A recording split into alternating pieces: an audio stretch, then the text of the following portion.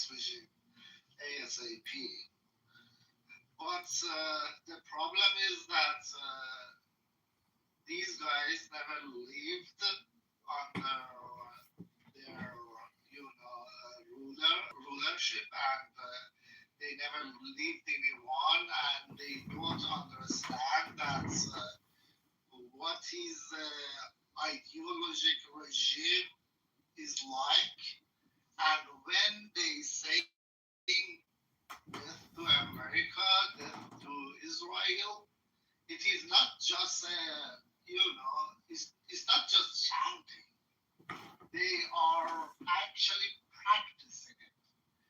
That's their wish for the last few decades. They've been preparing for this. They put a clock on the it's in the main square of Tehran, a countdown clock for the day that Israel gonna be wiped off the map. And practicing it, they like funding all the projects, spreading all their terrorist organization bullshit and everything all over the world and all over the region. So this is something that they need to understand, and they should know that they are not just. They should know that they have a lot of oil money and they spend it all for. I mean, the majority of the oil money goes to their ideology, goes toward. Restaurants. They're fighting with the U.S. and Israel. That's why people in my country there is the poverty and there are a lot of poor people right now, especially in Sistan, Balochistan, Kurdistan, in the border cities. We have a lot of poor people in those areas. And we're talking about a country which is has like the third reserve oil in the world, which is like second or first in terms of the gas. And it's one of they have a lot of mines, they have a lot of gold and lithium and everything. I mean, the country is very rich. All that money, where does it go? For the good of Iranian people, it all goes to what they dream is. What is this radical lunatic IRGC and regime? Ideology. That's where all the money goes to. Ideology. That's about their own people.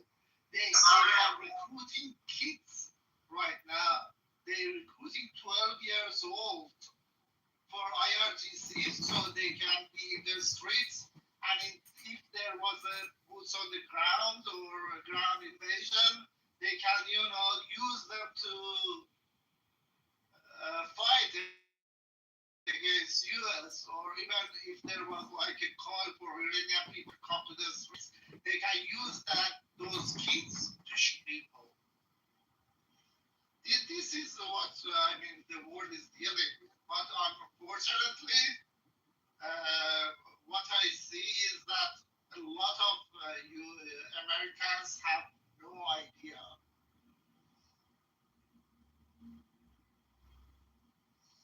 No, I agree with you. I happened to be living in Europe at the time when we had a conflict going back and forth with Libya. I literally had to run from my home because about it. And I'll tell you, that's the one thing that I've always feared coming to our soil here. People have lived over in the Middle East have lived through the chaos it's just almost normal. I'm not saying it's not scary, but it's different when it happens the very first time. It's damn scary. And I don't want it here. The ideology is very scary, and it's here. And sad thing is, you can't sit and dwell on it. You gotta enjoy your lives. But if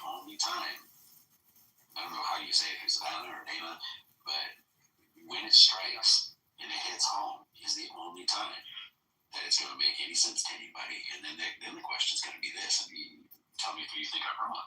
But the question's going to be like, well, why didn't we prevent this? Why didn't we stop this? Exactly. We should what? Japan? Don't look how many Muslims are allowed in Japan. And when they are, they're watched very, very closely. They won't do it because people are fucking cowards. The politicians care, like, if you look in Europe, right. They care more about not being considered Islamophobic and, they care more about the votes of a bunch of, terrorist, baby makers. And it's fucking disgusting, really. And people are too comfortable, too, in general. I mean, if there was, like, a scarcity of resources, then people behave way differently. But then there is a scarcity of resources. This is why rents skyrocketed. Down here, I know what. Oh, when I say, no, I get what you're saying, but in other words, people would have to be made to feel very uncomfortable. And in other words, it hurts. That's like the level. Having to have roommates and deal with a bunch of other shit and not being able to own a home. All of that sucks, but it's not. It's not something that's going to make you hurt, like in day to day. That is that kind of shit where people really, I get fighting to start. Yeah. So I had friends that came from Bosnia and they were just young kids. I didn't believe it. Talked with their parents, 8 years old.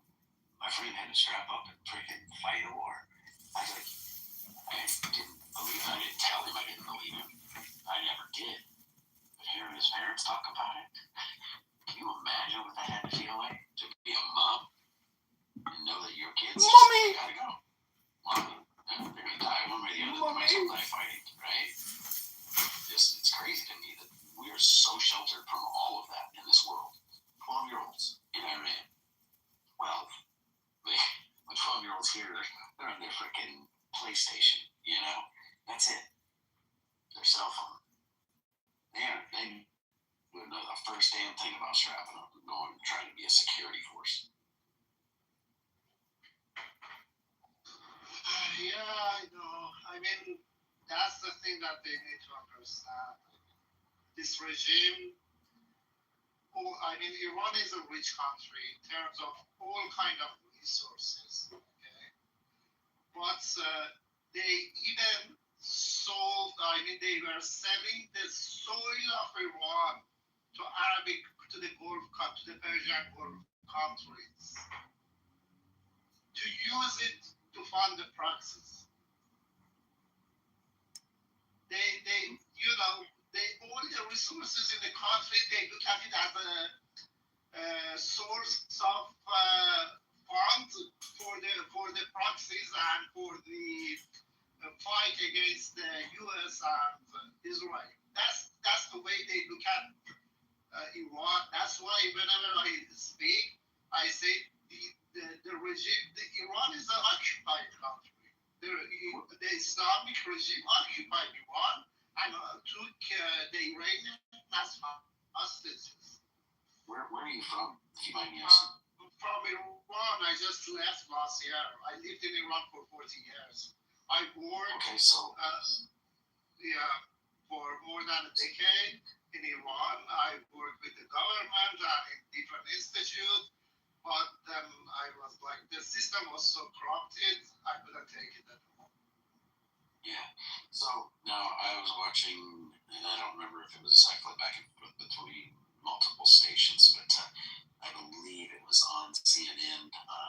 They had somebody that was hit from a bomb in a hospital that they were talking to over there in Iranian, and they were saying that it was worth it if they can gain their freedom, right? And that they didn't want to see America stop. They wanted to see the regime change.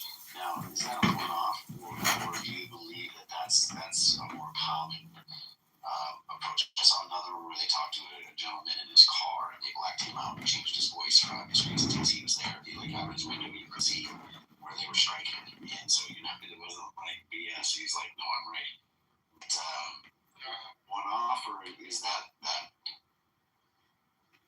That's brutal. I mean, my own brother is in Iraq, and he told me that every time that we hear the bombs and stuff, it's very scary at first, but then after a few seconds, we start like cheering, like, oh, thanks God, one more motherfucker is gone.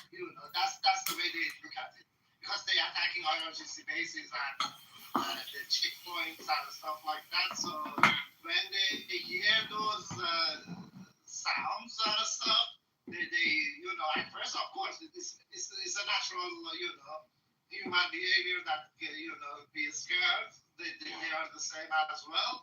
But then after like a few seconds, he told me like every single time after a few seconds, we are chanting, we are cheering, and we are happy that, okay, thanks God, the war is not stopped, and they still hitting these bastards. That's the thing. I mean, my wife's brother also, he lives in Tehran. He says the same thing. I spoke with a couple of friends back home. They have the same, idea as well. They also have the same thing.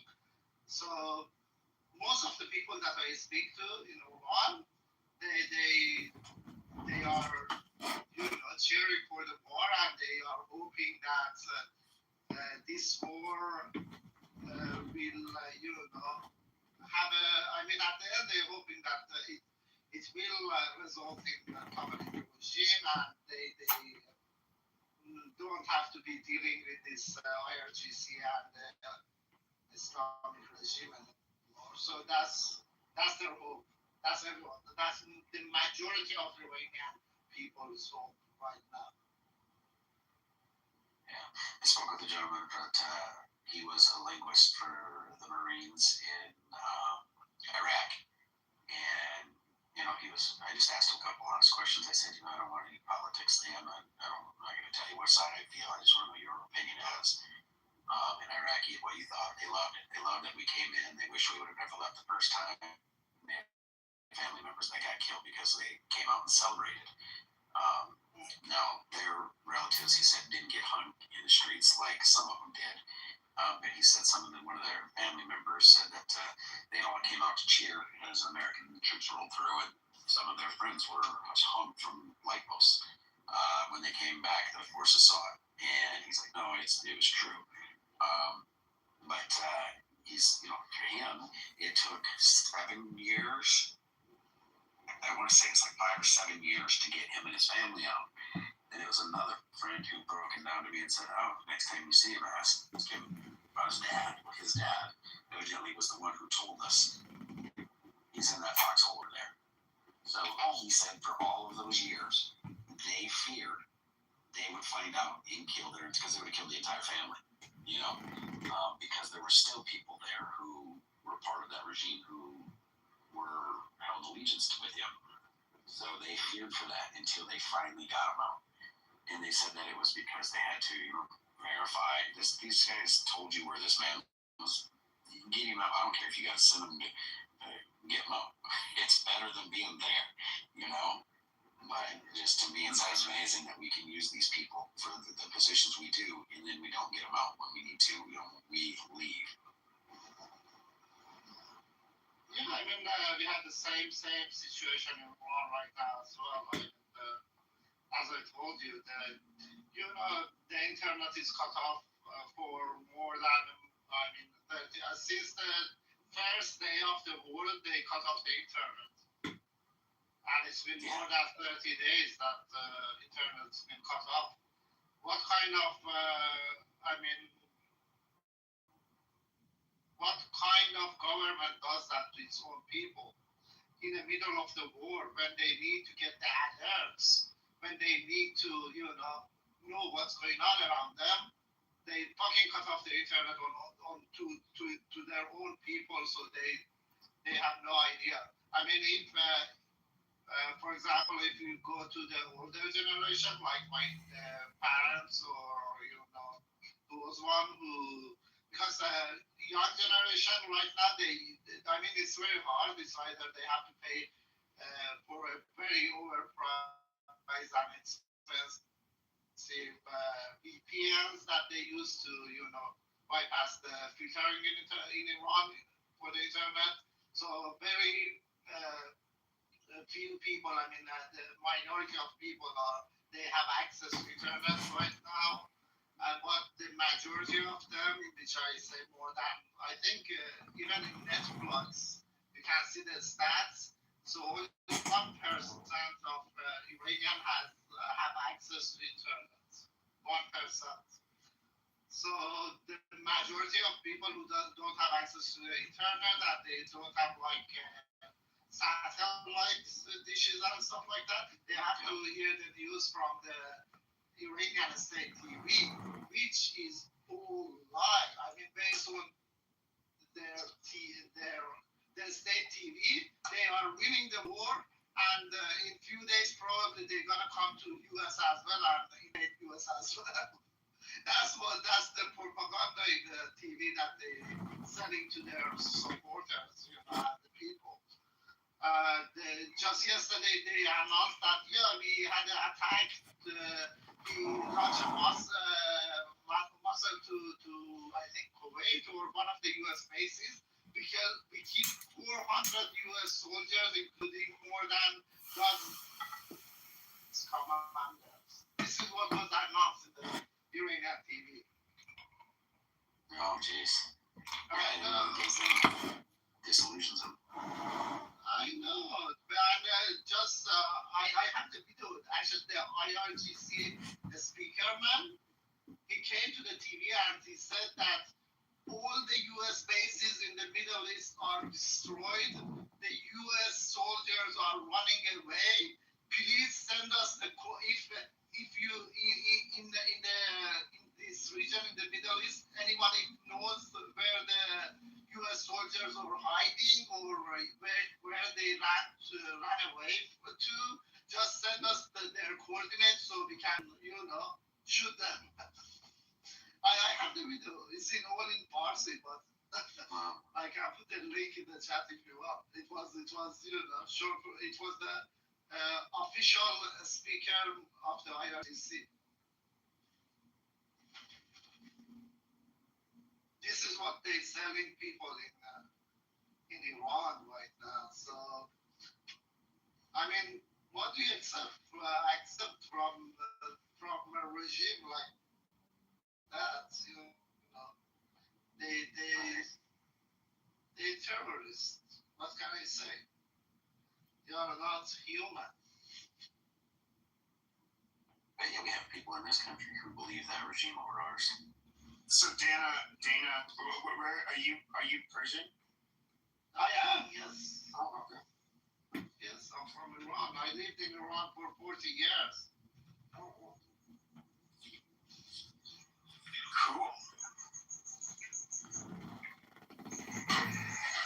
During the Mahsa movement, like a couple of years ago, it was like 3-4 years ago. With the hijab?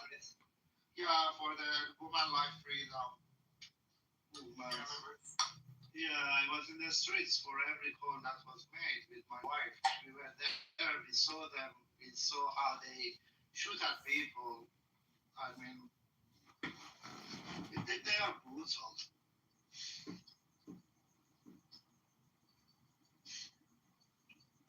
Do you think that I can't tell if it's propaganda or not, but I did see that these a bunch of Chechens are supposedly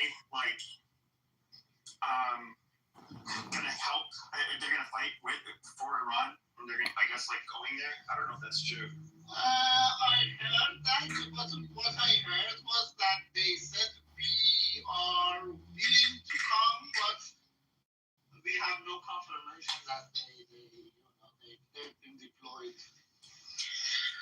So, but I know that from Iraq, around 200k Hashd al-Sha'bi, they came already to Iran a couple of days ago, and I think Israel also attacked their camp as well in Iran. So I hope they are all dead.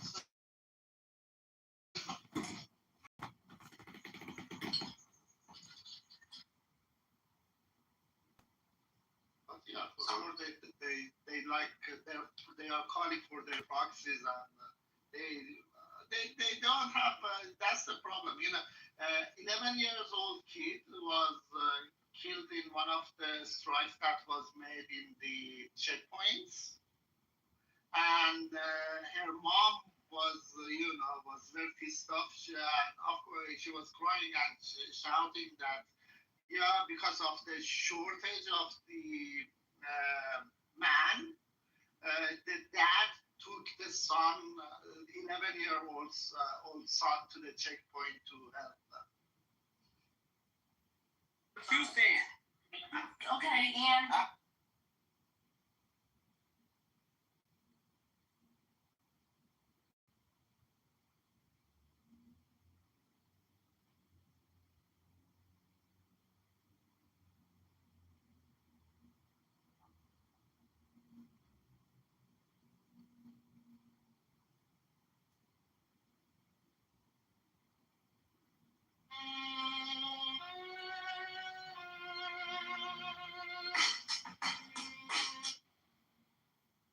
They said it's in the books on the top shelf, hidden in the codes of the star. He said, I'm in America. I chased every tree, every shortcut. Still felt like I was stuck in the mud. And then my granddad laughed, said, boy, lean in. Keep asking what, but not who you've been. Secret wisdom of success ain't a mansion, ain't a check. Showing up when you feel small, making promises and giving all, staying steady in the middle. That's the secret wisdom of success. I learned to shake hands, look 'em straight on. Say I don't know yet and still stay strong. Turn a late night long to a listen kid. Count my blessings more than the money I get. 'Cause every heavy door needs 1,000 knocks. Every overnight took a lifetime to score. Secret wisdom of success is the work that no one checks. Saying sorry when you're wrong, calling home before you scroll along. It's loving harder when there's less. That's the secret wisdom of success. It's the early rise, the tired eye. Help your friends before you rise. Keep your faith when plans fall through. Not quick on the truth. Secret wisdom of success. More than trophies, more than flex. It's quiet courage in your chest. Doing daily what you do the best. When your heart's the one you impress. That's the secret wisdom of success. Oh, yeah.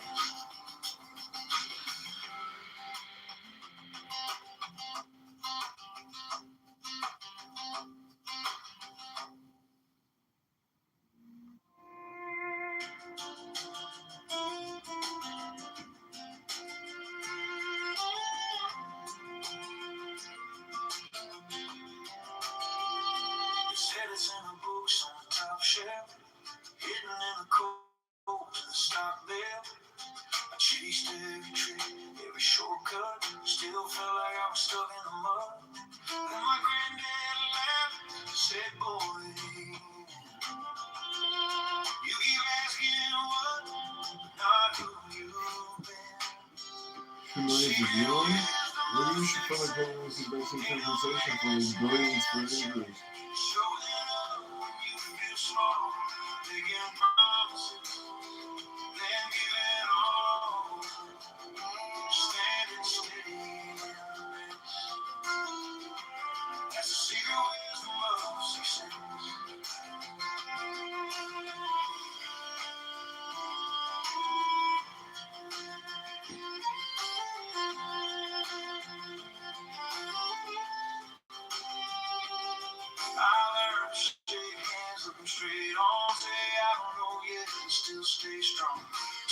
everything I lost to listen, kept count my blessings more than the money I get.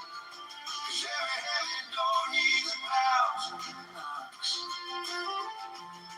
And every overnight took a lifetime. Oh, secret wisdom of success is the work that no one checks. It's saying sorry when you're wrong. Calling home before you stroll along. It's loving harder. When there's letters. That's the secret wisdom of success. It's the other eyes, tired. Having friends before you Sad to see Jewish rabbi giving the Pharisee, treating the Pharisee traditions. He's not Orthodox, right? I know, If he's not Orthodox, then the conversion he gives you will not give you Israeli citizenship. Why are you saying hello? But if he is an Orthodox rabbi, then his conversion will actually give you Israeli citizenship. yeah, I believe it is. Are you sure we'll have to ask him? Yeah, we'll have to ask him, but I'm pretty sure, unless somebody else knows for sure, but I believe it was. So what ended up happening there? Yeah, you know. Yeah, I was just saying, in Isaiah, it mentions Cyrus 140 years at least before he was born by name. And God specifically says, I'm mentioning you by name, even though you don't know me, blah, blah, blah, Cyrus. And I explained to him, historians use that as evidence that it's a later edition. So anytime there's a prophecy of the future that's, I'm like, oh shit, so this kid comes more down to America.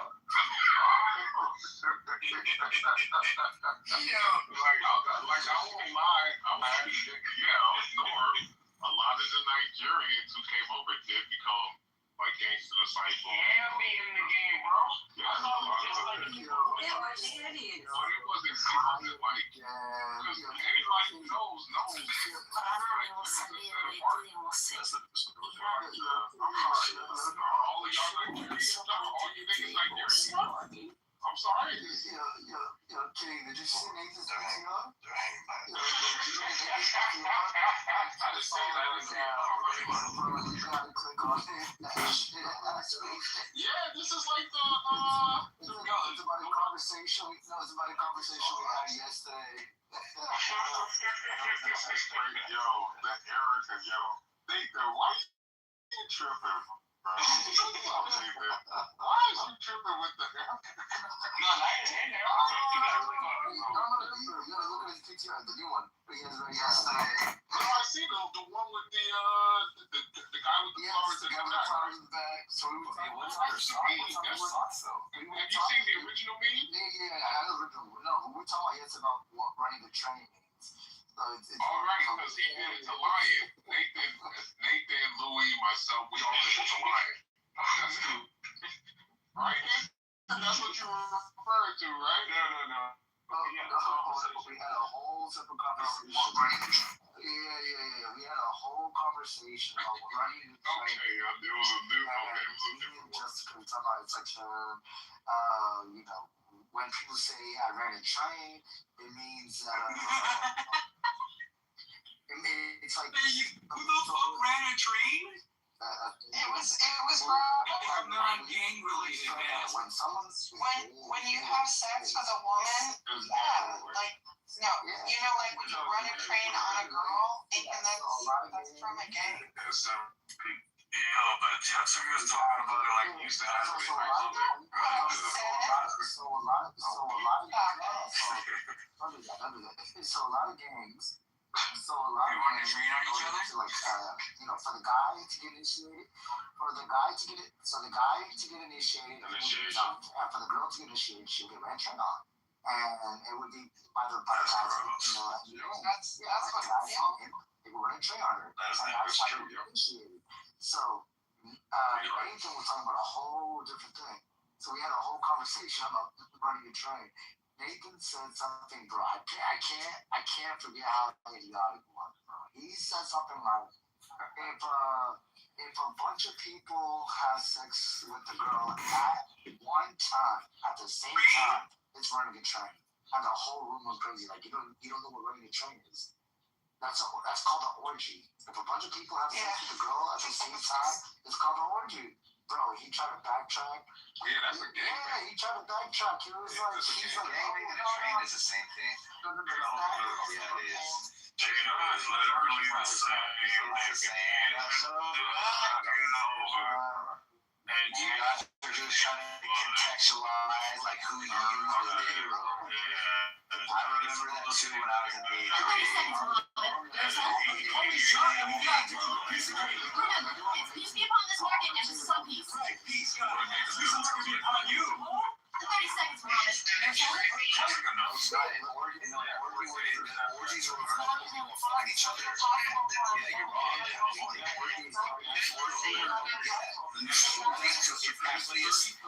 Everybody's only one girl, right? And they're even crossing swords, right? She's getting fucking shit. You're getting gangbang. You're getting ran train, bro. That's the same thing as running it.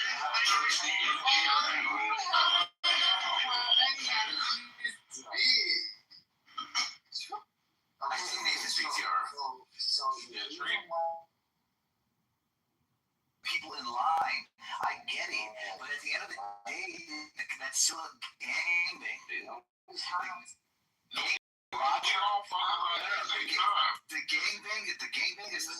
The gangbang is the broad term. The train is the sub. They're talking about trains, Coco. hey, No. That's not true. I mean, I do use the term train for sure. I would accept how Mike makes the distinction, but as long as one at a time. there is a distinction because trains are That's a train term. one after the other, as you see in the picture, while gangbang as a term is more the consistent. Gangbang usually is like, hey, we all fucking at the same time. I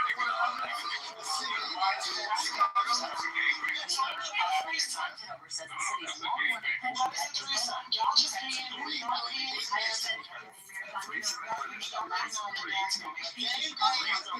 Basically, like, Let's get started. before How do you know, Coach? I mean, trust me.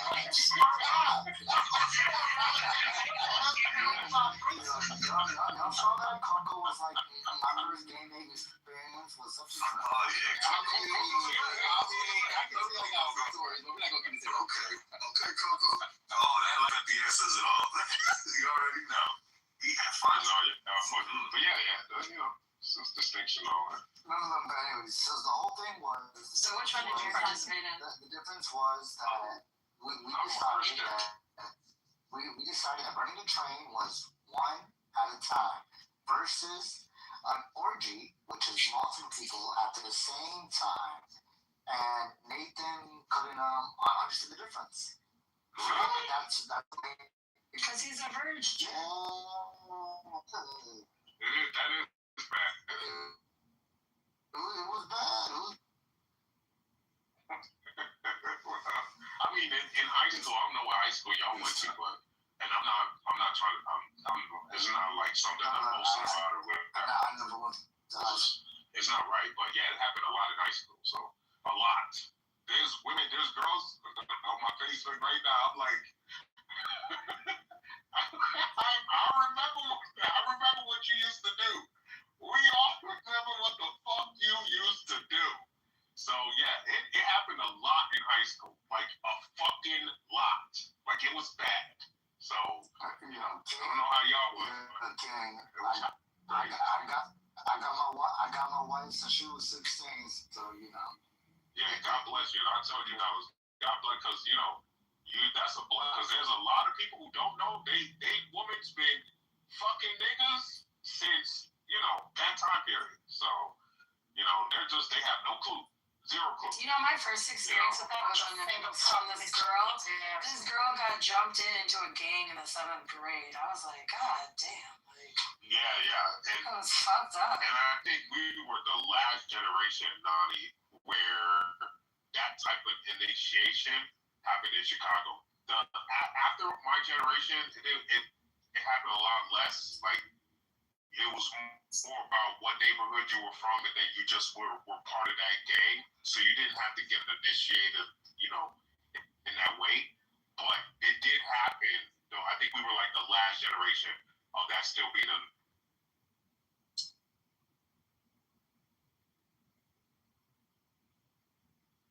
Isn't Shia LaBeouf in some East West Coast gang? Somewhere out there, there's like some. Wait, Shia LaBeouf grew up in Malibu.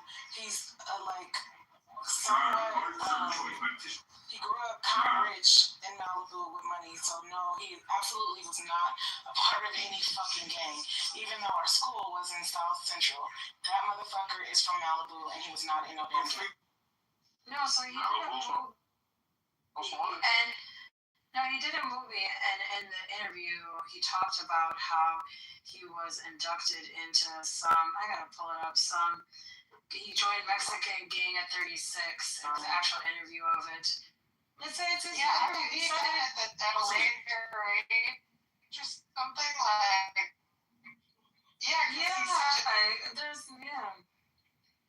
He said in an interview, some Mexican gang at 36. And so I could do it all. He's so crazy. I just sent you a DM. It's called Rob Chappie. Don't talk to now, Shiro. No, now, much the natural. I don't DM women. Go ahead. I just sent you a DM. You ever heard that song? Rob.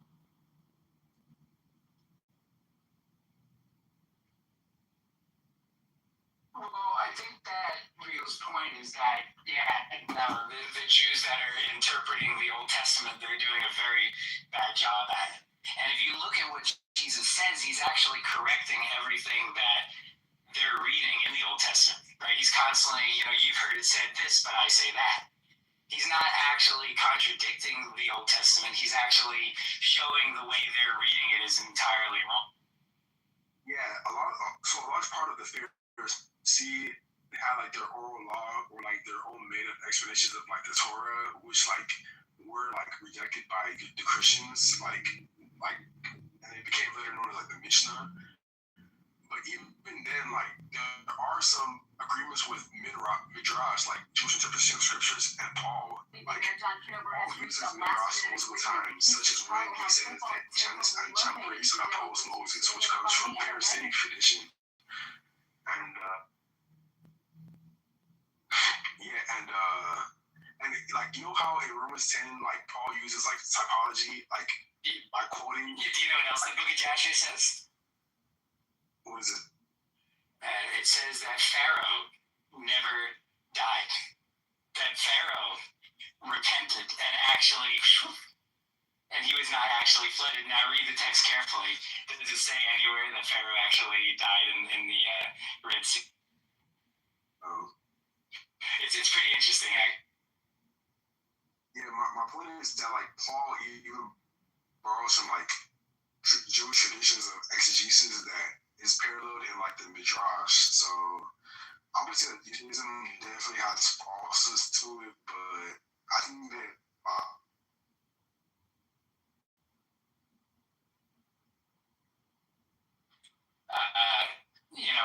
if he recovers that, he's your money, oh well. If you knock out his eye or his hand or something, then you gotta let him go free. The counter verse I give for that, though, is the verse where it says, if a slave actually runs away, you're not allowed to return him to his master. That's a very interesting verse, because it literally says if a slave or a servant runs away from his master, you can't deliver him back to his master, and you have to let him live with you or in a house you want in your own neighborhood. That's literally what it says. And what's interesting is Pennsylvania created a law to say exactly that. If a slave runs away and the Supreme Court said, "Oh, we don't care," you have to send the slave back, and literally that's what happened before the Civil War. I guess the question I have is, do you believe that the God of the New Testament is the same God as the Old Testament? Oh yeah, I mean, It's need no basis because when you get into God's always began all the way up to the Hebrew origin, for example. It's like I think that's trees the same God. I just think mankind is like no basis for them. And there's like dozens of testimonies in the Old Testament where it's like these people are constantly falling short and failing and pissing off God. And then there's also elements where God wants like some sort of a relationship with like with people of other nations. So it's like the destiny of these people is to get like this book out there, to get it well known, to get everybody on the mindset of the one God. And then that eventually happens, and then you have someone with like Christ that comes to fulfill all of these things and even like amend. I would say God can even amend at that point. So it's like we have all these prophecies leading up to Christ. We have Christ. If there was no Christ and we're still sitting around waiting for a Messiah, like 2,000 years later on here in the present day, like I would have no reason to believe in it whatsoever. I'd probably be an atheist or an agnostic. I mean, to be fair, when we say, if what he's saying was hypothetically true, one might argue that the prophecies actually failed. So then he would be justified in doing so. It's time to glide.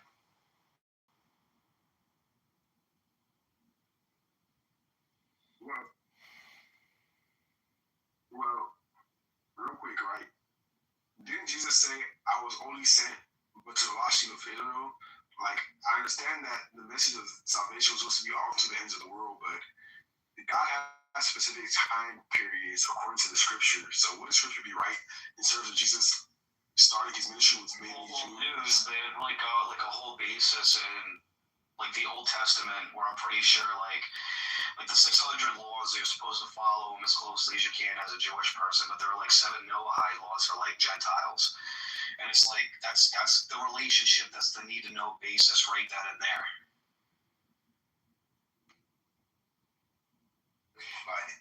Some of my favorite laws in the Old Testament, all my favorite laws in the Old Testament, the Jews have created convoluted ways to get rid of it. Like the 7-year release in a biblical, actually it's very fascinating, from a biblical economy. Every 7 years, all debts should be wiped away, which means that every 7th year, you could get a 7-year mortgage. But in let's say the 3rd year, you can only get a 4-year mortgage. At the 6th year, you basically can only get a 1-year mortgage. Essentially, debts in this society would cycle every 7 years, and all debts have to be forgiven. If one would run their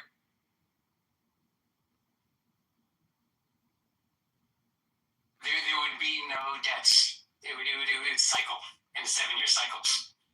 And so what the Jews do is they actually go to the synagogue and they say, "Oh, Regal over here owes me $1,000. I'm going to give it to you, Rabbi. He owes God $1,000." And then after the 7 year, they take it back and say, "Now you owe me $1,000 again." They create all sorts of laws to literally go around this. On that note, I have to go, but I just like to lastly say that like I personally believe that the New Testament has like the ultimate truth, which the Old Testament didn't fully reveal. But I think it would be interesting that the Old Testament is epistemically flawed and that was without the New Testament, because that would mean that the apostles were using an epistemically flawed basis for the revelation, which I think is dangerous. Well, how do you see, like, and no offense, dude, but like the Jews were kicked out of every known country in the world, like, over time. That's why they didn't have a home to go to. So, I mean, like, how do you think the Western civilization would evolve without Christianity? Like, how do you see that happen?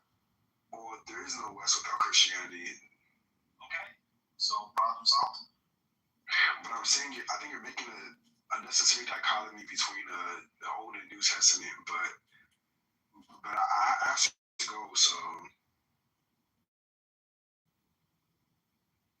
it's not really yes or no, true or false. It's just like, I just, if we didn't have the New Testament, if we didn't have Christ, I really don't see the influence there in the world without Christ. That's the point. If we did away with Christianity altogether, like what are you gonna, what's what are you gonna, the prophecies would have failed, right? That's what I'm saying. Like, I think a trickier thing would be, what if you were alive 2,100 years ago? That would be a trickier question.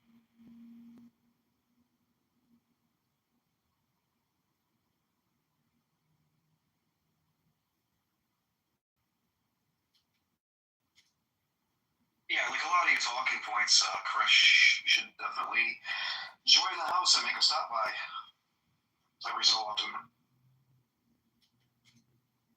You're probably gonna roll off and probably investigate Clubhouse a little bit. Do you want to own the room? You want to talk to people? I'll make you a mod. Yeah, I might have to go in a couple of minutes, but I'll try to stay. Yeah, if like I just pop in and out of here every so often. I kind of like let everybody just kind of do their own thing in here. Another question for you. What's up?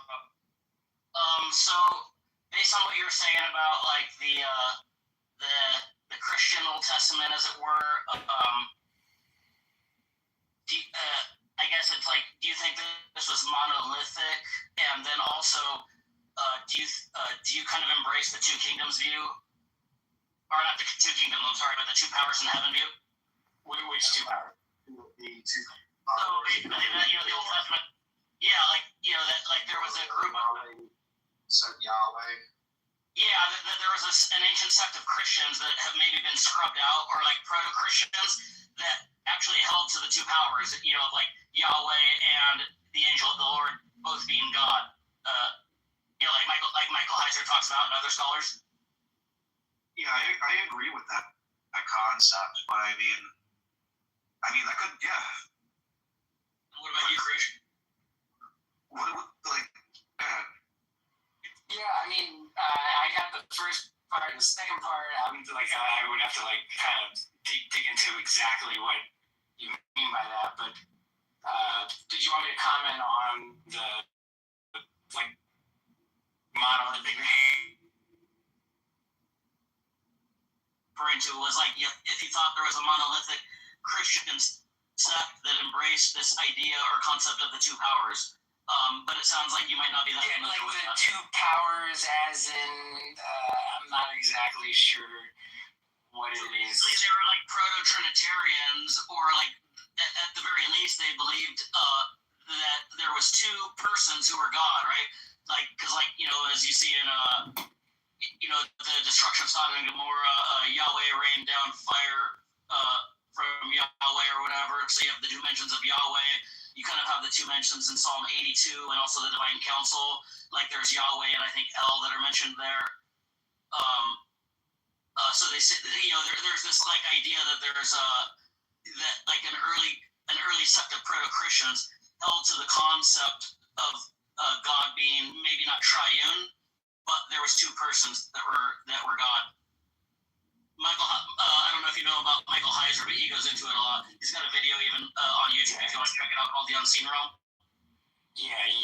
I mean, there's definitely, obviously there was groups that started with 1, 2, the concept of 2, 3. I wouldn't deny that. I think more common, though, would be the Gnostic groups just denying the Old Testament altogether. In terms of, like, groups that wanted to fracture off. I think those were the most common ones. And Regal, I guess you're open to that concept of the two powers in heaven? Yeah.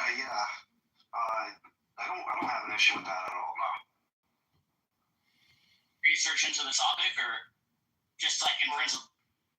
Well, you don't have an issue. Do you go deeper into this topic? Like, do you know what henotheism is? So, like at the earlier beginnings, it's like speculated that they took two kinds of gods and combined them in one. I think it was Eshra or Ishtar or something like that, and that becomes like the Hebrew god Yahweh. Personally, I think if there are any like proto-religions beforehand, and then you have like these guys come in and they do this, and then they write the Old Testament and the critiquing, like whatever it is on the basis before. Like I don't see an issue with it because it's on the basis of like gradual revelation, you know, human beings being on a need to know basis type of thing. And that's all going all with like, you know, the whole timeline as we know it. I think the influence of God has been there on mankind from the very beginning. And I think the other thing with that, which seemed somewhat palatable to me, is just that the Christians in like the first century, like that became Trinitarians, it wouldn't have been that much jarring for them, right? Because there was already a sect of Jews or proto-Christians that had this idea or aspects or elements of this idea even before Trinitarianism. Well, that's kind of the idea I'm getting at here with the whole henotheistic thing. So like, how would you make sense out of that? So they probably had discussions about Yahweh sent Yahweh, or you know, the two powers in heaven on the basis of something like this. No, I get you now. Yeah, you're right. I agree.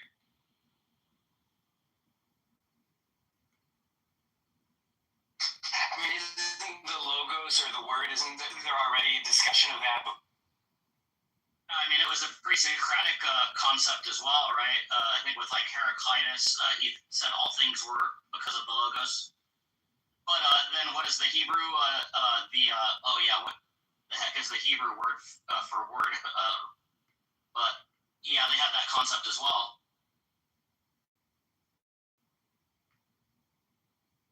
Yeah, so it makes you wonder if you're looking only through Christianity, if the Jews back in the first century, if they were, or let's say if John's referring to the Hebraic word, then is he thinking through that Yahweh was in a house of gods and he had brothers and sisters?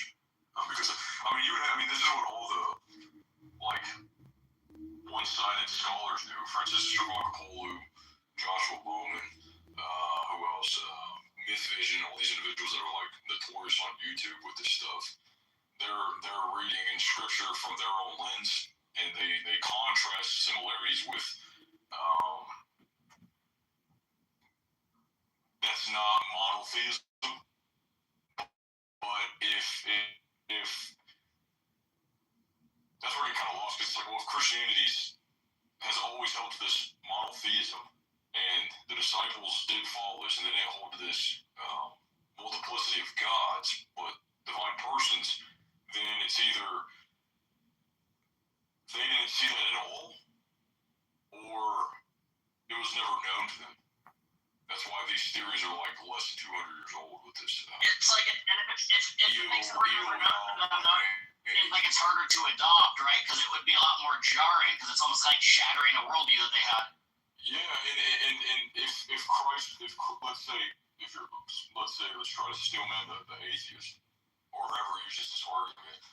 Let's say Christ was real and he claimed to be the Son of God. Well, if that was true, and there's historical evidence for that, then is Christ referring to him being the son of evil?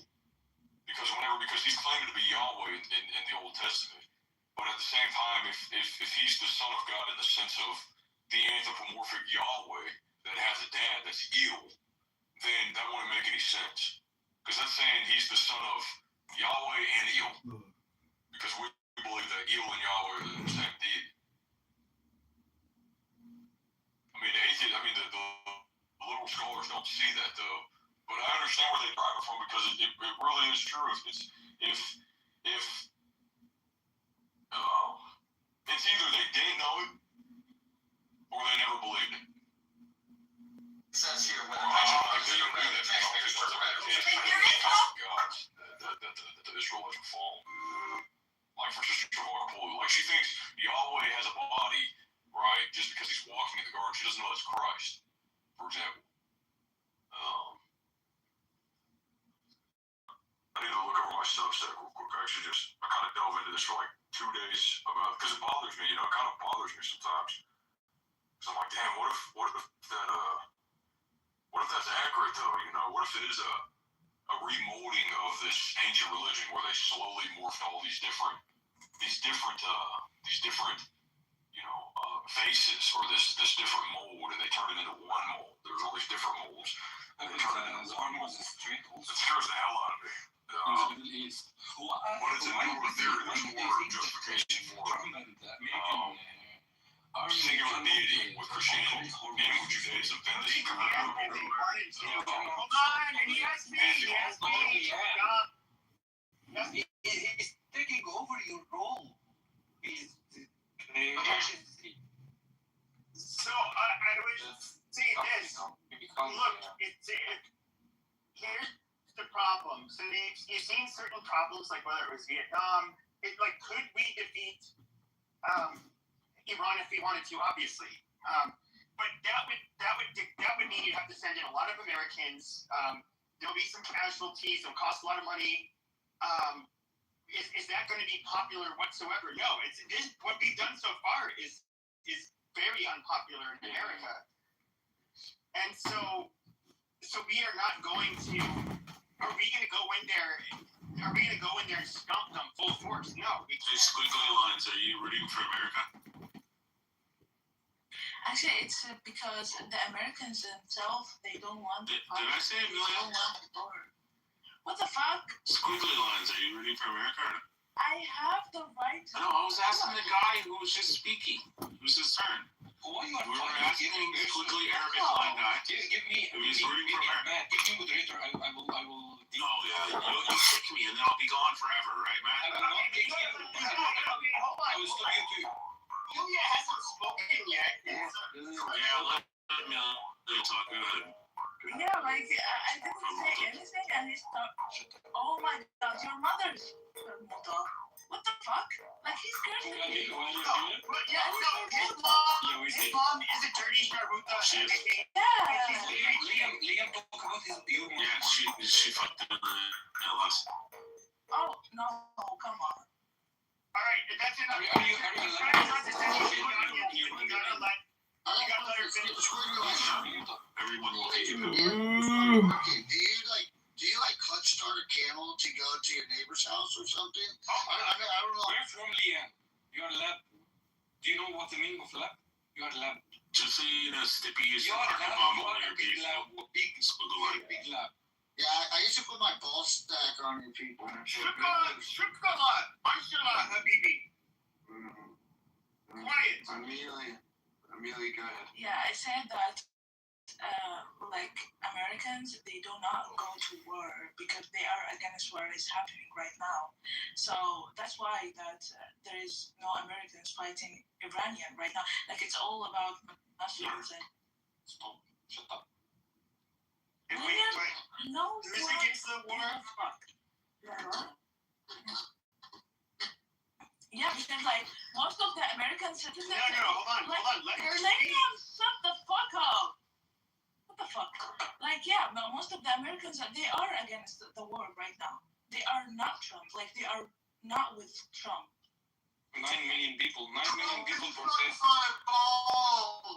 Yeah, you are. What she's saying is correct. If you look at the polling, it's there's a 23% approval rating for the war in Iran. I'm talking about people across the aisle. So it is unpopular. And even amongst the right, this is very contentious amongst us. I'm one of the people that's on the right that's fucking retarded and stupid. And I would not let any male family member of mine go into the military for this stupid shit. What about female? No, absolutely not. About equality? No, I'm not. Straight up, bro. Women don't deserve rights. I agree with you. I think But, I deserve rights. Yeah, continue. Amelia? I said your mother did not. My mother is straight up told me women don't deserve rights. Yeah, my mom's dead. You guys need to. So, Amelia, what neck of the woods are you from with your accent? You're wrong. She's a diaspora Iranian, bro. Yeah, no. I'm Egyptian. You're Egyptian and you live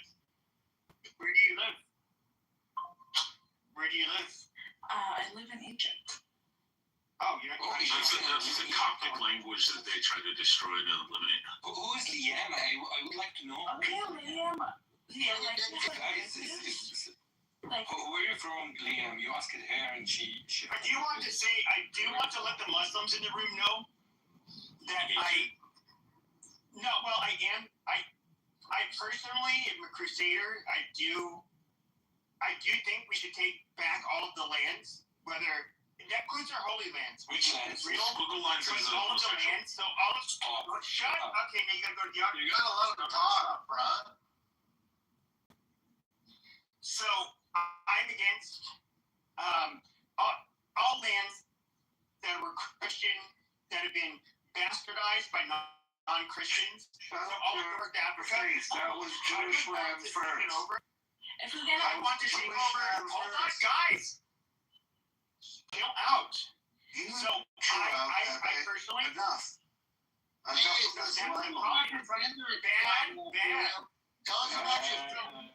Bad. with that comes I want to take over North Africa. Okay, Turkey would also become Christian again. Israel would become 100% Christian again. Syria, yes, all of it needs to be Christian again. We'll tell you before we You can't destroy it. And you should give the America to the native people again also. If you want to take over the Jews again, you want to give them. Yes, no. I'm going to give it to them. You want to give it to them? Okay. Give it to them. Yes, in the form of a slave colony. Yes, absolutely. You will give their land to them? Yes, we're going to give them Don't be slaves of our own. Come to Egypt and if you come to Egypt, I promise you, we will give you the land. No, you won't. You will. We will give it to you. Come on. You will ride back. You will be sent back on the camel you rode in on. Just kidding. Because we'll take your camel too. We will give you a big land, a very big strong land.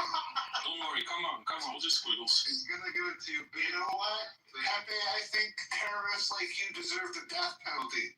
And I'm sure you will enjoy it. Look at this angry. He said I deserve the death penalty. Look at this angry Jew. Wow. I thought you guys were a religion of peace. You Jews. No, that's always the fucking Arab. They passed the book to kill Pepe, Naftali's a fucking Arab.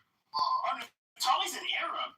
Why are you dick sucking for the Jews? Really, Arab? What's going on? No, he's cutting a watermelon. You don't get it. He's just trolling. Watermelon. He's got 29 friends. He's cutting a watermelon. We'll come back. The biggest problem that we have, hold on everybody, the biggest problem we have, okay, is that there are demonic people, evil people, non-believers, people, okay, you're going to have to go down if you do that one more time. So please don't do it. So we have to, I'm trying to do the Lord's work here. And so do we have people that have lost their way? The only way we're going to have peace on this earth is for everybody to be Christian and accept Jesus as our Lord and Savior. If you're unwilling to do that, well then I cannot save your sorry ass whatsoever. And so I'm sorry. How about Jewish people? Jewish people Under need to be saved. Under your feet or where? No, they can become Christians and be one of us. If And they refuse. my lost Muslim brother, you can become one of us if you accept Jesus Christ as your Lord and Savior. You pay the jizya. We all accept if Jewish And we will subjugate you. Shut up. If Jewish people refuse to be Christian, what will you do with them? Well, I can't, unfortunately, I can't answer that right now. You should answer. You are the Lord now. You said you are the Lord. I'm not the Lord. How dare you? How dare you? That is blasphemy. Like, how dare you? No, I'm just like joking. If you have the control of the land and you take over the land and you have all the people, it's not some Jewish people. Shut up. The RTC is falling to some Jewish people. Jews will need to accept Jesus Christ to be able to go to church. Jewish people, some Jewish. No, all of them need to accept Jesus Christ. All right, Pepe, if you had to choose one or the other, Muslims or the Jews? Well, hold on. And look, what I want to do is I want to go to Iran. All of those mullahs. I volunteer to do this. I'm going to shave all of their beards. I'm going to make them nice, well-groomed Christian men, and we are going to. We're going to make them also. Like Christian have beards. Some of them do. Yeah, Some of them do. Your nuns. They have beards. Okay, you are welcome. Come to the Egypt. We're gonna do the same thing to the You are Saints. welcome. Just take like. It needs to be a Coptic empire. Book a ticket and come and do whatever you want. We're gonna welcome you, baby. Just Habibi, come to Egypt. yeah. Christian, this is proof that Jesus Christ is king and that our religion is the true religion. Since the time of Jesus, we have dominated every other group of people because what we do is holy. We have dominated the Muslims. We've dominated the Jews. We've dominated everybody. The Jews dominate you, Pepe. We will welcome you, and you can do whatever you want. Dominate Christians all day. You know, Christian people in Egypt will welcome you so much. Oh, of course they would. You know, unfortunately, the Jews in Israel, when they turn that Star of David into a nice cross, they're not going to be happy with it. But we're saving them. We're going to have them accept our Lord and Savior Jesus Christ. People will be happy with you. You know, Pepe, have you ever watched the Arabs there's a guy drink the camel pee and bathe in it? Because they need to find Jesus Christ. It's the only reason they drink camel piss. Pepe, the camel starts pissing, and they put their hands together like they're cupping water, and then they pour it all over their hair and stuff like that. That's very unholy. Very. Maybe they need an exorcism. Maybe they need to take a trip to the Vatican. I don't know, but we will cure them. Something about camels. Oh wait, guys, I want You guys drink camel piss. It says in your soda that they drink camel. Amelia, want to talk shit? Yes, Liam, if you Yeah, but she's a whore. camels, when it comes to Egypt, knows how much. No, I love the Arabs. Jesus taught us, unlike you animals. Oh, Jesus, bro. Jesus. Okay, unlike all of you animals. Hush. Unlike you hush. How much? Unlike all of you. Okay, I gotta mute everybody. It's you animals. Look at this. This is what happened when you don't have Jesus in your life. You don't have control. You can't stop. Now, Jesus, we are all God's children. Jesus wants us to love each other. And I love you people, even though you backwards camel jockey diaper heads don't love us, and even though you tiny hat wearing, conniving heebs don't like us, we're trying to save you. This is all we're trying to do. We're trying to do. Come to Egypt. Yes, absolutely. Absolutely. Israel can slaughter you guys for us, so it's not really a big deal. Well, they're gonna slaughter you soon. Don't worry about it. Try to go there and try to speak English. Oh, Okay, Israel I can feel slaughter bad us. because Jesus Christ, Israel loves Pepe because If Pepe you're hates gonna Muslims. if you're a Christian or not, Americans, they're gonna No, the Israelis love Pepe because Pepe hates Muslims. What about you, Lama? Did you take your wife to Sunday club before? You mean he is a little I'm sure you did before, right? tiny angry racist? Let me take him out. Hey, no. Okay, you guys need to stop speaking that demonic language in this room. If you can answer Oh, why did I stop? how much can I pay you and you become You wanna suck his dick? You cannot pay me. I am a child of God. You have a price. No, I do not. Unlike you Arabs. You dirty Arabs have a price. Most Americans, they sell their soul. You ungodly Arabs. You still to this day chop each other's heads off out on the fucking street. You guys have ungodly consumerism. You buy flashy brand label shit. Yeah, you like to show off your sports cars. You can spend the most amount of money on a license plate with the first number. All while acting like you're a pious Muslim. But what you end up doing at the same time is you have exceptions for yourselves where you guys get to do booze, you get to do hookers, you get to shit on the faces of OnlyFans whores. That you guys are the biggest hypocrites in the world. You have a tiny cock, I'm sure of it. That's why you're so angry. I have a much bigger cock than you people. You have a fucking tiny cock. Okay, let's sword fight, bitch. Let's sword fight. No. I'm not gonna. My dick's a lot bigger than yours, bitch. It was your lady, man. I'm gonna do it with your lady, not you. No, she won't. What would I fucking do? How can you have your short little tiny dick with the fucking quarter-inch cubic turtleneck end up penetrating my woman. It's not gonna happen, dude. It's not gonna happen. She probably laughed. She'd be like, "Oh my god, are you trying to drill me? Are you like a little Arab trying to drill me with oil? Oh my god, that's so cute." And it wouldn't get in. Because we are not built the same, sir. Did I touch your G-spot up there, PP? We're not built the same. Angry man. Just relax. You look like very angry. You look like have a weak. Just remember, the male G-spot is to prostrate, guys. I believe he's jealous of Arabian people. You can't be He's Arabian. super angry. I mean, I'm not sure why. Why he's super angry like that? I mean, Yeah, but you Egyptians aren't Arabic, so like, Eric's what? The women have unibrows naturally. Their women are hairier than from Europe. They're like, what is there to be happy about? You know what's funny is Arab women try to look like European women. European women are obviously a lot more attractive. No. Little dicks, because that's why they fuck out. Ew. How if you come to Israel, kick your ass. No, we don't accept the Christian.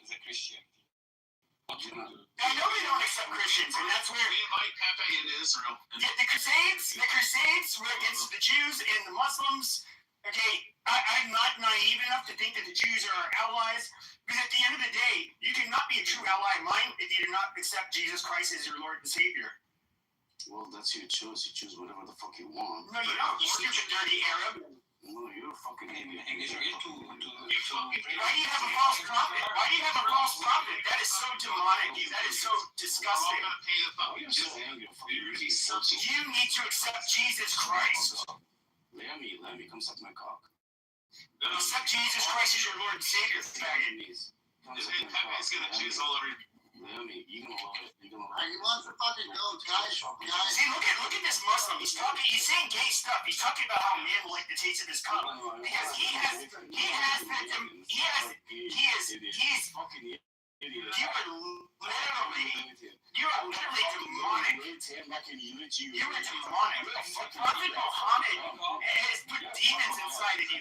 Just like he put demon cum stains on Aisha's dress. You filthy fucking diaper head. Muhammad is burning in hell. Didi, where are you Why from? do Arabics fuck I'm from goats? Arizona. Why do Arabics fuck goats? Well, I mean, a goat is about just as hairy as an Arab woman, but a slightly more attractive. Why wouldn't they fuck over? The overheat in Arizona affected your head so much. They love fucking little boys. You live in Phoenix or what? Yeah, I'm in Phoenix. What's up? Well, fuck Phoenix. Oh, you want to fight, bitch? What's up? You fuck Phoenix. What's up, pussy? You come here, you pull up. Fuck you. Oh, you really? Wow. Oh, no, you're gonna fuck me up? Amazing. Send me your address. I'd love to see you pull up, Give me your address. tough guy. Give me your address. What is your address? What is your address, foreigner? 6139. Call people foreigner and different. I live in Washington State, you idiot. Nobody's afraid of you. Nobody's afraid of you. Yeah, That's right. I don't threaten people on the internet. You don't just close to their house like a fucking retard. I used to live in Arizona because of fucking like you. All the Arizona, if all the Arizona's residents are just like you people, then fuck Arizona, man. I fucking hate racism. Fuck you. Fuck you. No, Arizona's largely a lot of Mexicans here, and they're also Catholic. They also take part in the When crusade. did Arabs become a race? How is he racist? Yeah, when did Arabs become a race? Yeah, his ass. When did Arabs become a race, you faggot? How's he a racist? He doesn't wash his ass after his shit. Yeah, he doesn't. You guys don't wipe your asses after you shit because Allah forbids it. What the fuck are you talking about? And you know what's really disgusting is that you people. Okay, hold on, diaper head. What I'm trying to say is that you guys just imagine this. I'm trying to put a picture in people's mind because most of us are we don't have these gross, dirty Arab genes. And so imagine they take a nasty, steamy shit. It smells like, of course they were eating hummus. Yeah, lots of all of this gross shit, falafel, all of that shit, right? They take these steamy shits, and of course it sticks all over their ass hair.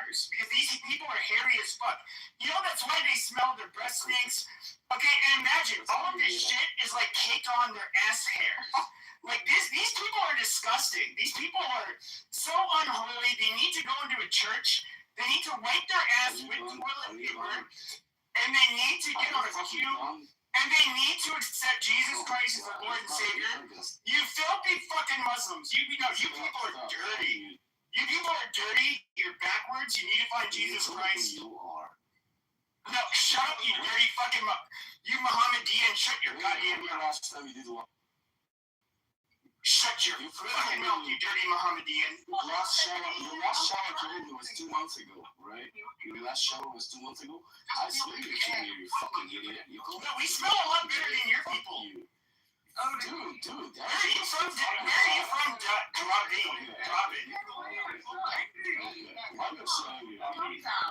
you from, Drop-in? You dirty diaper head. I'm from fucking Washington. You're from Washington? You wanna come to me? Where are your parents from? You wanna come? No, I'm asking your nation of origin. Where are your parents from? Where are your parents from? Yeah, my parents are living here. Where are your parents from? Where they came from? Is this dude? Yeah, well, I mean, you speak English with an accent. Even with foreign How many languages? Yeah, you're lost with you. How many languages you speak? There's only one type. There's only like two languages. Hold on, you dirty ape. There's only two types of Iraqis that are cool, and those are the Chaldeans and the Syrians. They're the only people that are human beings that live. Yeah, all of you dirty Shia. And you fucking Sunni Muslims who don't accept Jesus, you guys are filth. You guys are fucking disgusting. That is why the Christian world went into Iraq and we crushed you within days. And all of your Muslim, all of the Muslims across the world did nothing about it. They just watch us Christians do the Lord, and we dominated you people. So you think where's your just and merciful Muhammad? He's nowhere to be found. Why did Jesus Christ is Chill, PB. I have a question for you, seriously, man.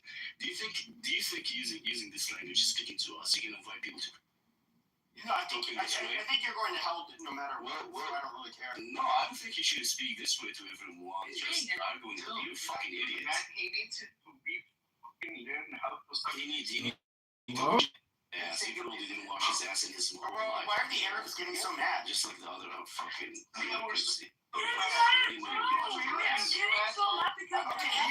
Shut your filthy Arab mouth. You know what? This is the thing. You know what's really funny? Is the Persians had warned me about you people. I'm talking about before I even knew anything about Islam. They talked about how, like, basically Arabs are monkeys, which is true. The Persians are a lot smarter than you people. The Turks think you guys are monkeys, which is true. They're a lot smarter than you guys too. Now, what's really funny is we can look. What is the Gulf Arab states do? Nothing. They innovate nothing. They have oil wealth. That's all they have. They innovate not a goddamn thing. The Persians are actually rather industrious and can invent shit and create shit. Same as the Turks. But you have you fucking monkeys with oil wealth. You people are stupid. You are dumb fucking people. Fuck you. Man, guys, don't forget to Liam. Holy shit. Have you studied math, bro? No, Iraqi soldiers are pussies. What Iraqi? I'm an idiot. Who's you talking to? You have to roll Who's Iraqi? I'm pretty sure his mom would have a different opinion. Do you support the war that's happening in Iraq? No, I'm absolutely against it. I'm not for this Jewish. Oh my God! Then we agreed on something, man. Let's speak. You know what, bro?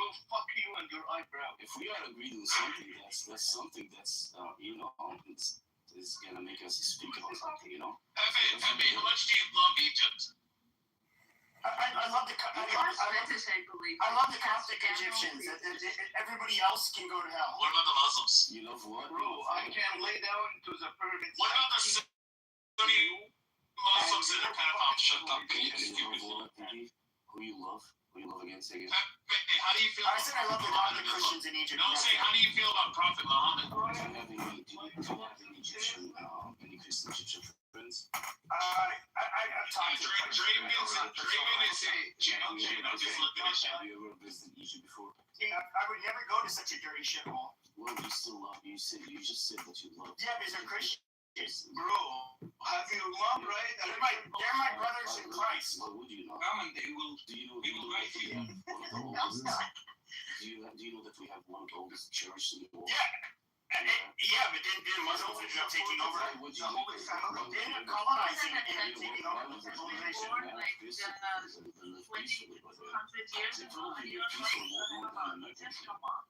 What were the options you gave the Christians there? They can either leave, pay jizya, or they can have a duel.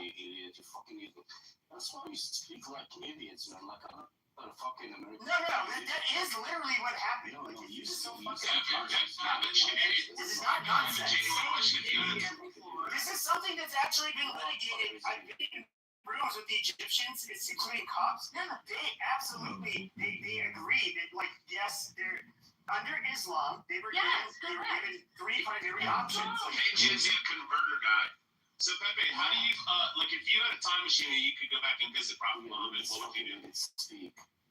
What would you do, Pepe, if you were face to face with Prophet? It would be like fucking. I would call an exorcist. He's fucking afraid to give me his address. This idiot, he is afraid to give me his address, and now he's speaking against Muhammad. That's what I'll give you my fucking I'll give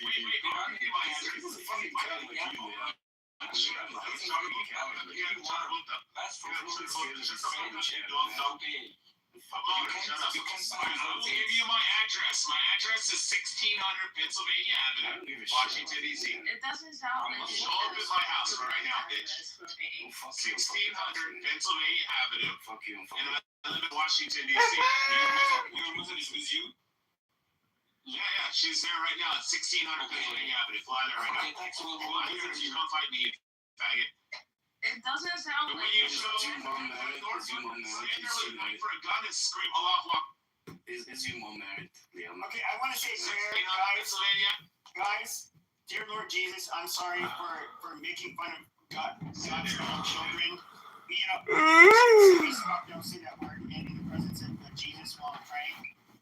But I am praying that you save these wayward people so that they will accept you and that there can be peace on this earth. Amazing. Oh, I'm saved. I'm so fucking saved. I'm praying that you'll see. I'm so fucking saved. See how peaceful? You know what's funny? You know what's funny is that was me being nice and not saying anything insulting. Right. But then, if this was Muslim, it'd be like, so you guys don't use musical scales, okay? You just do retarded shit.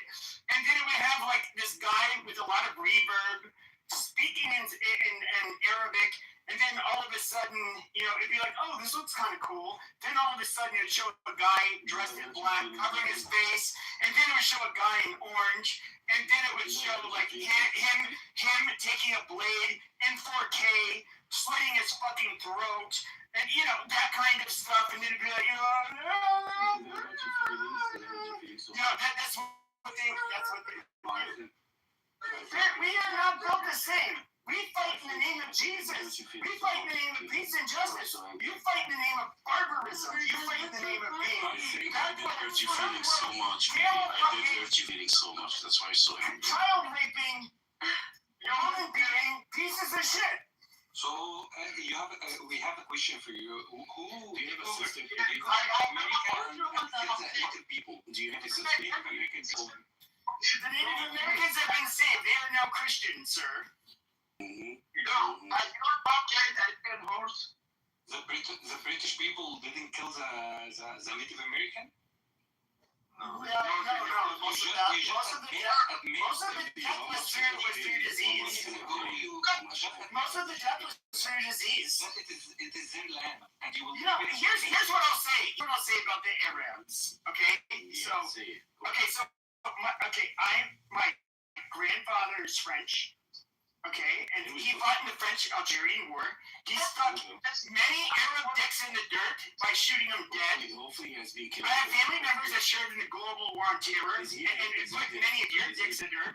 Okay, we are fighting the holy war against you unholy. I'm sure your father is burning in hell now. He's burning. No, he's not. Because he doesn't believe in the Prophet Muhammad. He killed people. Like in a word, dumbass. Yes, against infidels that did not, that were apostates, that believed in this false prophet. He's not fucking hell, you fucking idiot. No, you guys are literally infidels that you call everybody else. You are apostate. You are dirty. He is fucking, he is in heaven? Yes. You're like anybody in your family because you're a dirty Arab. Muslim. So you say hold on, let's Steppy speak. No,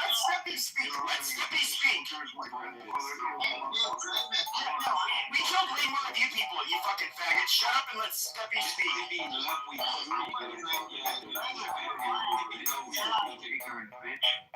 I put my address in the chat. I bet you want to share much. I put my address in the chat.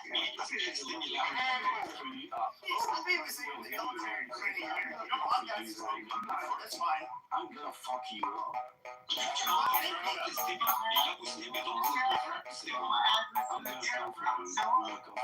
I'm gonna get show up, tough guy.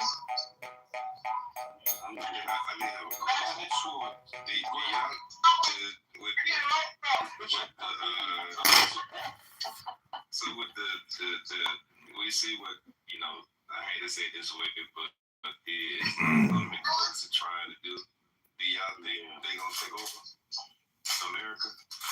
Who said that? So, no, I'm asking. You asking who? I'm asking you. You asking me what? Are the people who practice, I guess, what would be considered radical Islam? Do y'all think they gonna take over the United States? Radical Islam. Who talks about radical Islam now? I'm asking. They don't believe in radical Islam. These are radical fucking donkey fucking Muslims themselves. Shut the fuck up, TV. You shut the fuck up, you fat motherfucker. Shut up. We're gonna take the cock out of your dog leash. I'll stroke your body and head out the devil's ass. I'll make you get a goddamn motherfucking conscience. The world's in your penis as well. Fuck up. Be updating your fucking red arrow ass. Suck my fucking dick. Fuck you, fucking idiot. What makes you think, sorry, what makes you think that we believe in radical Islam? I didn't say you did. Or that we hate Christians? Do you think that we hate Christians? So yeah, what is the question? I didn't understand. This fucking idiot people need to shut up. I'm saying, are you African American? Yeah. We love African American. We love African American. We are from the same continent. Then why did you guys were the number one cause of death of African Americans? Was literally the Arabic slave trade. What the fuck are you talking about? You piece of fucking shit. You guys don't treat black people as the same in North Africa. Like this is so goddamn stupid. Give me your address, baby. Give me your lying piece of shit. I'm not you try to casually make this inroad to this black gentleman. You know what's funny? I'm gonna make an observation. You know how I said earlier how like the Persians, I've heard Persians and Turks and other people talk about how the Arabs are monkeys. They're literally, no, you guys are literally subhuman in comparison to them, which I do think is absolutely true. It's absolutely true. I mean, the Persians are much more successful than you guys, much more. They're much older than you guys. But you know what's funny is for like the last week or two, we've been having nothing but like mainly Persians in our rooms. And the Persians are so much more eloquent, well-behaved, nice. They're a lot less violent.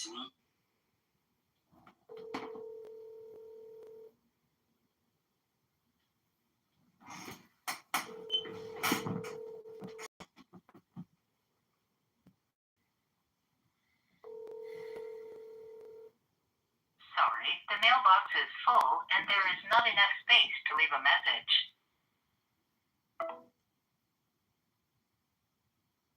Yo, it's John. I'm listening to Clubhouse retards, but if you're up and you want to chat, I'm around. Bye.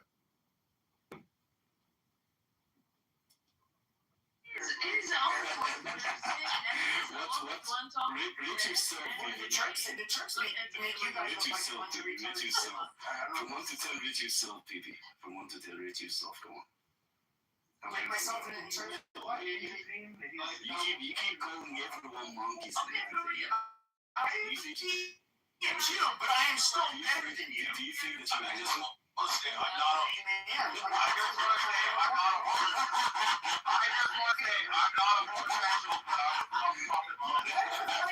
He's like, do you think you're a handsome man? But the reality is that, like, I don't know, I can't see this guy's picture, but I've never had a problem getting women. That's the funny part. Unlike you fucking 5'7" A-Raps, okay? Yeah, with hair all over your bodies, just take the scent. That's odor. Your nasty fucking odor. You stink. Are you gay, people? Are you gay? I don't know what the fuck you're talking about, bro. You look like gay. Who the fuck looks at an Arab man that says, never. Cool down. I have a question. Why did you guys did like that thing which is called James Whip? What? The James? What is it called? James? I think what he's saying is that, I can translate. Hold on. I can translate. What he said is that I'm not a homosexual, but I would fuck Prophet Muhammad in the ass and I'd come and tell you.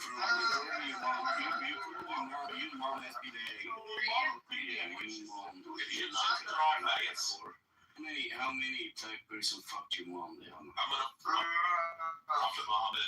Who were the biggest bunch of faggots? Was it Alexander the Great or was it the ancient Egyptians? I don't know. Did your mom visit? Just kidding. It was the ancient Egyptians. They were the biggest faggots in the world. He actually thinks that everybody gives a fuck about him. He's like, Who's like on the Indian man talk? Are you calm now? PP, you don't think anybody cares. You're not driving, it's fast, rub it up. Why don't you go blow yourself up for Allah? Okay, he's a sub-Saharan African from Sudan. He doesn't speak for us Christian, even though he's a brother in Christ. So I pick him over any of you savages, you savage Mohammedans. You guys are demonic people.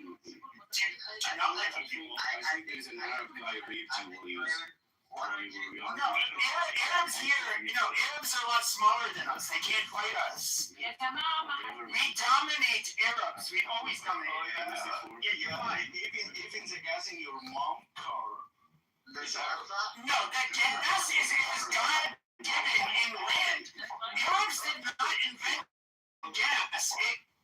Arabs did not invent gas. That is the problem with Arabs, is that they have a God-given natural resource, despite being the most retarded, least innovative people. And they have money because of that. You guys are not like the Persians. We're actually smart.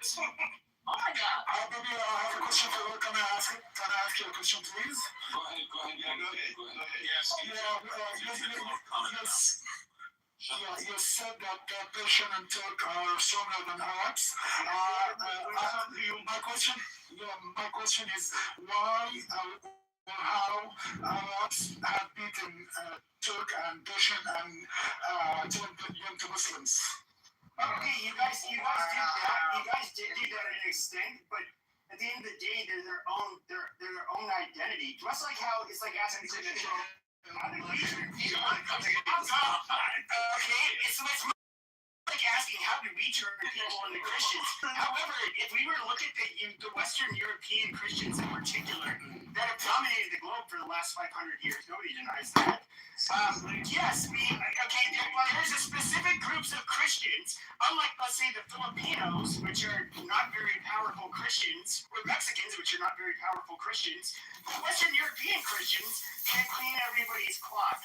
And the Turks are Muslims, as well as the Persians that are Muslims that are much smarter and much better than you fucking you Arab monkeys. For sure. Never studied English, studied math. He know nothing about algebra. Are good question because they look good. But he's right, PV. You have an inferiority complex because you're dumber than the Turks and the Persians. It's not my fucking fault, asshole. Go cry to somebody else. They are even stronger than Christians in Egypt because they turned them to Muslims as well in Egypt and North Africa. Okay, Pepe, 1 second. This whole piece of shit is 1 second, I'm still alive. I wash my feet. I don't know why you're still alive, Peter, until now. 1 second. Yet only Asians You should go must with your soul. You have 104 million people. What's up, my man? Okay. Are you gonna Okay, so everyone, if you guys can do me a major favor. Yeah, thank you. Yes, a major favor here. Okay. let him talk, man. Go ahead, bro. Thanks, appreciate it.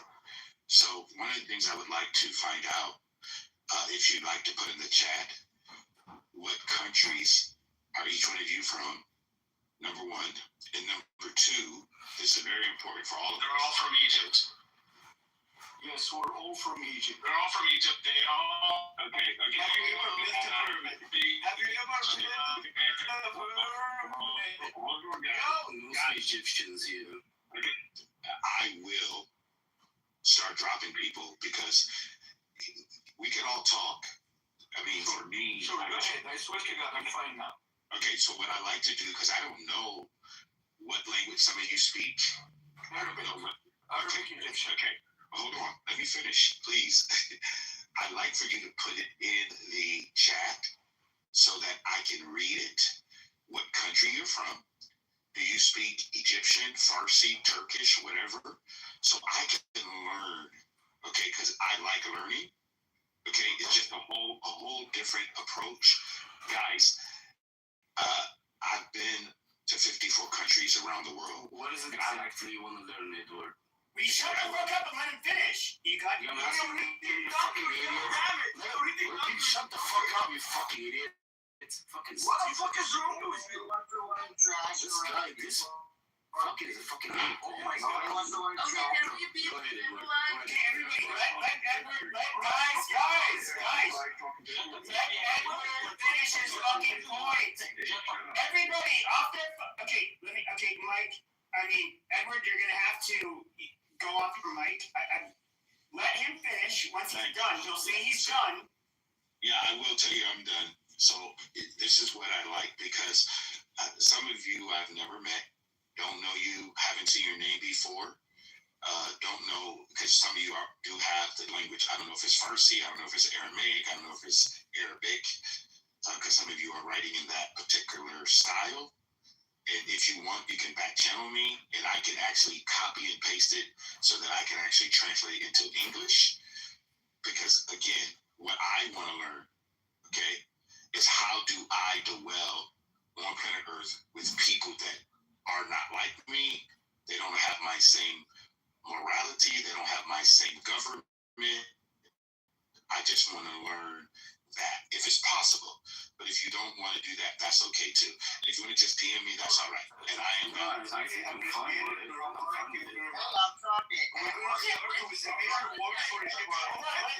Guys, hold on. Let one of the Arabs. Darsh, shut the fuck up. I'm trying to moderate the room. Darsh, you can speak. Darsh, I'm trying to give you room to speak and only you to speak, and you're protesting me. Okay, so stop. Go ahead, bro. I'm sorry. Go ahead. Go ahead, Darsh. It's your turn. I'm gonna give you a shit out. You can call it for Nancy, my friend. No, so just Nancy. Okay, you can come. You gotta go to the audience. You know what? Like a man, stop bringing people down and just listen. No, because he's over talking you. Edwin is from different place and he has no time to talk. So we give him a chance. That's it. All right, let me be straightforward. Okay, we are from Egypt and we speak Arabic. Would you please drop that asshole down, please? Okay, we are Egyptian and we speak in Arabic, right? And I don't know what kind of you're looking for. Hey, Edward, I was just going to chime in and let you know. If you're going to learn the Or first thing, to me back channel. Thank you, no problem, brother. if you want to talk like a proper way, just to be Yeah, let him finish. We're doing turns right now. Okay, so Darsh, I actually been to Luxor, Alexander, and Cairo. We do like your country. It's been a fascinating time when my wife and I was there.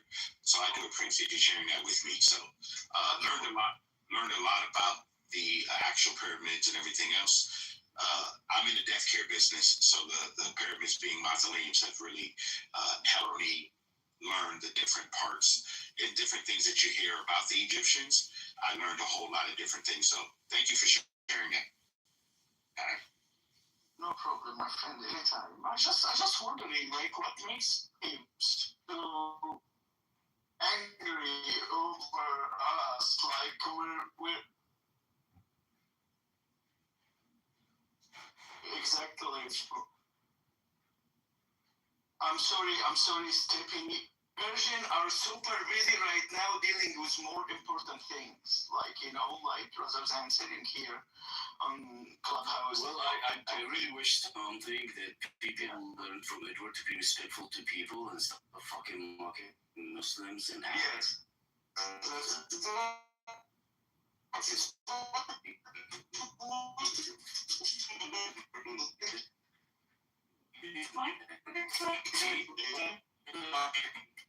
If you ever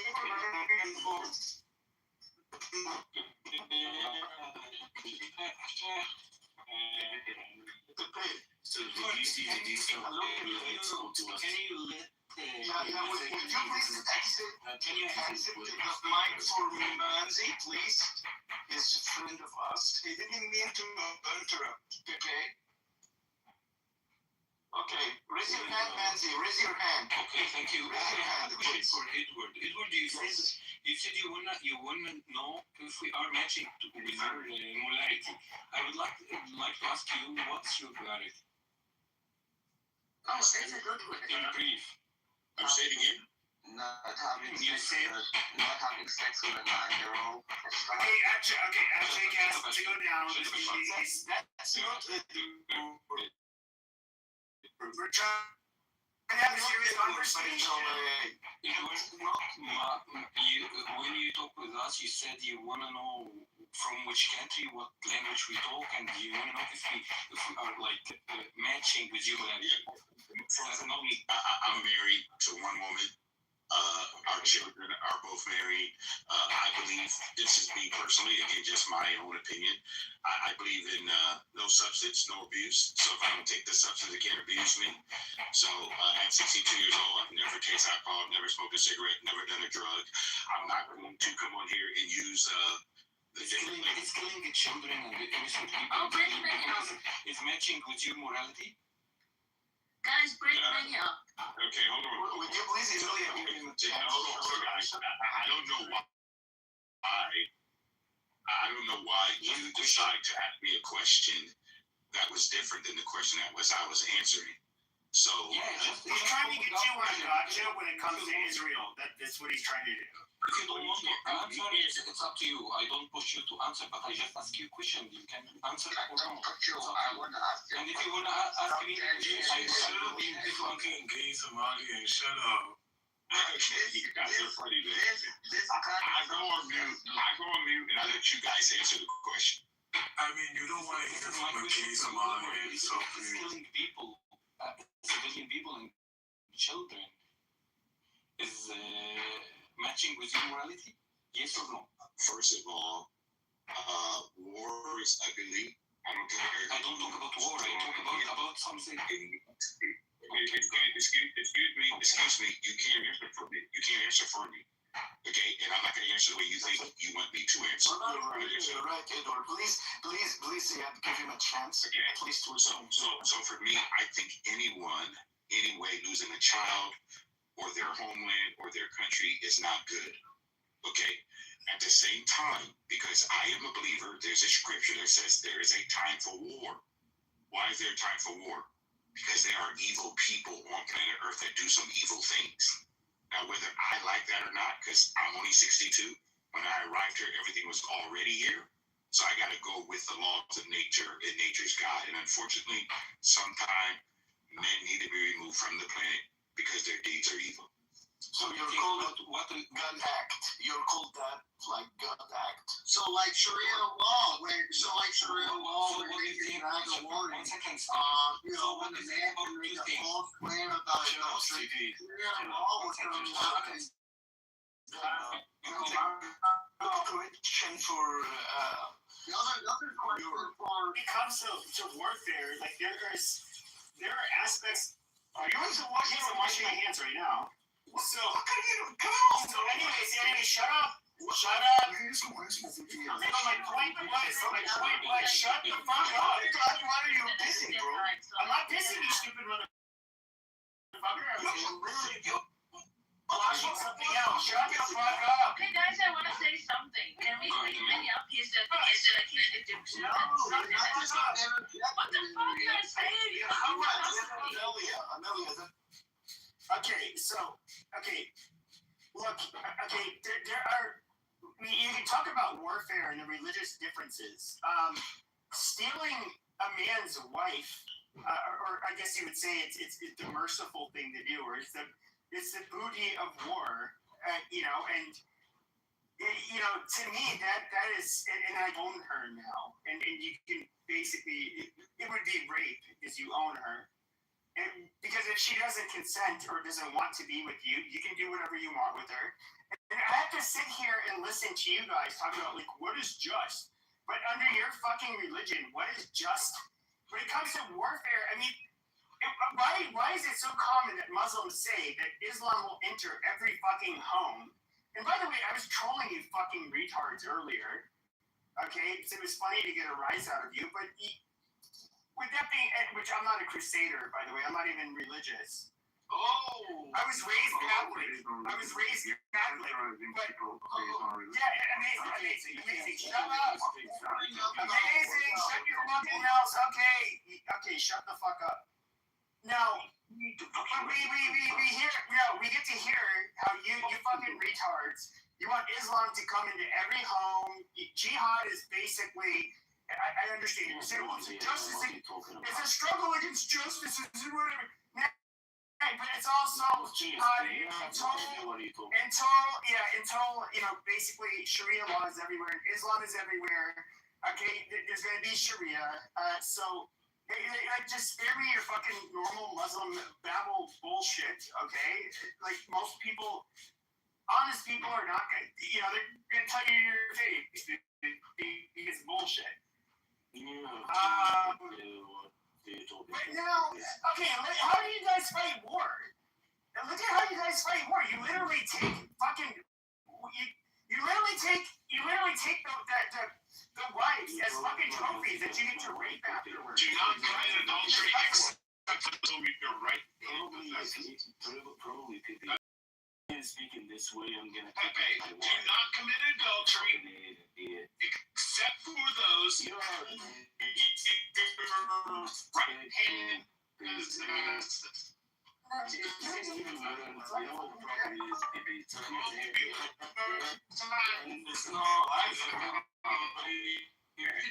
problem isn't anything.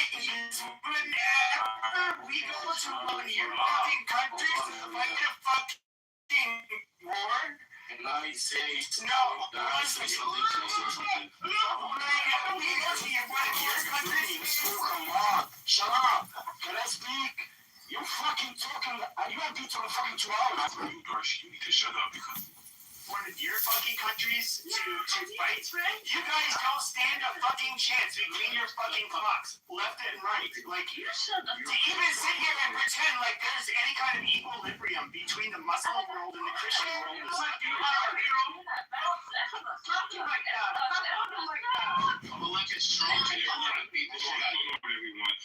shoot the white guy. Oh, hold on. Shut the fuck up. Edward's speaking. Shut up, you fucking monkeys. Okay, hold on a second. Okay, Edward, unmute after this. You monkeys need to shut the fuck up while he's speaking. Okay, just one at a time. Okay, you're going to the audience, Raquel. Okay, go to the audience. Monkey's your mom, Pippi. Okay, let Edward speak. Okay, guys. I would like to hear what you guys are attempting to say, but can we do it one at a time? I mean, I know everybody wants to speak. Yes, you can, but can I finish? Yeah, I'll let you go next. But what I like for us all to do, the mic is a privilege. It's not a right, guys. None of us are winning any awards here at all. There's no awards in this room. Bro, I've been trying to speak, Edward, for the last 20 minutes, but Amelia keeps jumping in like everybody else. How about Pippi? Like, you saw Amelia? Because no one. Okay, guys, hold on. I didn't finish. Okay. Let me. Another thing we would like to do is for all of you with the pink tickets, will you please join the house? We would like for you, if you do want to engage in conversation, just turn in your pink tickets. All right. So I'm gonna let Steph go, and then Amelia, right after Steph done, you can go ahead and begin to speak. Okay. Well, take one of you guys and one of us. All right. Okay, go. Hey. How was that? Edward, since we're talking about a Muslim situation, I want to make sure that I'm accurate. So there's a gentleman here named Ocean that can break down Sharia law to a lot of you. No, I have the news. Ocean, I yield my time to you, Ocean. I yield my time to you, Ocean. Man, so I was telling you. Hold on. Okay. I gotta shut the monkeys up. They're mostly here. Hey, shut your goddamn mouth. Okay, we have these Arab monkeys that came into this room. I told them, I wish you guys behaved, because you spent the last, I don't know, couple of weeks speaking with Persians, and they're very, the market is your fucking. They're very normal. It's almost like us in the civilized world, we're used to speaking to people like them. But then you Arabs come in, and you guys end up coming, basically behaving like the go fucking diaper head that you are. No, it's not your turn. Okay, you need to shut up. Okay, shut your Sharmuta mouth and let Ocean say what he has to say. Okay, you monkeys, stop it. Hey, thank you, Bebe. It's a news. The news came out yesterday, basically. So Germany is technically going to start sending back 700,000 Syrians back to Syria, which is 80% of Syria's population in Germany. Hey, by the way, for Muslims, have you guys ever think that you guys are the same as pagans? Same as what? Same as what, Ocean? Pagans. Because pagans Like the one that Muhammad used to worship the idol. Yeah, because pagans used to go around fucking Mecca 7 times. They used to kiss the black stone. Yeah, which is Asking Palmer, who was fighting to prove it's from heirs, and it wasn't. I'm so sorry to break your heart. And you're talking about it's like, how about you guys? What do you guys do? I have a question for Rick. Do you have a mirror at home? You faggots, you talk to me. Shut up, you. Rick, what would you do if you had a time machine? 1 second before he answers. Could you? Probably, Edward, some people need to learn how to talk to people proper way. Like, it's keep interrupting. And he's very rude. And he's an asshole. And he has no deck. Okay.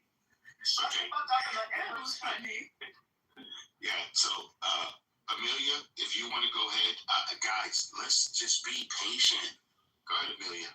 Okay, first of all, I want to say something. Not all of us are Muslims. There are Christian too. So can you please bring Manny up? He's Christian, and he's so you can see like another point of view. And second thing, we are civilized, Pepe, but the thing is you are shouting and you are hurting our ears. So please stop shouting. Thank you so much. Yeah, so please bring Manny up.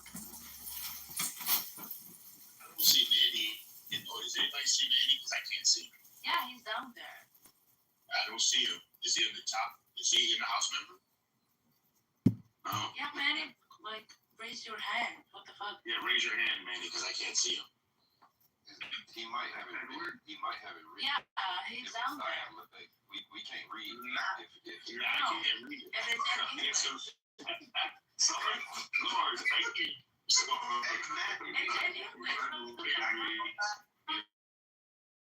in English. English. Hello, he's in the chat. yes, thank you, okay.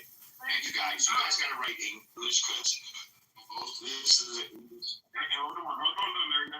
Hold on, Amelia. Yeah, hold on. Yeah, what? Screenshot of it. So Yeah, it's okay.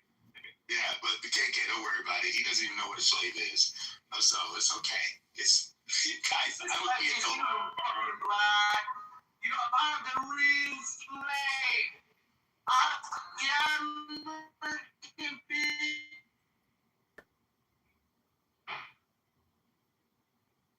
No, Amelia, hold on. Amelia, hold on, Amelia. Hey, hold on, Amelia. One second, Amelia. I did not make fun of you. I gave you the opportunity to speak. Okay? Okay. But no, let's just be cordial with each other. Okay? The best way for us to communicate is you just make your point. Don't talk about other people. And it would move along pretty quickly. That's all. We can all do this.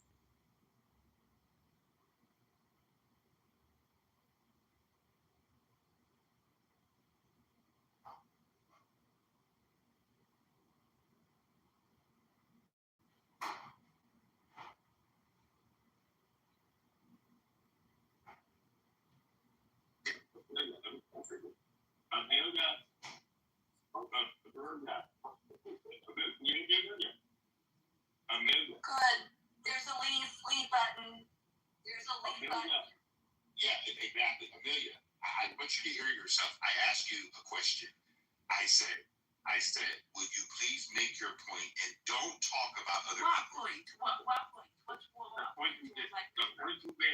To my knowledge, was that everyone in here are Muslim. Some people are Christian. I heard you. Did you not say that? Yes, correct. And you said bring Manny up because Manny would give us a different point of view.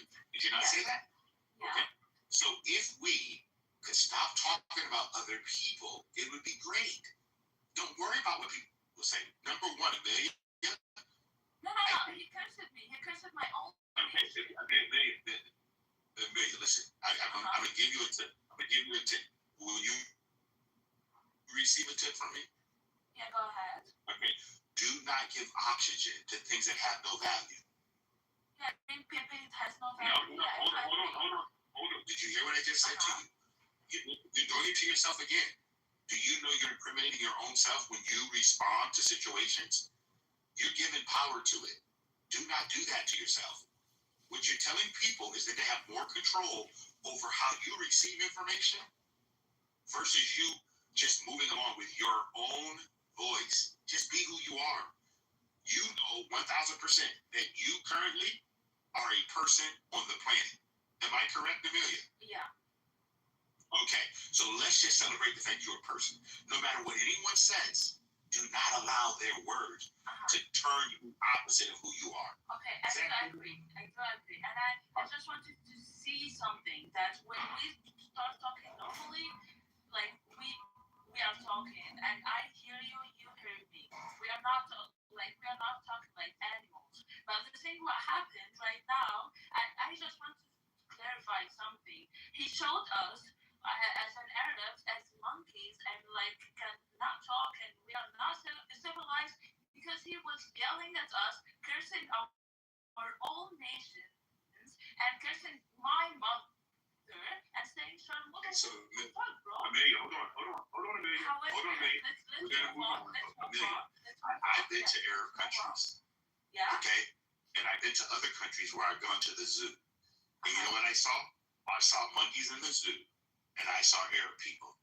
So I'm very clear that none of the people from Arab countries are monkeys. So what I want you to do is stop complaining and let's move forward. Yeah. So listen, I'm gonna say exactly. I'm gonna say this again to everyone. If you give power to things that have no value, or you put your wood, hear me, your wood on a fire that's already burning out, you are now giving the people that are calling you names, you're giving them more access to power. Let's just move forward. Bring Lil Mama up. You know, he will behave. We bring Lil Mama. Who's that? I have something to say. Okay, we're going to say it. Lil Mama. Who's it? Lil Mama. Okay. Lil Mama. Please raise your hand, Lil Mama. Thank you. Okay. All right, what about Manny? Manny? Okay, Manny, go ahead, Manny. Thank you, Manny, for being patient. I couldn't. No worries. Thank you, Edward. Yeah, thank you. No problem. So, Need like a clarifying question since is it Coptic Christian?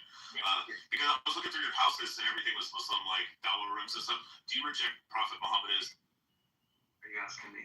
I was asking Manny. I'm a Christian. I have nothing to do with it. I'm asking Manny if he rejects Prophet. Hold on. This is nice. Let people speak. We don't want to interject. Well, it seems like it might be LARPing. There's a reason people have been getting moved down so they could be speak while somebody else is speaking. I've been quiet. Like I was talking a lot. I've been quiet. And there's a reason that we're having dialogue right now. And so forget what I've said and what other people said. There's dialogue going on. Let them have it. No sniping or making your little cheerleading comment from the side. So. Great. Thank you, Sword, for bringing me up. Thank you, Edward, for the nice things you've said. You, White, as we're managing and moderating the room. It was amazing.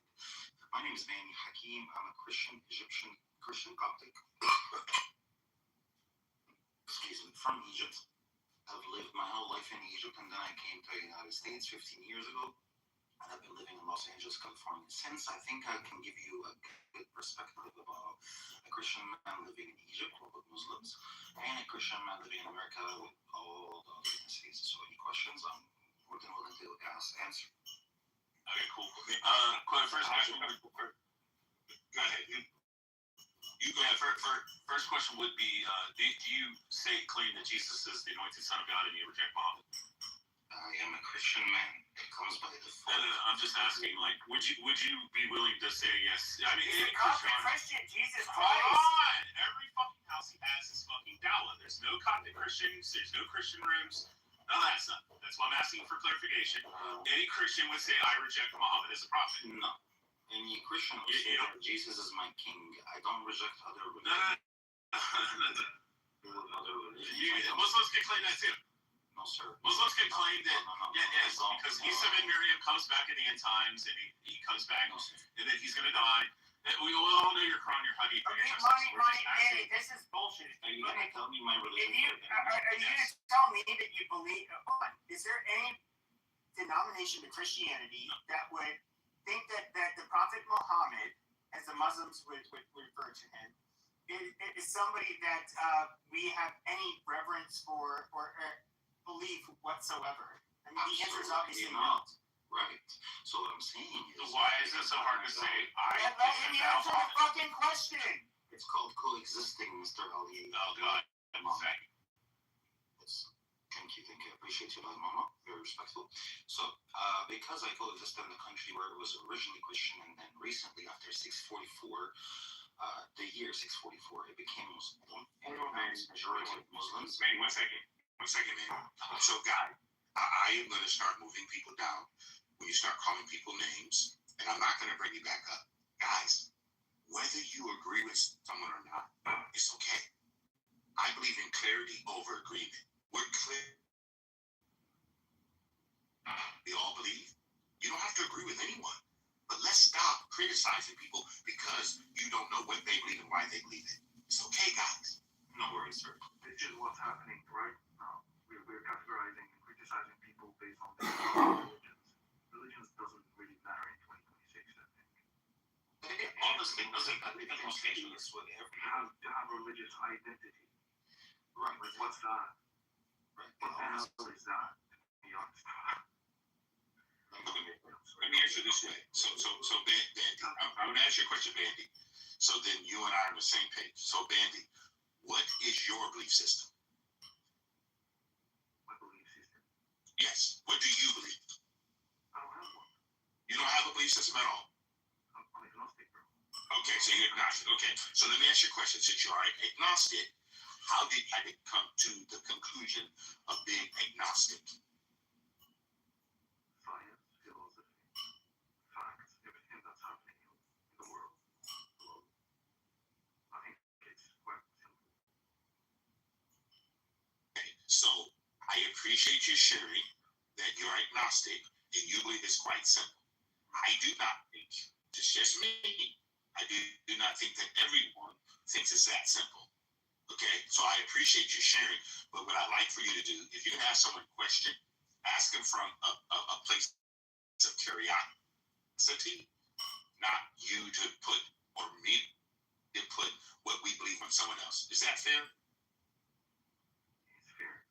Well, I was actually trying to participate and share my thoughts about what Pippin was saying earlier, and I've been ignored once, twice, 3 times. But it's fine. I can say it right now. I think. I'm not trying to ignore you. I just gave you the opportunity to speak, and you can speak more if you like. But what I like for us to do is actually have a conversation. Assumptions. You can speak. Go ahead. Very well. I heard you speak earlier. You were talking about North Africans and stuff, and how the French terrorized Algerian people, not terrorized. I don't have a grandfather that served in France. I'm just fucking trolling you. Because I have a grandfather that died by the French, and it's quite emotional for us Algerians to hear something like that. Okay. Yeah, you can talk to these brothers. You forget. Alright. So,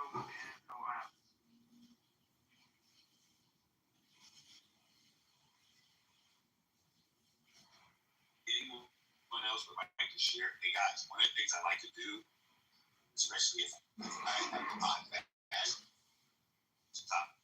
I like to hear speak long. But one thing I've learned is that we only have one opportunity together. In this time that we have, I would like to actually hear other people share. That's all. So we can do that together. I think it'd be a much more productive way that we can all speak.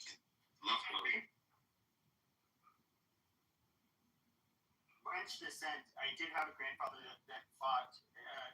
I would say fought. He was in the U.S. Air Force during World War II. He was in Algeria. He's never told me he killed anybody, anything like that. The only thing he told me is that so he was Acadian French, which they have a dialect that was quite a bit different from Metropolitan French, mainland France, and that for whatever reason it was a lot easier for him to comprehend the French speakers of Algeria than the French people in France, and it is literally like the only thing he's told me about Algerian. because we had 130, I think, years war with the French, so we got them out of like our country. So, and another thing, we actually have black people, brown people, white people. We've never had to talk about it. We've never had to like say, "Oh, we're equal," or nobody felt like they are pushed away or because of their color. That never happened here. Yeah. Replying to you as well, Pippin.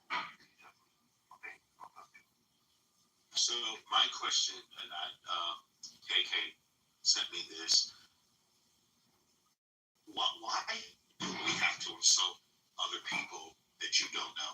then why would someone decide to call me a slave? And what am I a slave to? If anybody can share that with me, especially the person who decided to write that.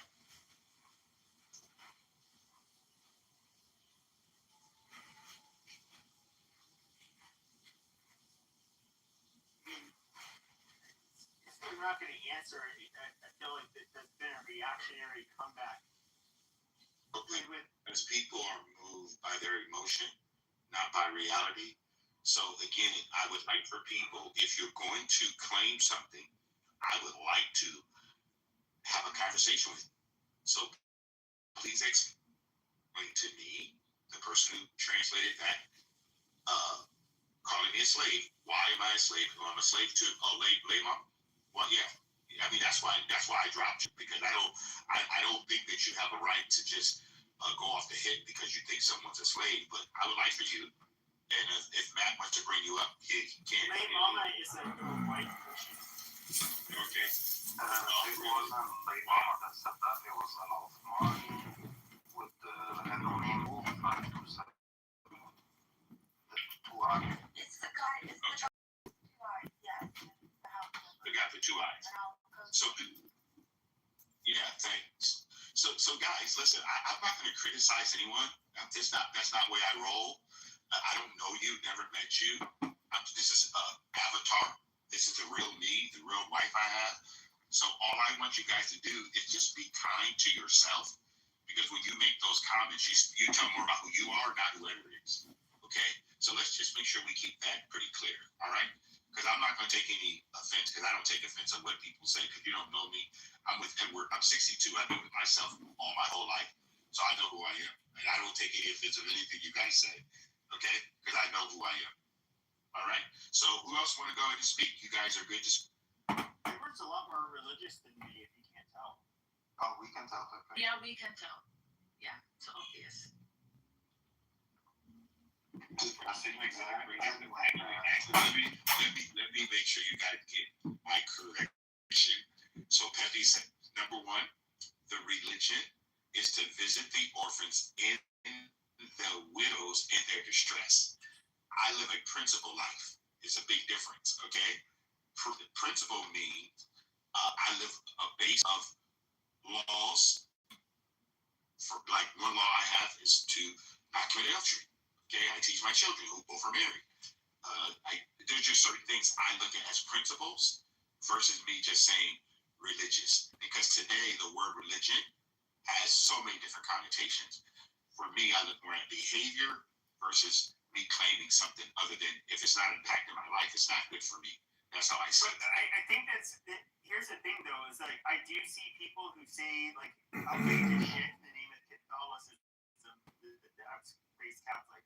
But I know people that Catholics that have been religious throughout their lives, and they would never say the stuff I say, or they're nice, gentle people. I'll just say that they're good Christians, and I do think that I was trolling with the crusade stuff. I forget who the guy was. I don't see him in here anyway. He had some Arabic name which I couldn't read, and he was being a little bit provocative, and then I ended up inevitably like trolling him and saying like a bunch of stuff. But I don't. I get what you're saying. Like there are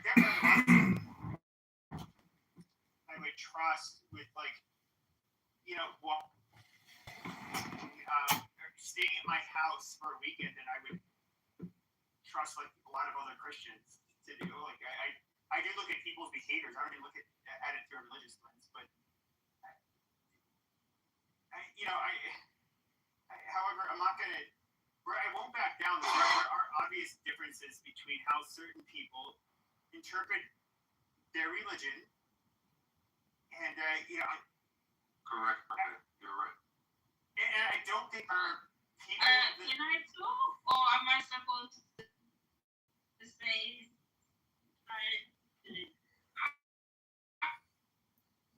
Okay. Iman's drunk. Iman's always drunk.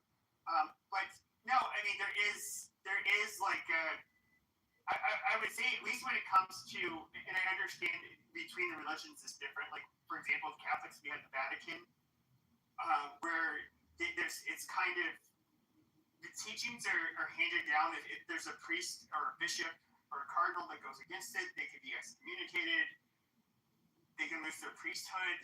And so people kind of have to stay in line. With Judaism and Islam, it's a little bit different.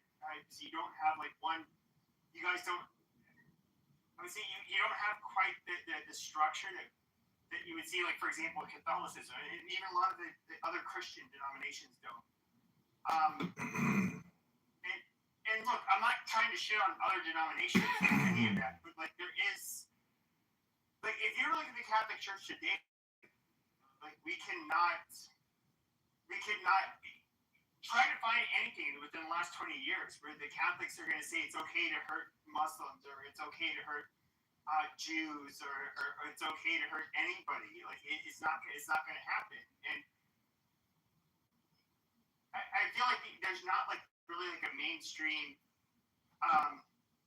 outspoken powerful person within Islam that basically will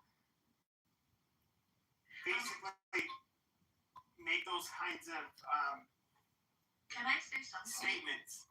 Okay. Wait.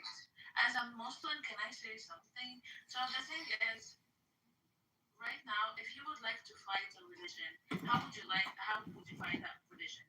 If you would like to show that religion is really bad, to fight that religion, by showing that religion is really aggressive, is by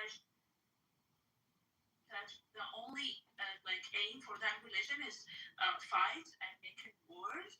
This is how they fought Islam. So if you know Islam really well, you will know that it's a peaceful religion, and there are lots of peaceful. Wait a minute. There are lots of Islam is a peaceful religion. Wait a minute. Oh my God! Throughout history, that's not true though. Wait, yeah, because look, Christians were not always peaceful. No. The Christians weren't always peaceful. Okay, look. Why you are shouting right now? Hold on. The Quran is extremely violent. Okay, everybody just shut everybody shut the fuck. Just let her finish. Let her finish. Make my point. Do not shout at me, you motherfucker. What the fuck? Okay, so right now, because Islam came in a time there was lots of wars. That's why in Quran there are lots of verses showing being aggressive. But the thing is, it's the same. Like all these religions came from sky, they are the same. Oh, whatever. You fucking idiot.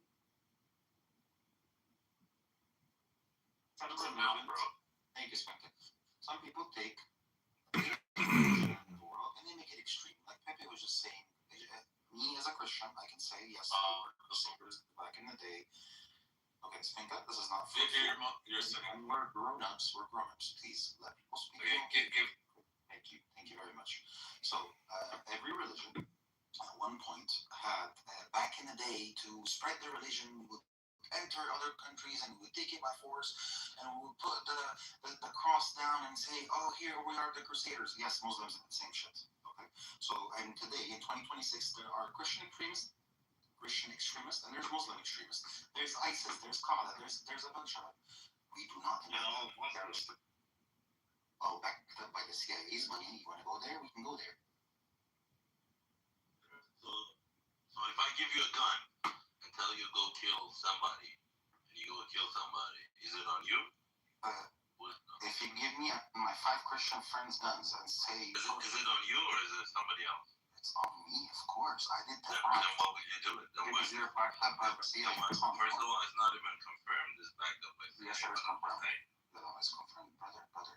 This is like 101 politics. So where's the confirmed? Full example, Ocean. Where's it confirmed? Earlier, when he used let Edward speak excuse to kick people out or to turn them down from the stage. This is the same excuse CIA uses, Do you deal with the CIA, Benji? Do you know them? Have you dealt with them? Like, do you have friends in it? Have you ever talked to a CIA agent? So how do you know? How do you know this? Well, no. Well, we don't all know anything. Have you actually had conversations with people in the CIA that you know this firsthand? How do you know this? So obvious. Well, what's obvious? That's nothing's. KK, is it obvious to you? Okay, full of shit. So, Bandy, tell me who you talked to in the CIA. Like, what agents have you talked to? My friend works in the CIA. He told me that. Your friend works in the CIA. Does he work in? Where's he work? Is he in Langley? Yeah. Lives in Wisconsin. His name is Chuck. Okay. Consider me mentally ill, and I'm coming to tell you that in Iraq, taking all the money, Afghanistan, drugs, and giving it to Al Qaeda as payment. We're not taking millions of dollars and black money and giving it. That is not the point that we're talking about. You guys were talking about different religions. So, Arab people, Muslims. Danny is far from being Jewish. He's a leftist, communist, socialist, extremist. Well, when you disparage a U.S. government agency, you have to come to terms with the fact that someone's disparaging it and try to break down where they're getting their information. So we will defend the United States and we'll defend our law enforcement and our agencies and our military. So I just asked a question. He made a blanket statement. I hear it. I hear it. So I'm asking. He made specific statements that were disparaging. So I'm asking him where the statements came. He talked to. On what level were the agency and where does he have his evidence? And can he cite his evidence? That's all. It's fair. That's fair to ask, is it? As long as you defend your interest on your soil. I'll defend it on every soil. I mean, I would be happy to make that argument with you sitting in Paris or sitting in Riyadh, wherever you want to have that argument. But what do you? I disparage the United States, and I want to know where your facts are from. That's a fair question, isn't it? You made a specific statement. I'm talking about the physical military presence of the American army in other places, other soils. No obvious reasons? I can give you hundreds. Yeah, Can I have my co-counsel chime in on? The only reason, apparently, as we've all noticed recently, what's happening in Europe, for example, what happened in Iraq in the past, what happened in Libya. Gaddafi was a full guy, right? In other countries, are you military present in other countries? Why? Do you know why? Because there's one thing that goes around the entire world that says death to America and death to Israel. So what do we have? Military installations Any country that talks about mainland America in the past 20 years? Absolutely. You've been talking a lot. You've been talking a lot. I'm answering your question. I'm answering your question. This is the reason why the U.S. military has installations all over the place, because it could be times like this that we need to have easy access to the fuck-ups that are just trying to destroy the globe. Hello, where's that area? Hello? Hello? That's the reason why we have to have military installations all over the place. Amelia, stay on mute, because we're already complaining about people getting off mute yourself. You can't be critical about it. Did I interrupted you? Say his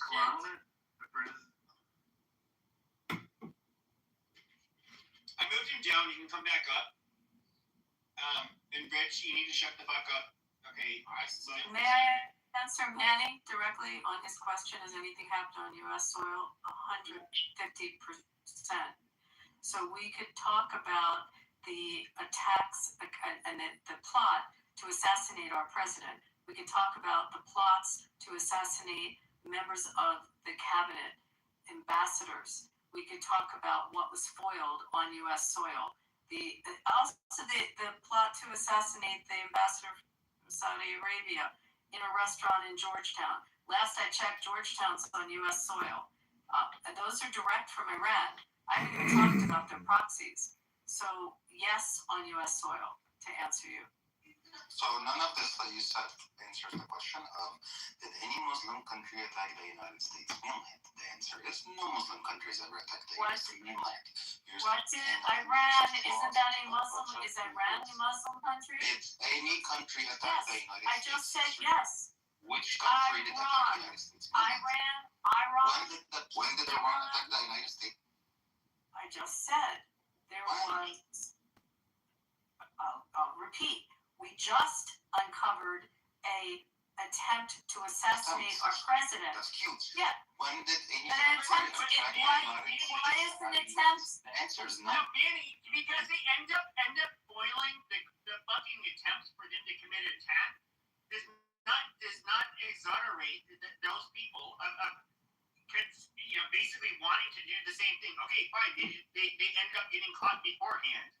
But that does not exonerate them from being any less evil or having the same fucking intent. We can talk about how evil they are. Actually completing a fucking terrorism. So wait till bad people come over here and bomb our country? My understanding is self-defense happened after an attack, No, not that's before. not how this country works. That's not how this country works. So we agree we're digressors at this We point. know what's going to happen. We know there's plans to assassinate our president. We know it's all death to America. Okay, so we're supposed to just sit here and we have to wait because the rest of the world is going to be pissed off if we go out there and say no. We'd rather fight your battles over there. So we agree we would. This is a target thing. Is anybody gonna pretend the IRGC is not openly hostile to the United States or any of our fucking interests? I mean, they overtly fucking say it. And so I don't know, why are you caping for them? It's I'm not sure what you guys are talking about. America's in control of most of the Arab countries. Hold on, Manny. So John Bolton was supposed to just hang out till they killed him, and Mike Pompeo just supposed to hang out. Why do you think you're the security details? So the fact that our CIA and our intelligence agencies are fucking smarter than the IRGC and they foiled the attempts doesn't stop.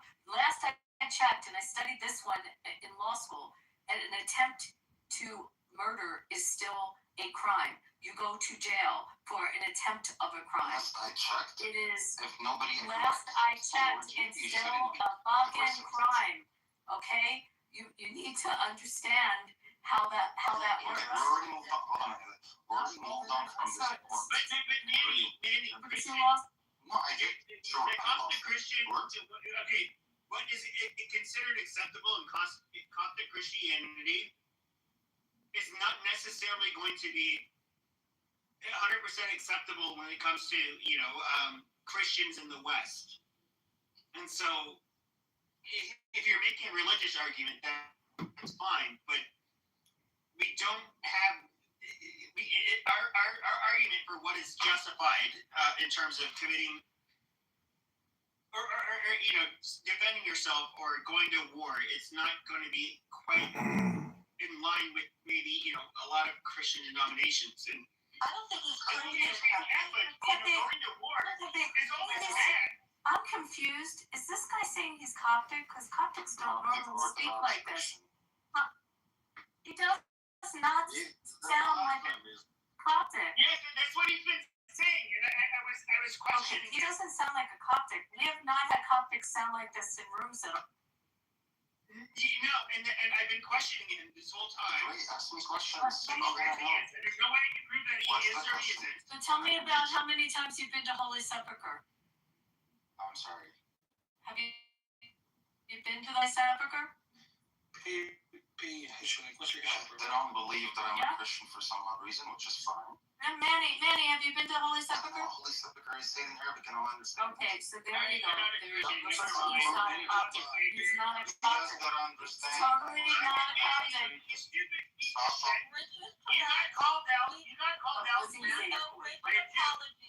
Rich was right. He called it out, but his style was off. That was pretty easy.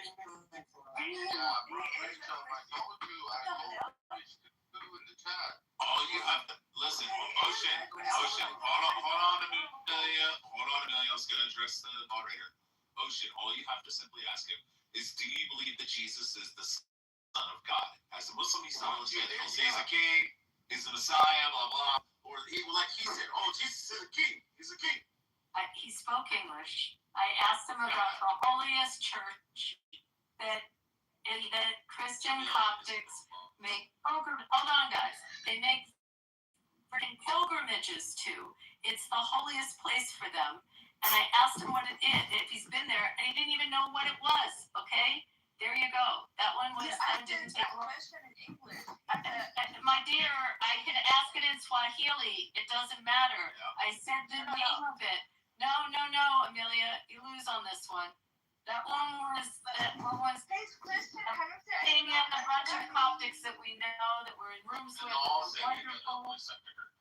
Of course they know what it is. It's the holiest place for them. Abby's a Jew and she knows it. I love the Holy Sepulchre. A Coptic Christian should definitely know. The Holy Sepulchre is such a beautiful church. Can you guys bring up that?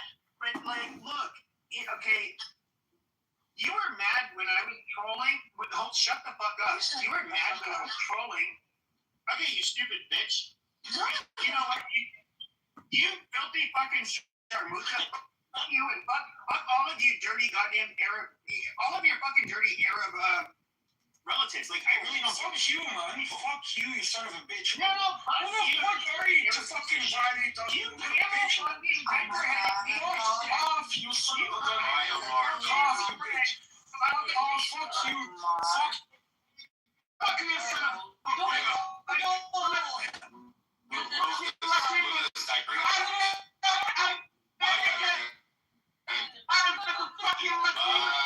What's wrong, Mr. Squiggle Man? Are you offended? Are you offended? Did you notice that Amelia claims to be like agnostic? No. And this is the funny part, is that a lot of these, I get a lot of these people that, especially after October 7th, I'm somebody who's, I'm not from the Middle East. I'm watching these people, how they operate.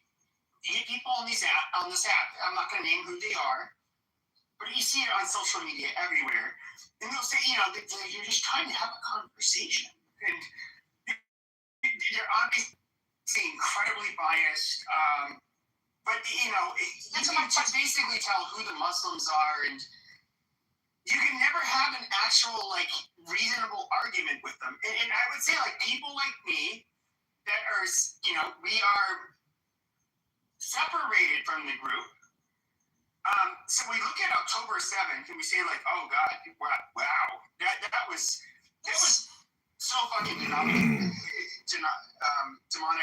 horrible that we would absolutely, holy shit, the response from us, that would been something you wouldn't want to see. But then it's immediately they play victim, and the sob stories, the fake narratives, all this bullshit. We have to hear from them, and then what's really funny though is every goddamn terrorist attack you've had on American soil after 9/11, where Christians were getting killed. Of course, we're the majority in this country. You get groups like CARE.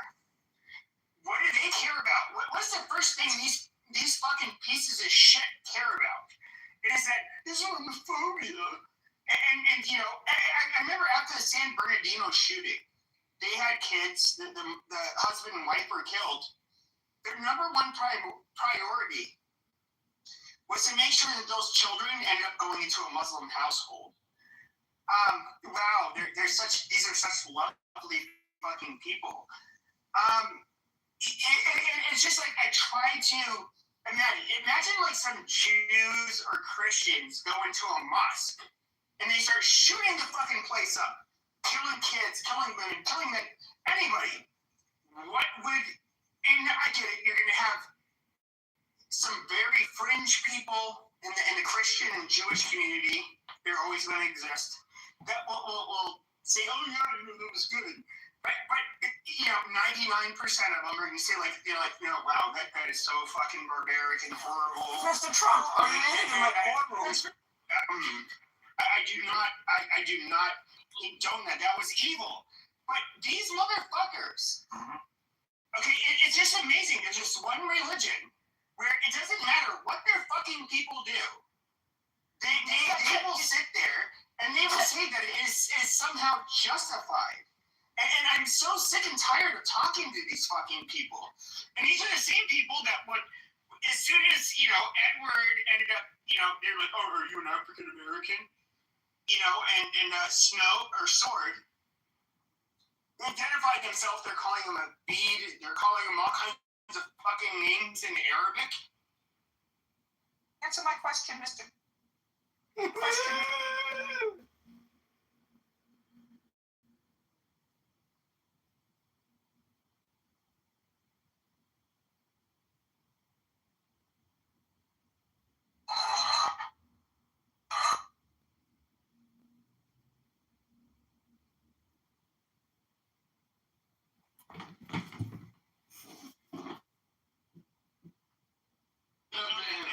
I got ganked.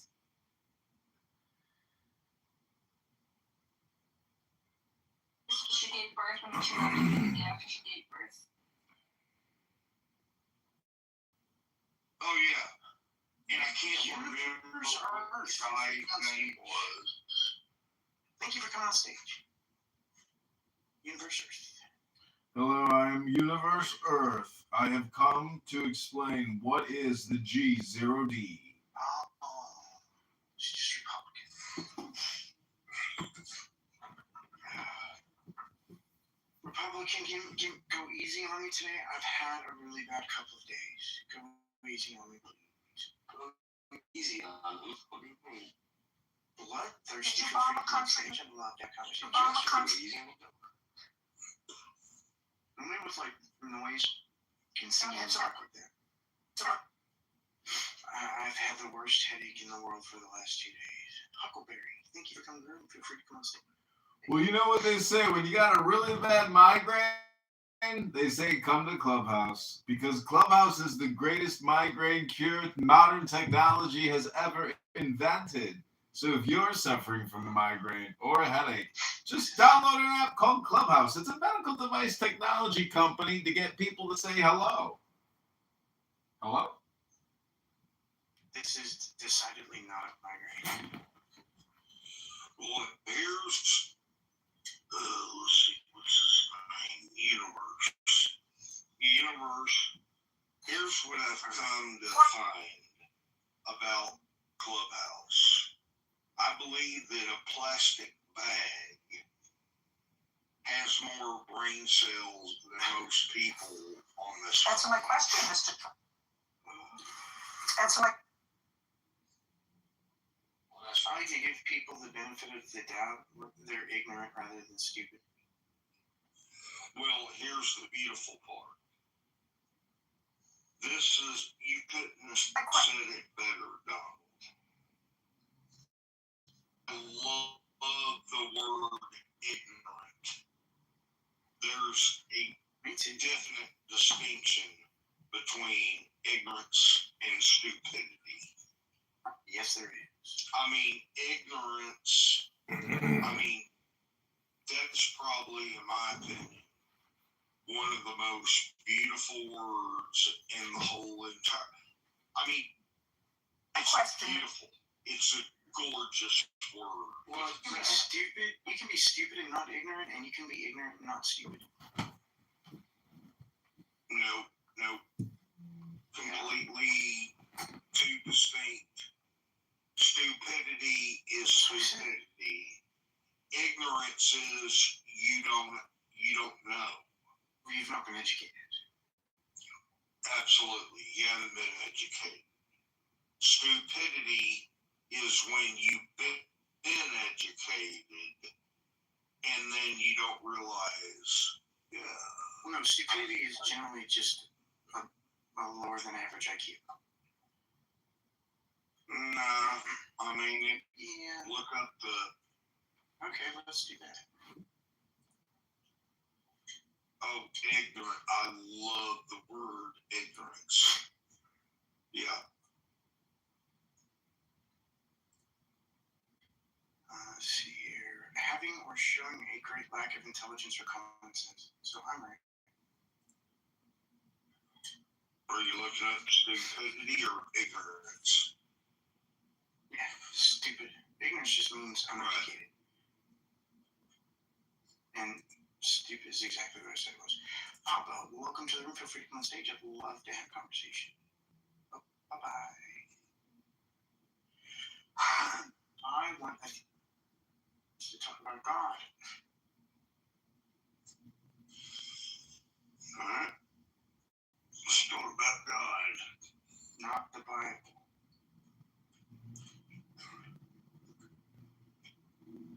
Because I've read the Bible, it's fuck off. Tells you to sell your daughter to a rapist. Well, I'm not sure if you're aware. Do you know what the Kabbalah is, Donald?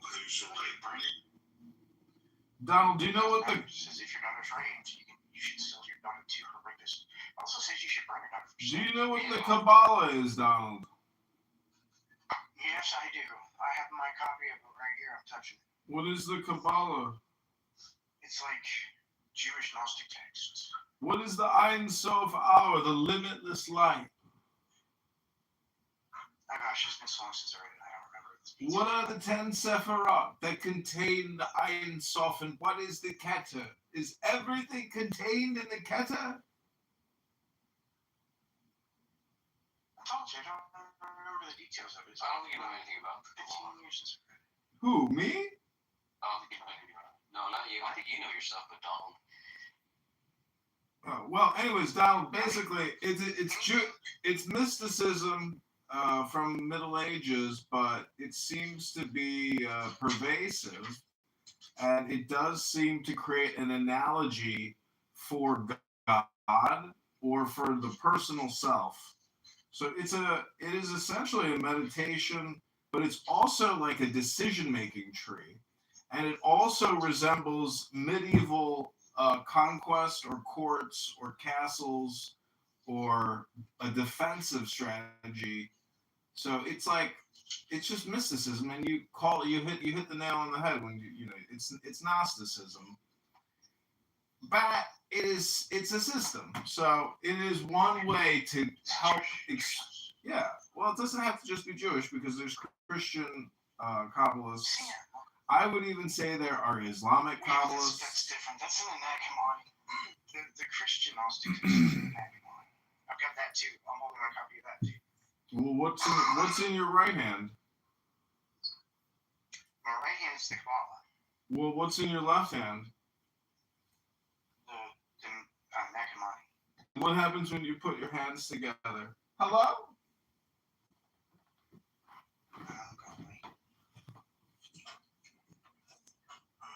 Make a clap. Oh no. Oh my God. So I think one of the words in your title is wrong, the what part, meaning it should be, is God an experience, or is God a thing or a person, or is it an experience? And I tend to go with the experience. That just makes it imaginary. I could give shit about it. Just keep it to yourself and don't put it in my laws. Keep it to myself. You got a fucking room called Prove to Me God Exists. If it's imaginary. And it's a social audio platform for people to do public speaking. Keep it the fuck out of the laws. Keep it imaginary. It's an analog, you idiot. Don't you know what an analog is? Hello? Yeah, I know that they're imaginary. It's taking something that is an analog or an analogy. Okay, you said analog. This analog. You're just saying that's like an avid. Yeah, it's called an analogy or an analog or a paraphrase. Hello? No, an analog and analogy. If you say so, Dr. Donald. Analogy, I understand what it means, but analogies are fucking imaginary too. So just keep your imaginary God, your fucking self. You know what else is imaginary? Your personal hygiene. When was the last time you even flossed your teeth? That's imaginary. Dental floss, that's probably imaginary in your life. No, definitely doesn't floss. 100%. Doesn't use a tongue scraper, doesn't use a water pick. We'd be lucky if he even brushes before he goes to bed.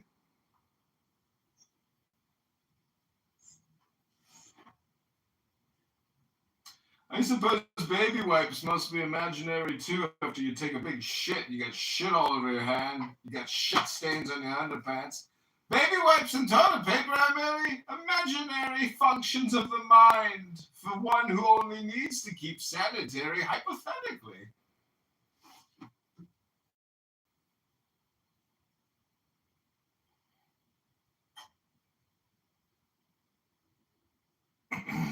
Oh God, I must have been very accurate.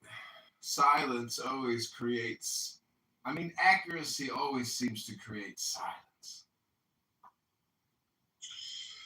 Yeah, what was the? He had wealth beyond 10 million before 2025. What was the big deal a few days ago where somebody brought? I can't remember what the word they brought up. You remember that?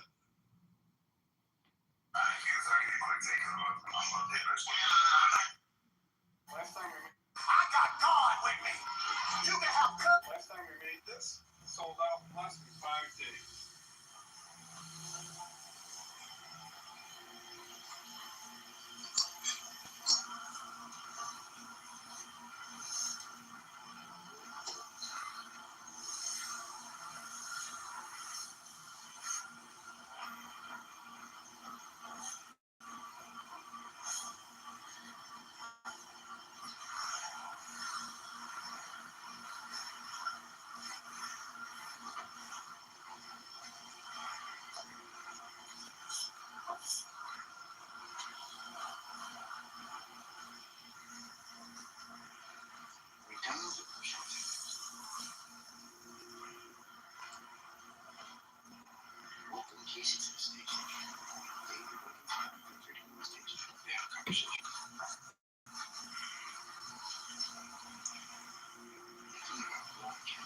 Thank you for having me, Tom.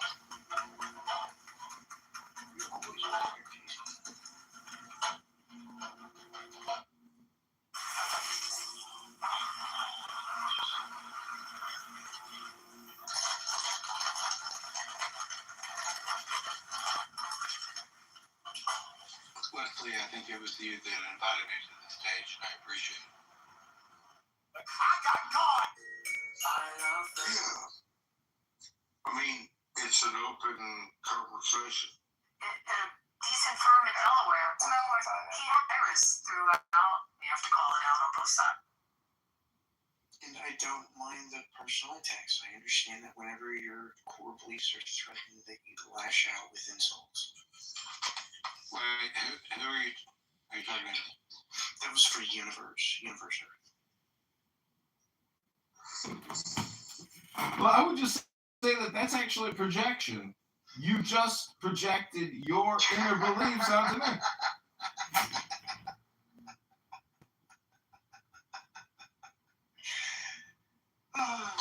You need to Google what projection actually means.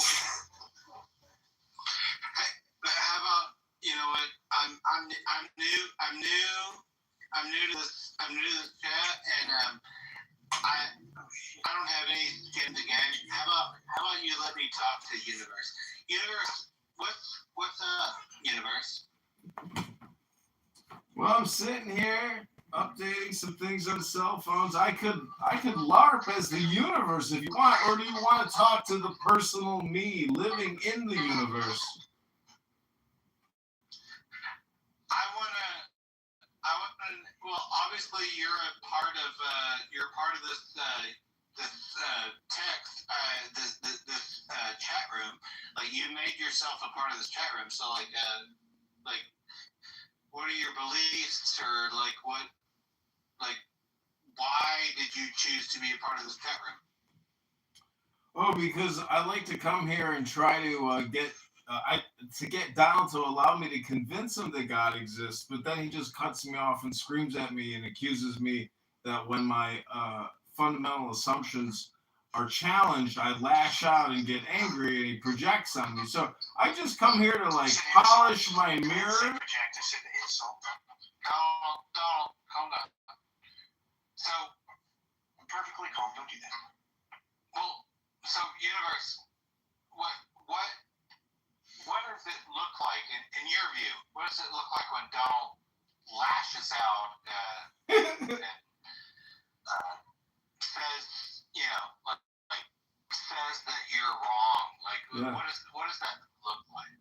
Well, sometimes he gets very angry, and then he plays this horrible schizophrenic song that causes a migraine for himself and for everybody else.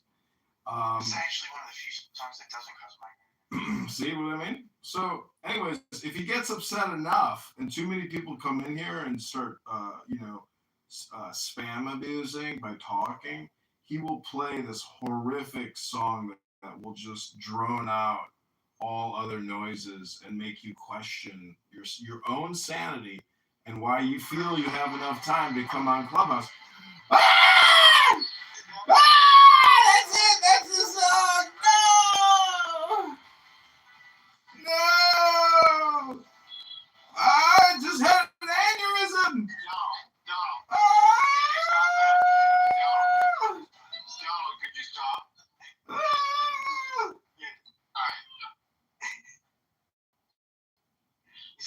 Okay, so Universe, is that the song you're referring That's the song. He's so cruel.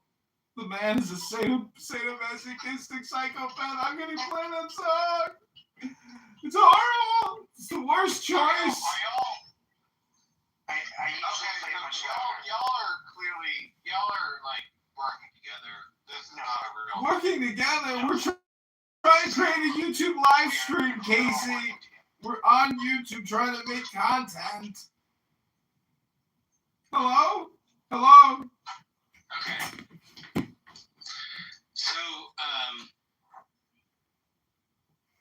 So what is that, the song? Yeah, I usually play it much louder. Okay. So, Universe, are you still there?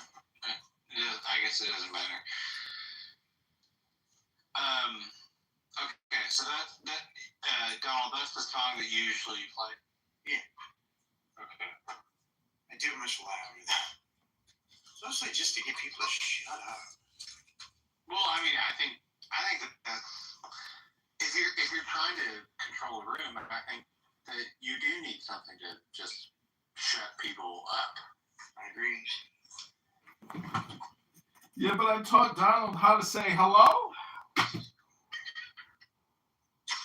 Hello. Beautiful.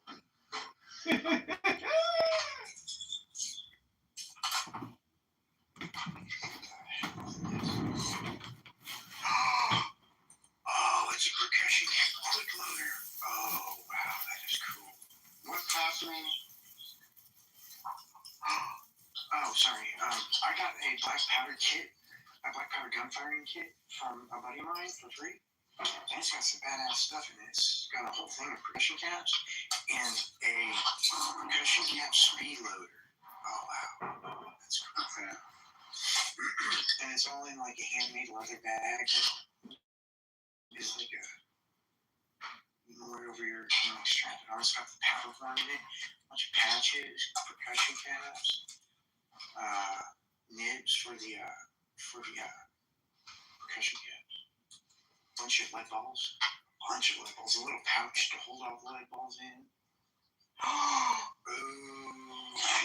Every time you gasp like that, you sound like a little boy on Christmas Eve. Hey, this is cool.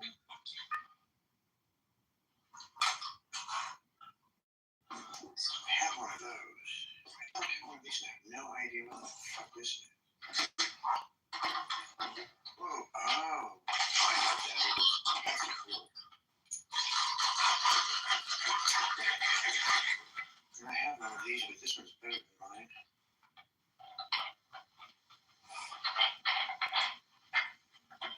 Are you done talking to the universe? Monica, Casey, can you tell them to pull me up? Yeah, I can invite you. I thought I did. Yeah, it's definitely invited you already, Monica, but I can do it again. I have no power here. Yeah. I have no power here. Here, how about I give you mods and you invite her up? Just don't in my room randomly.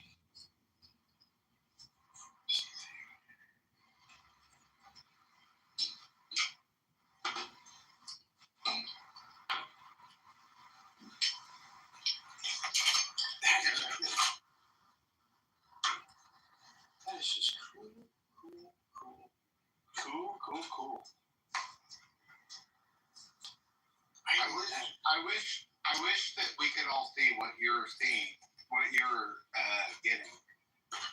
Do you have Discord? Well, I do, but I also have not much. Okay, it's complicated. I do have Discord, but I don't have much power in my phone, and right now I don't have a great way to charge my phone. Alright. I was just gonna say I have a Discord. You can come there and I can show you what Discord, because the power one is even full. It's like almost completely full. That's just cool.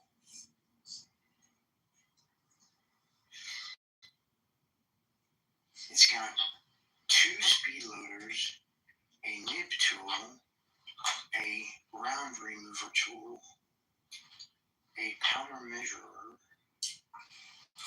a whole box of percussion caps, a big old bag. Why do you...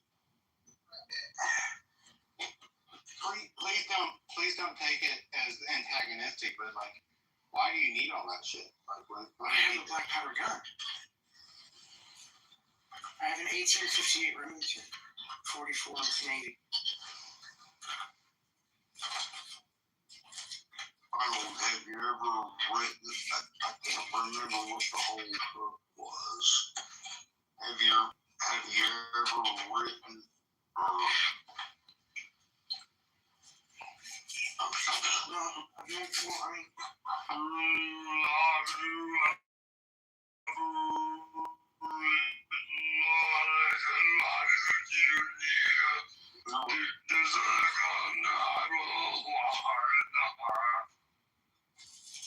I'm sure I wasn't considered. No, I've never written a book. No. Have you ever read the ancient text of India about the ancient monarch? I've read some of the ancient Indian myths, but not many of them. Oh god, this is too cool. Like the Bhagavad Gita? I have read that. I read a couple. No, it starts with an M. It starts with a M as in what? Mary? Yeah, M as in Mary. But it talks about the Ramana. I'm trying to find it. It's too cool.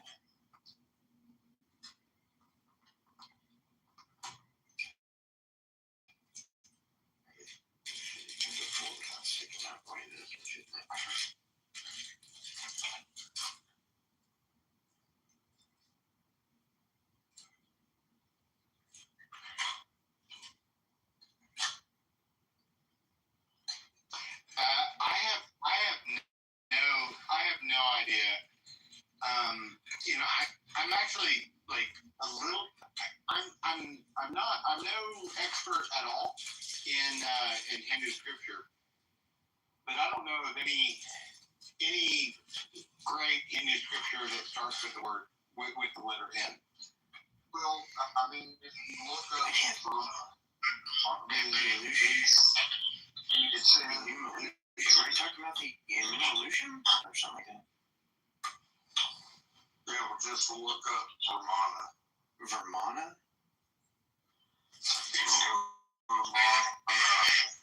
It'd be a V, not an M, but sure. Well, that's, yeah, Vermana is where the V.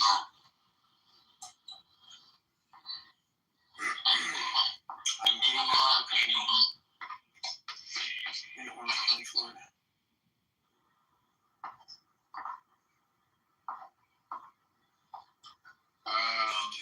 Are we thinking of like what? Actually, it's a Vermana. VIMANA. Advanced, often divine flying chariots. Yeah, I've heard of this, and I've seen all of the accounts too. There's nothing there, so it's all part of the stage. And you're welcome. Feel free to go on stage. I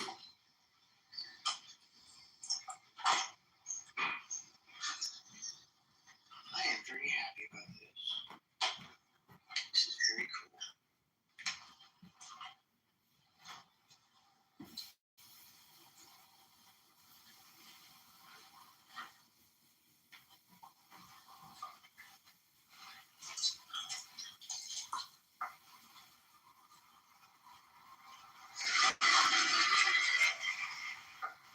Gonna have to alter the slang. What's happening? We're gonna have to alter the slang because I have a pistol and a rifle, so I don't know if it matches. But I'm very happy about this little kit. Well, that's good. There's a ton of balls in it, of lead balls. And I think they're 44s. Just what I need. 44s. Yeah, that's the caliber I got.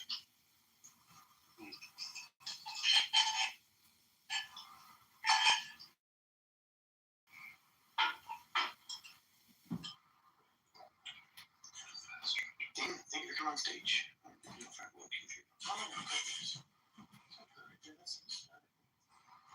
I'll get it there. Oh, I'll put it there. Regal, welcome back. Feel free to come on stage.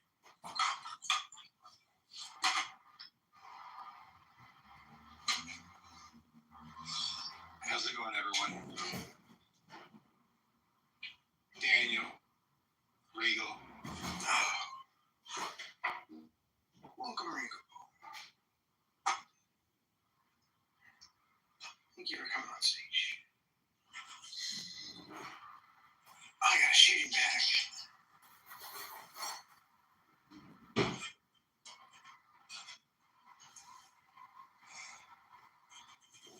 Daniel, Regal, do you have anything to talk about as far as convincing a person that God exists? Pretty sure Daniel is an atheist. I don't remember about Regal. Well, so am I, you know. Yeah. I'm wondering if Regal does. Regal, I can't tell. Oh, yeah, definitely atheist.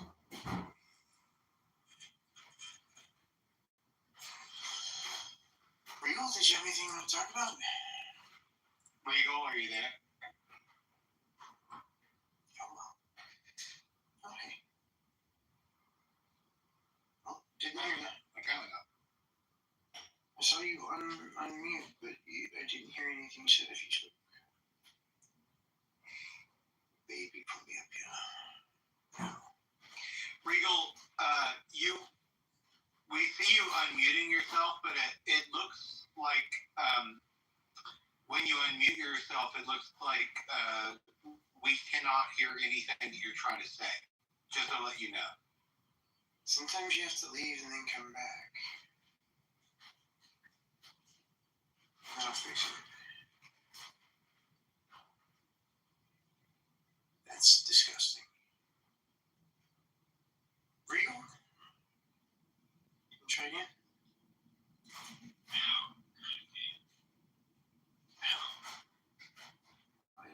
Everything had to hurt so bad. That's a big pile of shit.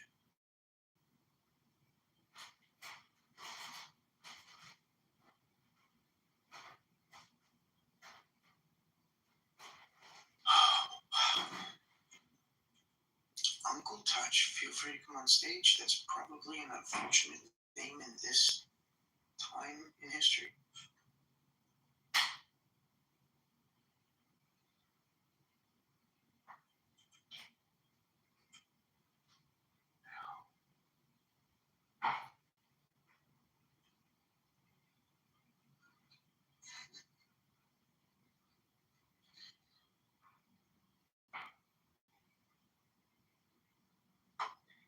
Sorry, Donald. I think I had my mic turned off. It sounded like you said that you appreciated something. When Regal was showing like this giant pile of dinosaur shit, it sounded like you said you appreciated something. And I was trying to understand what you said you appreciated. No, I was just thinking Uncle Touch from coming by, even though it's an unfortunate name for this time in history. Yeah. there lots of uncles that touch inappropriately? Oh goodness. Oh, I wasn't taking it that way. Okay. I know. I wasn't either. It's an unfortunate name in this type of history. This is all of the Epstein shit. Well, can we hey, let's join together and say that probably this is the best time in history. Oh, sure. In terms of family members molesting or taking advantage of younger people in their families, this is probably the best time in history that we've ever lived in history. Like that's probably been worse throughout history, all leading back to the time. It's probably better now than it ever has been. Also, must be a good reporting and capturing. And kids are taught to like kill people that they trust, And then finally, privacy is important. They're taught that privacy is I'm just feeling a little bit anxious. You know what I mean? Nope. Donald, are you familiar with Dr. Seuss's, Sam I Am? I have never read a Dr. Seuss book, but I have heard it recited before. I'm familiar with Sam I Am. Well, what I'm trying to say is, I do not like green eggs in ham. right, it works for all situations because it forces the opposite. And so all I can say is, I know you're suffering from a migraine, and I know you're suffering with your disability, but could you maybe just try God once and see if you like it? Hello?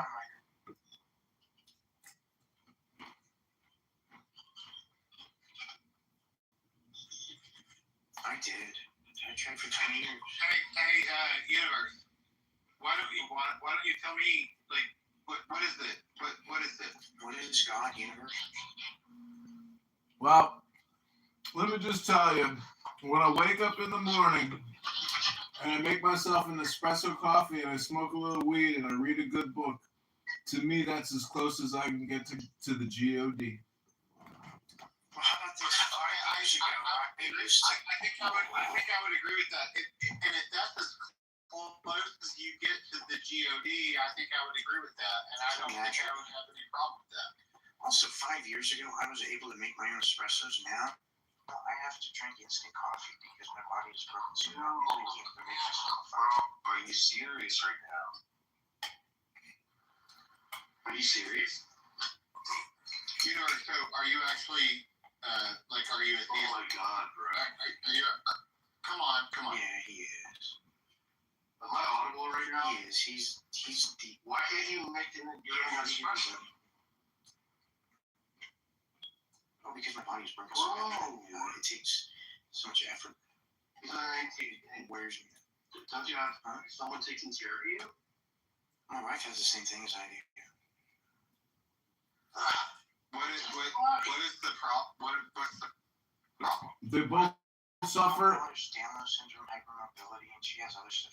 They're both dwarfs. They suffer from dwarfism. Oh, shut up. Do you feel better now that you're getting this SSI? What's that? Are you getting SSI? Yeah. I'm getting disability. Very good. Oh my God, bro. Bro, if you were here near me, I'm in the East Coast, I'm in Philly. I'm making espresso right now, man. I love espresso. I do, dude. I'm on a soup. Be careful. I have 2 espresso machines. I used to use Never get an espresso with Daniel.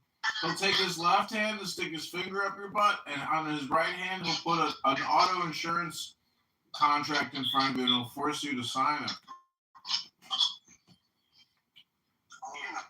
Come on, man. I'm gonna go smoke a cigarette. What the hell? Bro, I don't think you do that. Builders.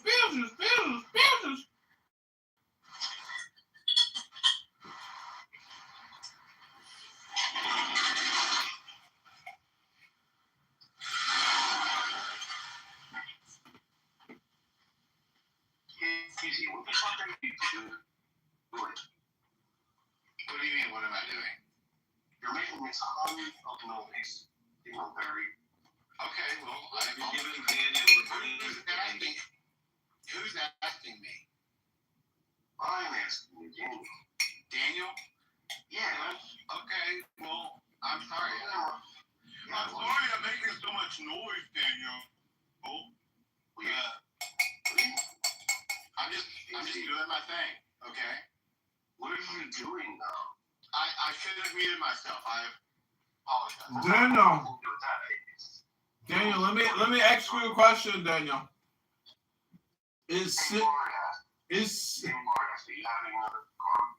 No, but I just had some incredible ice cream. Lardass would like to ask you a question. Is cinnamon a pepper or is cinnamon a sugar? Is cinnamon a pepper or is cinnamon a what? Spice? Yeah. No, it's bark. It's bark.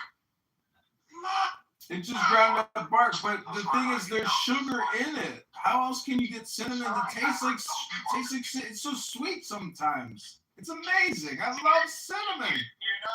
There's not a scientific definition.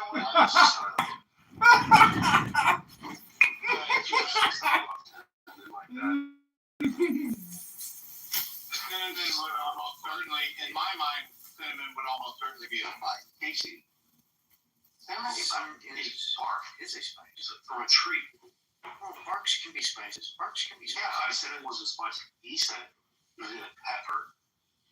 And no, it's not a capsaicin. Well, it's just not part of the. It's not part of the. But the definition of capsaicin is not peppers. It's a genus. I'll look it up. So that, I mean, this doesn't have to be a mystery. We can just load up our question and know this. Yeah, cinnamon capsaicin. No, it's not. There's no way. I don't think it is either.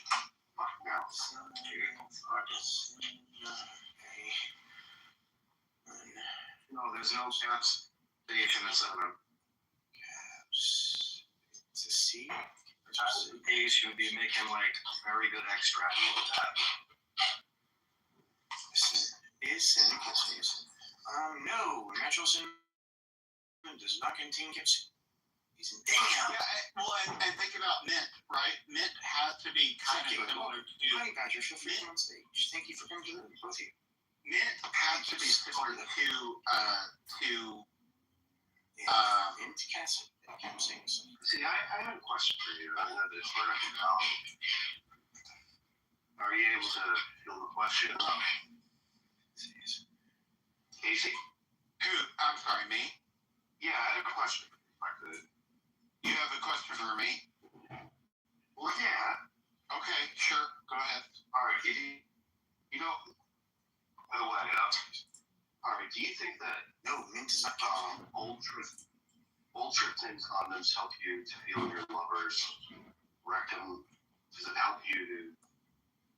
Does it increase sensitivity on your penis when you're having sex with your lover? Well, 1 second. Anybody who has a mod, invite It is asshole. And it is asshole. I've never used a condom. I'm confused why you're asking me this. Because I want to know what you're about. You want to know?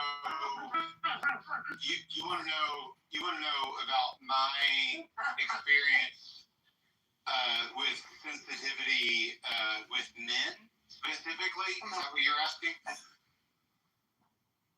Not necessarily. Yeah. Well, then why did you use women have assholes too? pronouns?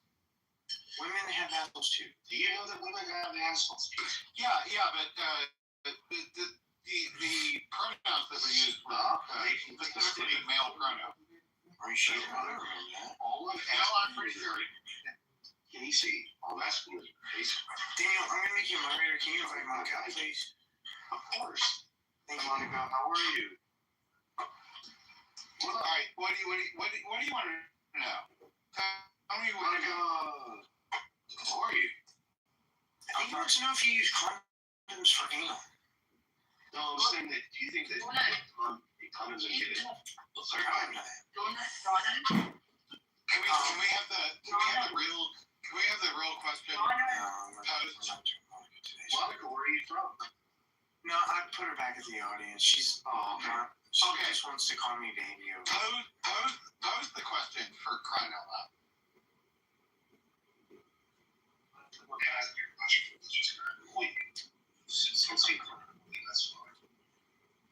I'd really rather not talk about it. No, you're not coming out. I don't want to listen to Monica say baby. Filipino hookers. So you don't care about the question, whatever it was we're asking. I mean, that's I have never experienced a Filipino hooker. Wait, what?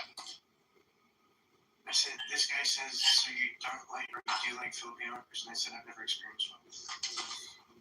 Well, I've never experienced it. I have also never experienced a Filipino hooker. I thought that someone was trying to ask me a question. Not around anymore. Filipino hooker. Are we talking like a lady or a lady? Lady bull. Where are we going? Probably doesn't. If you're that kind of person, probably doesn't matter. Probably could be one or the other. I don't see anything wrong with that. It's not my thing. It's not my thing. I mean, I've seen. Hey, dude, go for it, man. I've seen trans porn, but it's not something that I like try. It seems to me that if you're willing to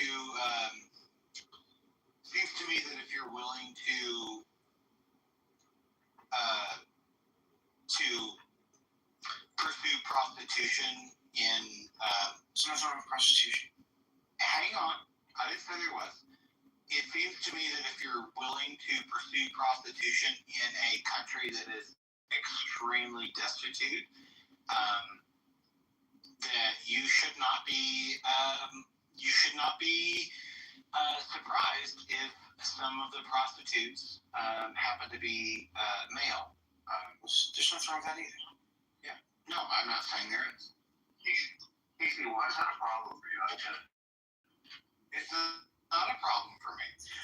Okay. I mean, I can guarantee you it's not a problem for you. Casey, do you masturbate to porn? What? Casey, do you masturbate to porn? Yeah, you understand I'm gay, right? I'm gay. Oh, I didn't know that. I am a gay man. I did not know that.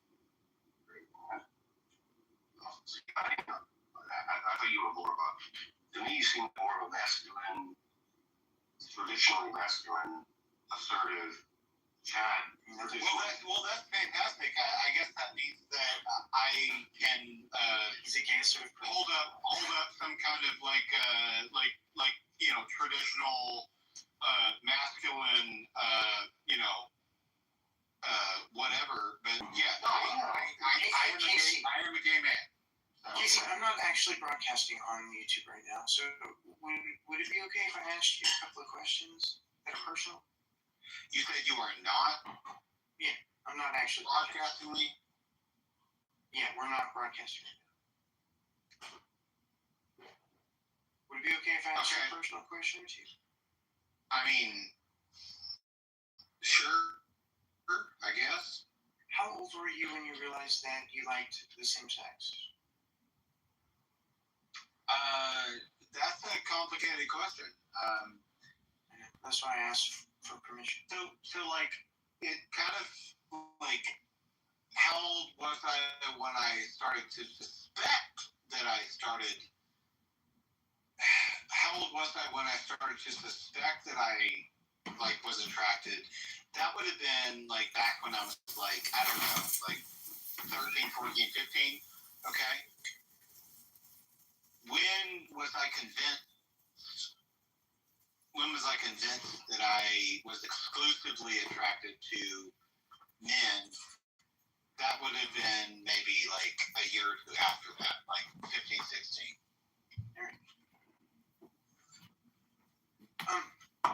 Like, I like vaginas, and there are certain vaginas that I like and certain vaginas that I don't like. Are there certain penises that you like more than other penises? Absolutely. Okay, cool. I was just curious. Thank you. Yeah, there are many penises that are absolutely disgusting. But not all of them. No, not all of them. No.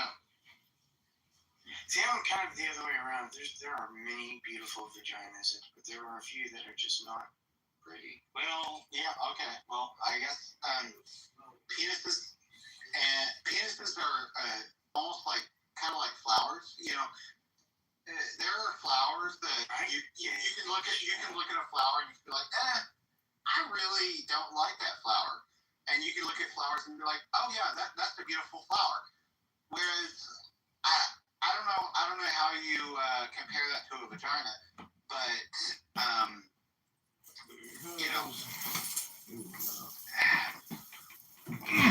there are ways to express, you know, displeasure towards a penis and also pleasure towards. I shouldn't say displeasure and pleasure, but. Can I ask you one more very personal question? Yeah, sure. What? Do you go down? Do I go down? Yeah. What is the purpose of this? I was wondering if different penises have different tastes. Yeah. This is far too vulgar for my taste. Gentlemen, you have broached reasonability.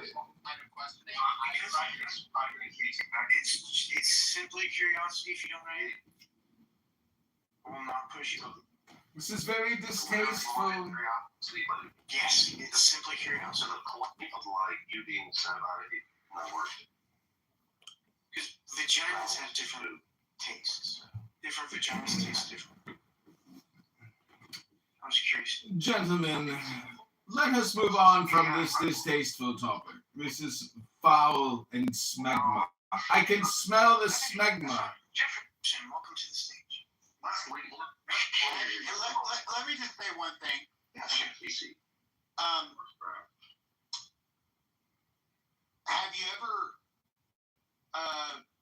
you ever imagined the taste of your own finger, or have you ever like sucked something like honey or syrup or anything else off your own finger, right? Yeah. Okay, it just tastes like skin, right? Yeah. Okay. Okay, there you go. That is what one would expect. Okay. Anything more foul than that is, not acceptable. Okay. Absolutely. And that's the only thing. That's the only thing that I will say about that. Are you just talking about cleanliness now? Yeah, of course. God. But that's the only thing I'm going to do. I appreciate you doing that much. I'm just honestly just curious. Yeah. Casey, I'm gonna make a confession to you, Casey. I have bisexual leanings. Okay, good for you. Should I set off fireworks for you? No, that's why I'm curious. Is because I have bisexual leanings, but I'm in a monogamous relationship, so I keep trying. So I was just curious. Yeah. This has been such a fascinating conversation because I think we're getting closer to the crux of the matter, which is philosophy and poetry. Books. For God exists in a book, but not in your gay conversation. Hello? Casey, for those of us that have never had a prostate orgasm, could you just describe those moments? What were we missing? Why are you doing this? Why does he already answer? I want you to jerk off on my fucking face. I say nothing inappropriate. I'm just said that you want me to jerk off on your steak. Why do you say that cookies in the stone? That's a desire. That's not inappropriate. That's not inappropriate.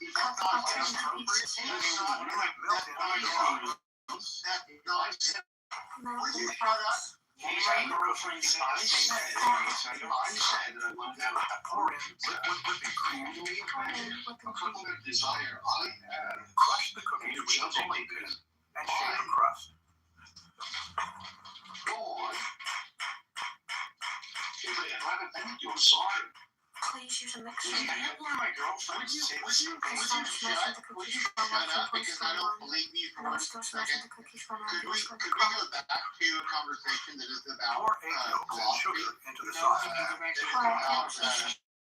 It's a fried pan. Pour in milk.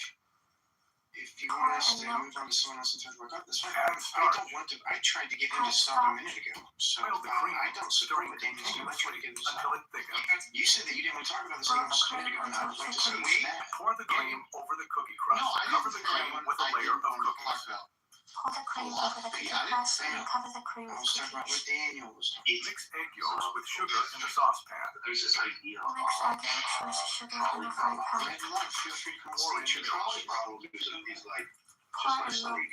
Add starch. Add starch. Cocoa. It is a Cocoa pretty powder. problem with philosophy where Boil the cream, philosophy and stirring ethics continuously until it where thickens. we think of Pour the the trolley cream problem, until right? it thickens. Would you sacrifice one person Pour the cocoa to cream save over the That's not cookies. what the trolley problem is about. It's about action.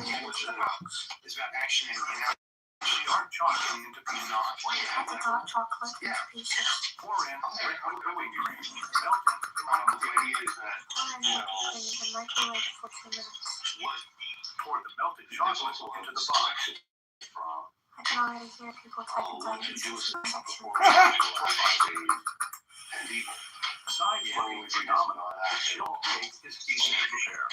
Besides looking phenomenal, this chill cake to bake out. Trying to get Daniel off of sex for a while. Daniel just seems to be obsessed with sex. I can only put yourself for 2 hours. This does seem like a bit of an obsession. I just looked at the title of the thing and it was something. Which means I wasted 10 hours in total. I asked one person, I asked one person to come to first questions, and I went on. But Daniel went off with those. I'm sorry. You know that's the spirit of lust. It's not. I wasn't planning for this hour. I don't really think that's an This issue. is all that one. That's lust. That's They're as beautiful as you Everyone are. will ask for the recipe. Alright, so the question I wanted to ask Casey was that in order to save, would you masturbate? Okay.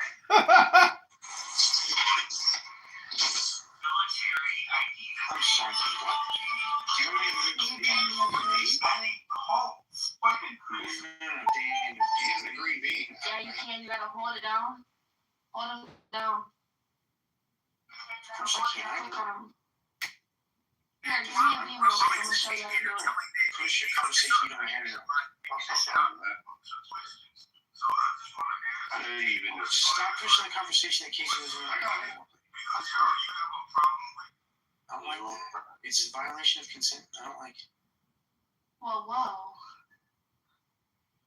I don't mind answering it. I just feel like it's just off topic and it's just what is the point of the question?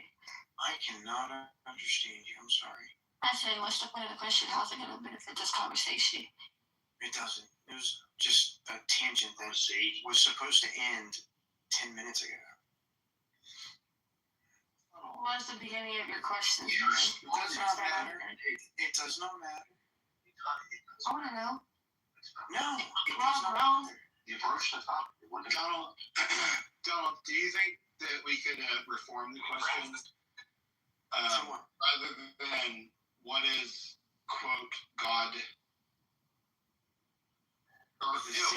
That's a zero. Wait, I'm actually, okay.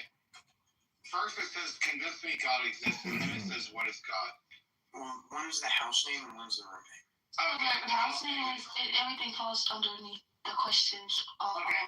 But we have control over the chat name. So what is God? Could we reform that in your view? So what? I mean, it depends on who is God. River ran through the city. What do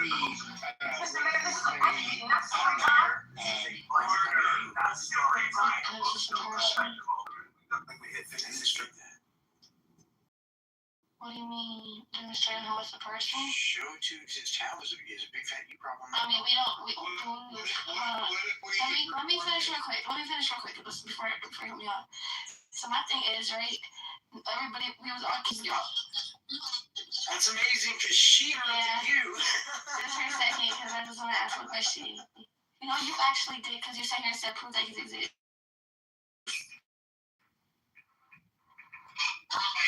No, you interrupted Casey, and then I just responded to what you're going to.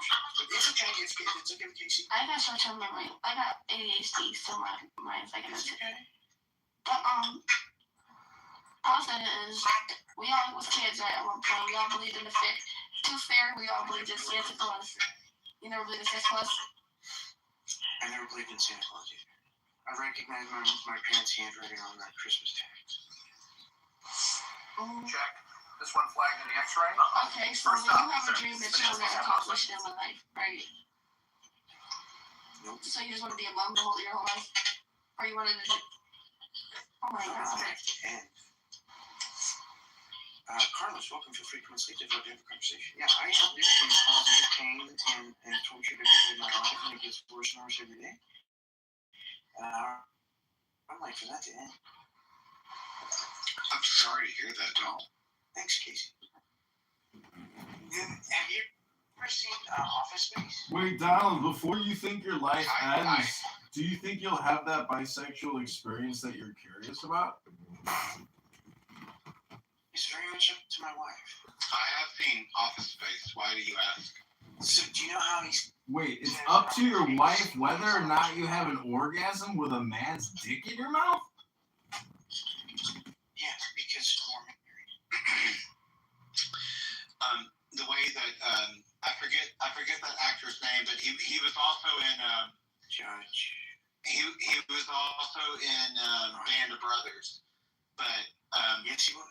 He said, do you ever get that feeling that every day is the worst day of your life? Or no, what he said was, he said that every day is worse than the day before, so every day that you see me, it's on the worst day that I've ever had in my entire life. Right. I have that with pain. So every day, the pain is worse than it was the day before. So every time you talk to me, you're talking to me in the most pain I've ever been in my entire life. Oh, I'm so sorry, Donald. Okay, so Donald, I had no idea. I honestly, I had no idea. So can you tell me? Forget all these other people. Can you tell me what you're suffering from? Like what? Don't forget us, Donald. Keep us in your prayers.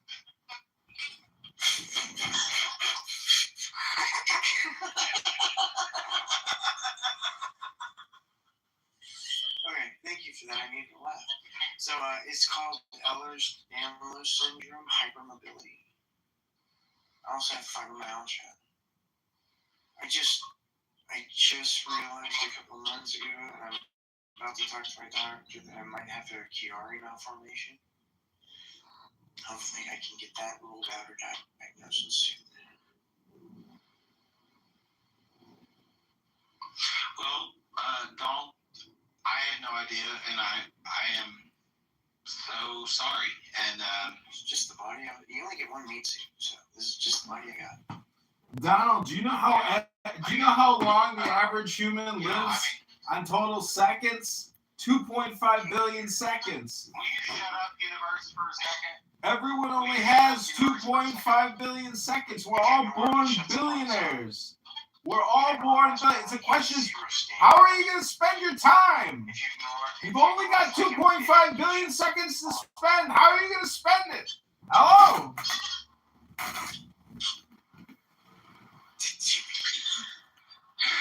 All right. Well, Donald, I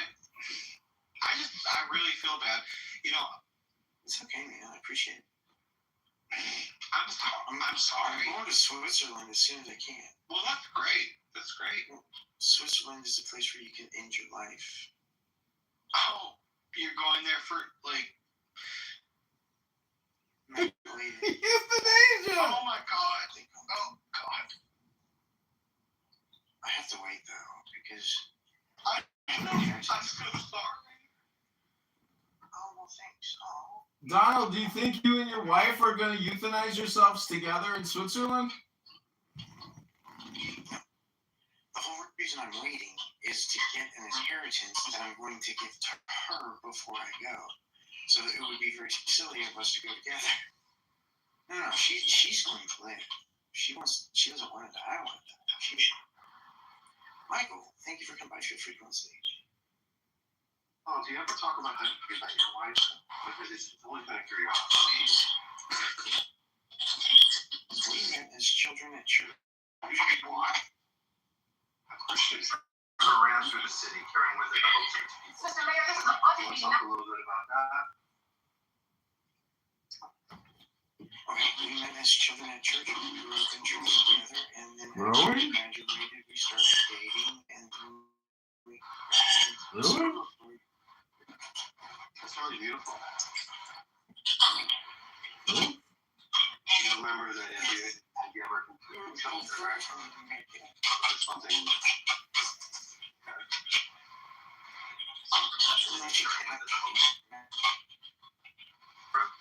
Ran through the city carrying with her.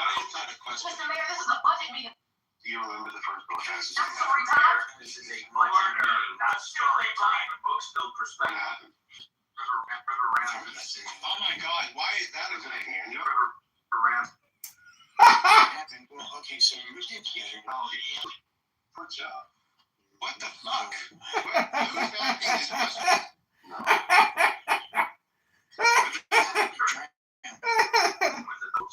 Mr. Mayor. Okay, so dry humping is whenever you have your clothes on, but you're up against each other, you come. That was my first orgasm. Valentine's Day. It was on Valentine's Day.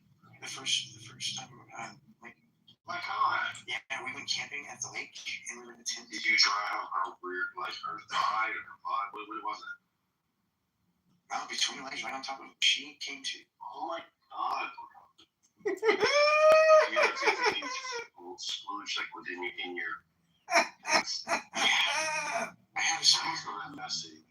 It was, but I had a spirit. I knew it was happening, so I packed. So that was the first time. Wow, Donald, thanks for sharing that on my YouTube live. Before you euthanize yourself in Switzerland, I hope you'll come on my YouTube live for one last broadcast. Thanks, Donald. I mean, it's going to be a while, probably. My mom's going to live for years. Oh, you're just going to wait until you can get that money. How much money do you think you're going to inherit? Is there a little lady just like waiting for her to die? That's not what it is. Okay. I just can't die before her. You love her? Yes, sort of. Sort of. Was she? Yes, sort of. I mean, I have feelings about you said mom. I have feelings about the time she raped me, so there's that. Your mother? Your mother raped you? Yeah. Oh, God. I was about 3. Probably before that, too, but I don't remember. You were 3? What did she do? No. You can't say that kind of stuff on YouTube Live. That's illegal. I feel like this is not appropriate for. A Filipino censor just told me that this is being flagged. This is being flagged. You're being reported to the FBI Child Endangerment Services. Good Lord. 43. Could we not discuss, like, this is not the appropriate place to talk about. Oh, okay, so let's bring up a new topic. Are you aware that the Supreme Court... How would you remember such a thing? You can make long-term memory. It's fine. Well, I mean, it's... Daniel. Your life has been like not genetic organ. And then you also have these circles. Unbelievable even. Why was Donald moved out? Why was Donald moved out? Hello? This room has ended. Who boomed the room? You're so ugly, bro. Like when I take a good shit, you know, you turn around and you look at the turd. I turn around and look at the turd. I'm like, damn, Franklin. Damn, do you hear this shit? All right, who's got? This is the Donald Show. See if we can recuperate what we lost here.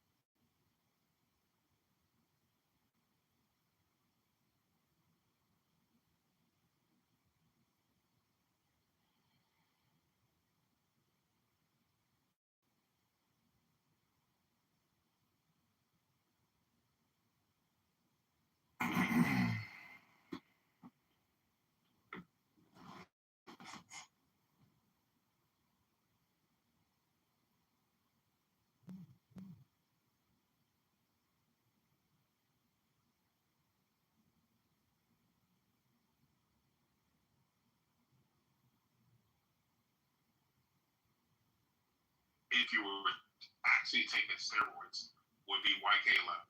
YK11 for somebody who's on the steroid cycle is gonna allow you to build way more muscle. So YK11 in that context, okay, decent. But all the other ones, Follistat 344, you know, all the other, they just didn't live up to their hype.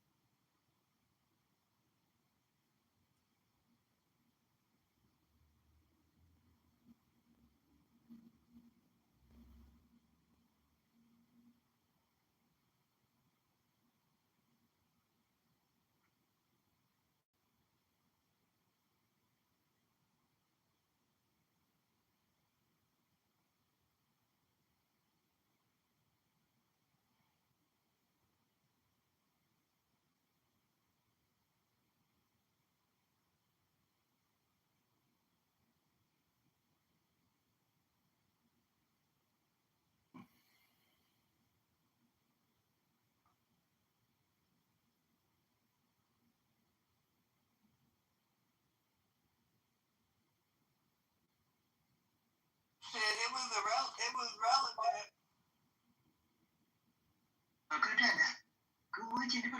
People call me when you look at Kalisa, so Kalisa, we are not good at that. So Kalisa is a very welcome.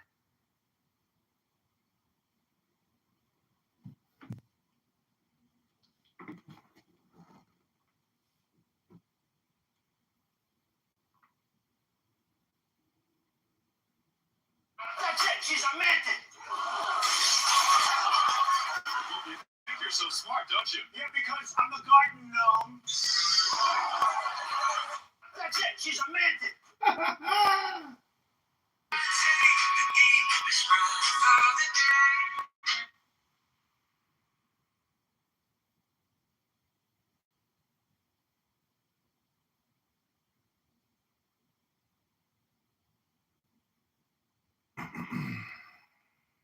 King Thaddeus, what do you want to tell the Democrats? I'm going to help you, King Thaddeus. I'm running for office for you. I'm going to get you a single room occupancy. All right, God bless. Hey, miss. Do you want some food? Yeah, oh my gosh, yay. Yeah, how many? Yeah. To my question, Mr. Trump, did you join the Mile High Club with a gray and a mantis the other day? Hit yourself first. Hey, miss. To my question, Mr. Trump, did you... Why does everyone judge me? I joined the Mile High Club for America and they still come after me. Mr. Trump, pull yourself together. Oh, that's not good. Someone... Answer my question. You know, I've never actually seen... Answer my question, Mr. Trump. That's it, she's a mantis.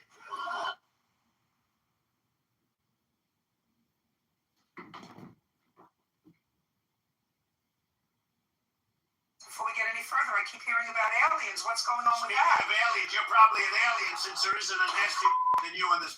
You're tremendous.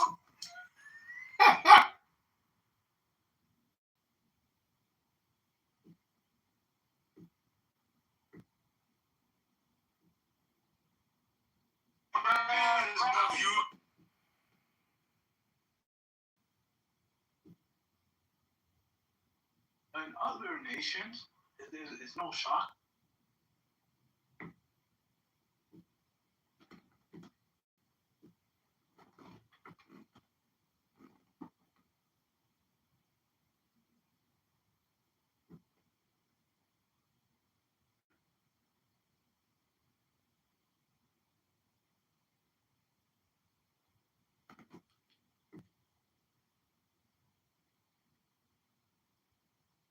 You said it's in the books on a time shelf,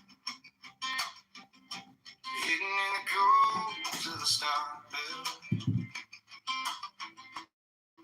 I chased every tree, every shortcut, still felt like I was stuck in the mud.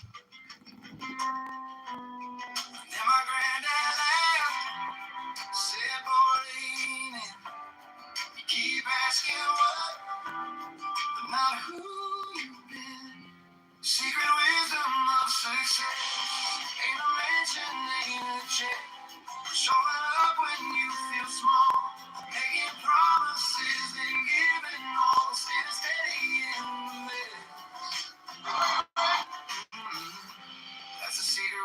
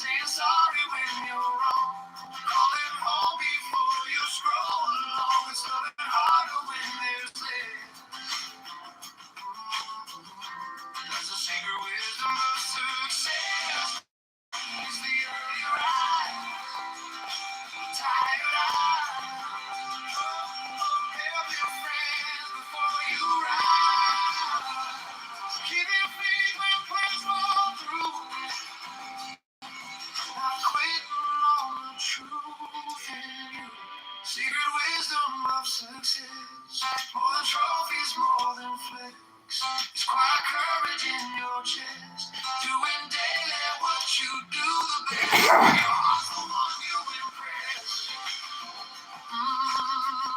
That's the secret wisdom of success.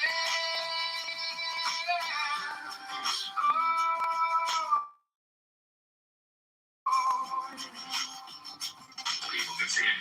And they're trying to get this out today, so on Tuesday, they're trying to get it out by Friday. Alright? Okay.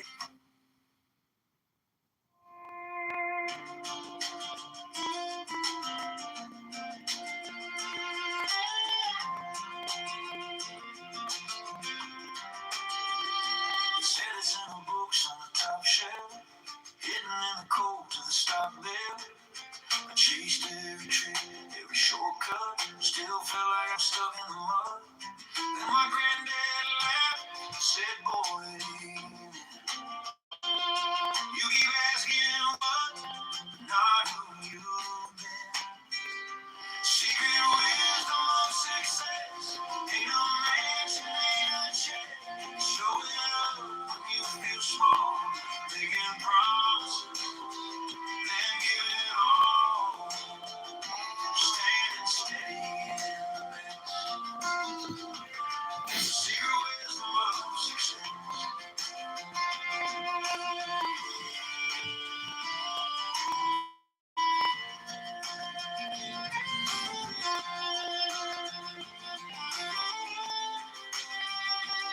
I learned to shake hands, look 'em straight on. Say I don't know yet, but still stay strong.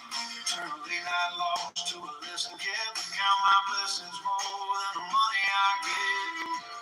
'Cause every heavy door needs 1,000 knocks. And every overnight took a lifetime's call. Secret wisdom of success is the work that no one checks. It's saying sorry when you're wrong. Calling home before you stroll along. It's living harder when there's less. That's the secret wisdom of success. It's the early rise, the tired eyes, helping friends before you rise. Keep the faith when plans fall through. I know the truth. Secret wisdom of success, more than trophies, more than flexes, quiet courage in your chest. Doing daily what you do the best. When your heart's the one you impress. That's the secret wisdom of success. Oh,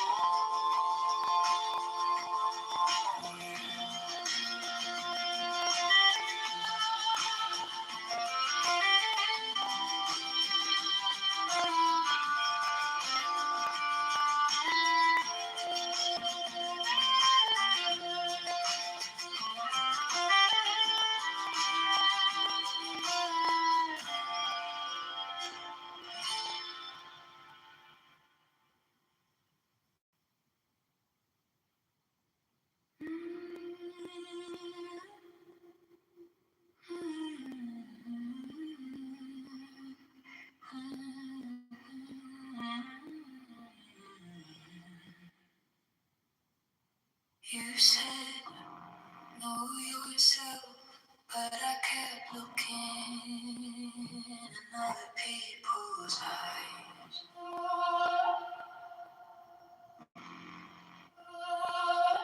Chasing the halo, wearing their masks, till my own reflection felt like a lie. Then silence grew loud in my chest, every breath asking who are you really? I'm a mirror made of morning, breaking, waking, shining through. Every crack becomes a doorway to a better truth.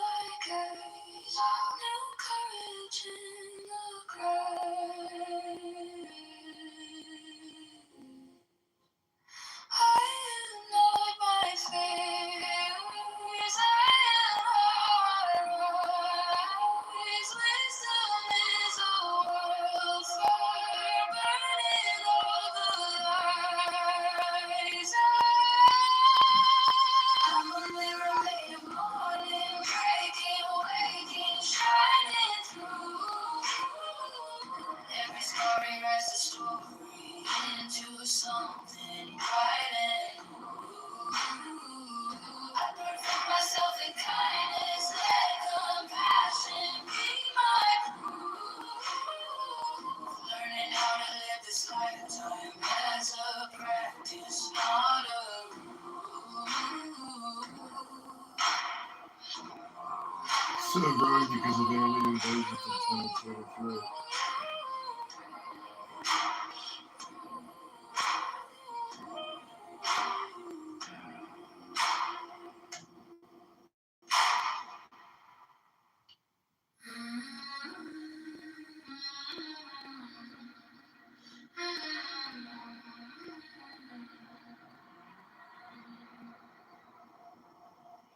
You said, know yourself, but I kept looking in other people's eyes,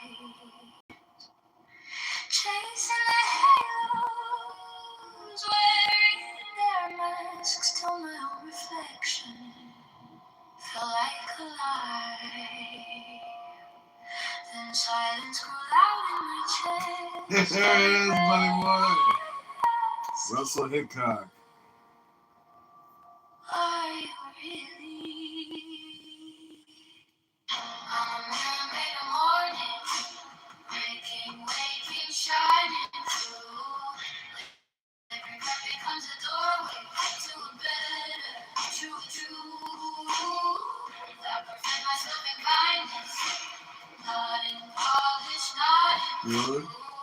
learning how to love this lifetime as a practice, not a rule. Ooh. Wow. How many? I sit with my Oh, okay. shadows, name them like friends, anger, fear, and jealousy. What do you defend? I pour them some mercy, teach them to bow. Virtue is a garden, I'm watering now. Each thought is a stone in the path I choose, which ones I step on slowly.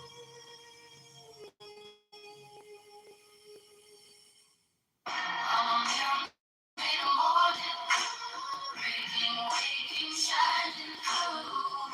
Every crack becomes a doorway to a better, true. I perfect myself in kindness, not in polish, not in proof. Learning how to live this lifetime as a practice, not a rule. Old stories fall like ash. Breathe out new courage in new crash. I am not my failures, I am how I rise. Wisdom is a wildfire burning all the lies. Oh, I'm a mirror made of morning, waking, shining through. Every scar rewrites a story into something brand new. I prepare myself in kindness, let compassion be my blue. Learning how to live this lifetime as a practice, not a rule. Perfection of personality, through the love of wisdom, virtue, carried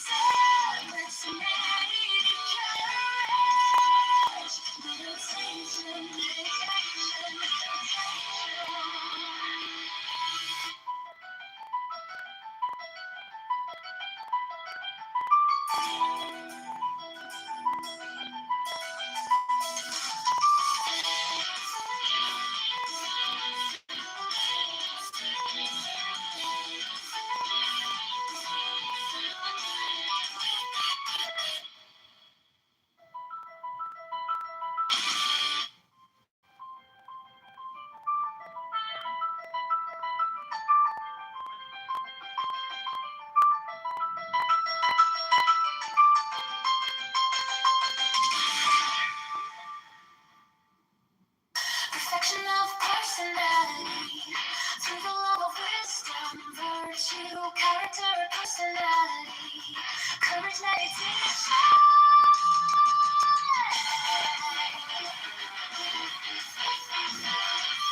Courage, and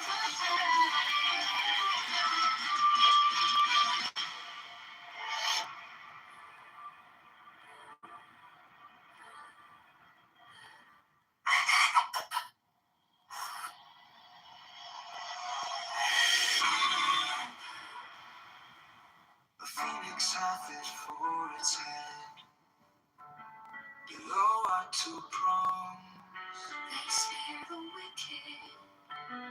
I will spear thee, O thou little grey god, unless thou beware from the grey to the gold, from the gold to that which is beyond the gold of Ophir.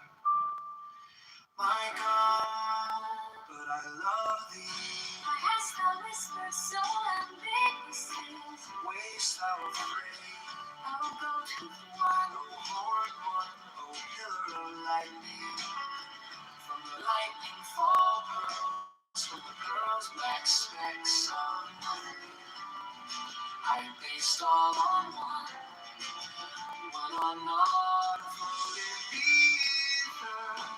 Oh my God, oh thou great hooded son of glory, cut off these eyelids, nature shall die out, she hideth me, closing mine eyelids with fear, she hideth me from my destruction. Oh, thou open eye, oh, ever weeping one. not Isis, my mother, nor Osiris, myself. But the incestuous Horus given over to Typhon, so may I be. Therefore, And thought is evil. it is enough. Fall not into death, oh my soul. Think that death is the bed into which you are falling. Oh, how I love thee. Oh my God. Especially is there a parallel light from infinity, vilely diffracted in the haze of this mind. Yeah, it was okay. Good. I got a nice, wonderful eagle. I took a good short drive.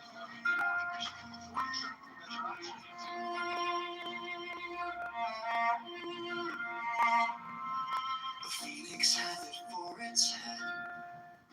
Below are two prongs. They spear the wicked. I will spear thee.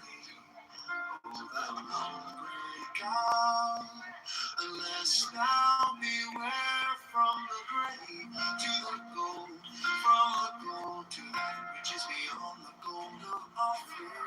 My God, but I love thee.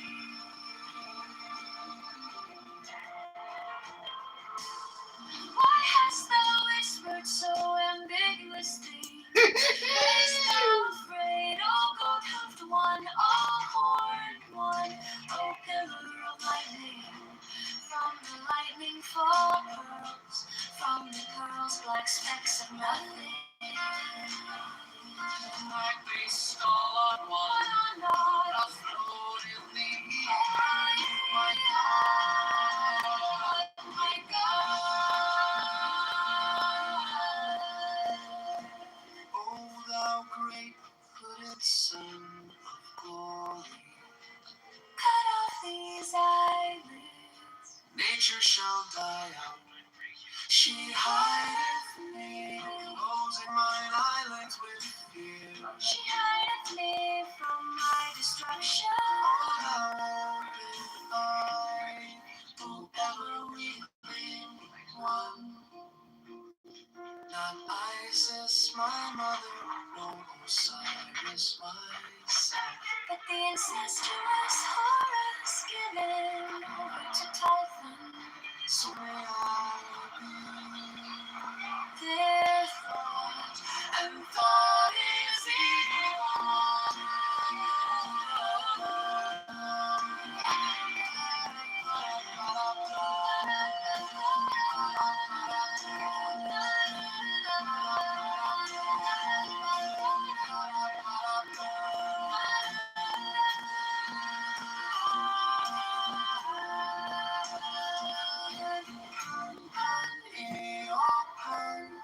It is enough.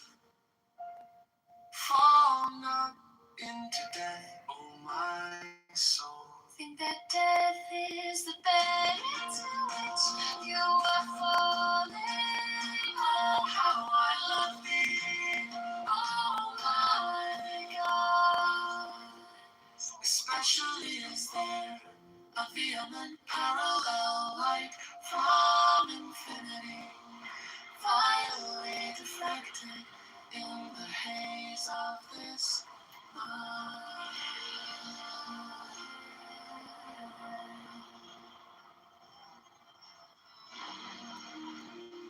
With the spell of blood quench thy blood thirst, oh my God.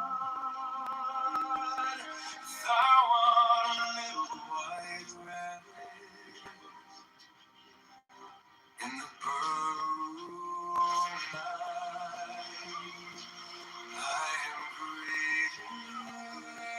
The fox and the hole. Kiss me thy kisses, oh my God. The lightning came and licked up a little flat of sheep. There is a tongue in the flame. I see the trident walking over the sea.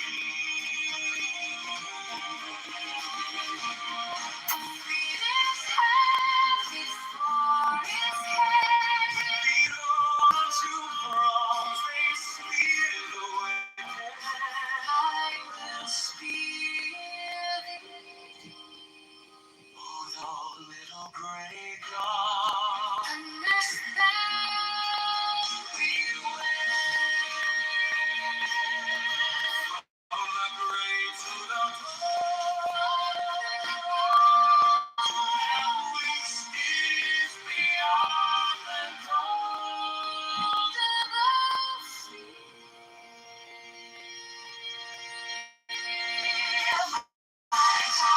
But I love thee. Why hast thou whispered so ambiguously?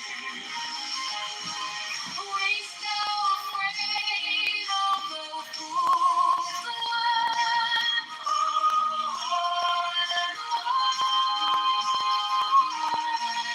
Oh, killer of lightning, from the lively forest.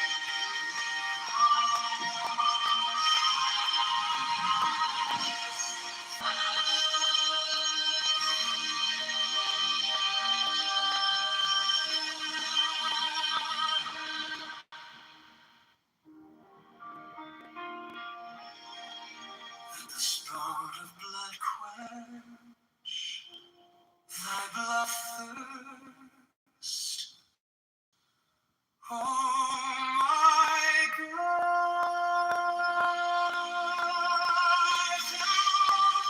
A little white rabbit in the burrow. I'm greedy in the fuss and the moon. Give me thy kisses, oh Lord God. Lightning came and licked up the little flock of sheep. There is a tongue and a flame. I see the trident walking over the sea. America is built on a phoenix hath a for its head, belonging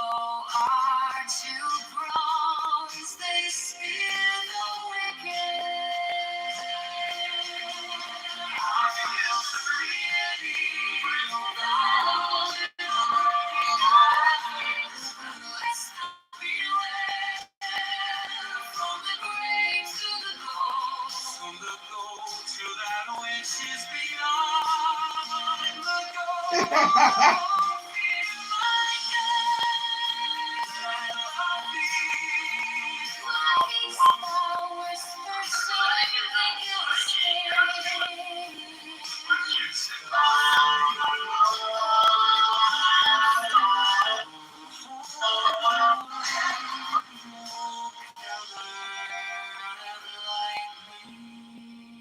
From a lightning focal.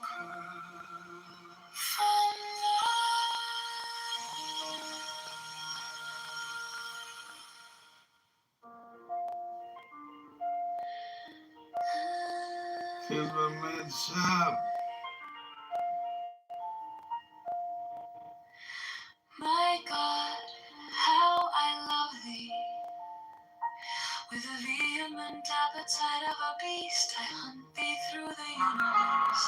Thou art standing as it were upon the pinnacle. At the edge of some fortified city, I am a white bird, and perch upon thee.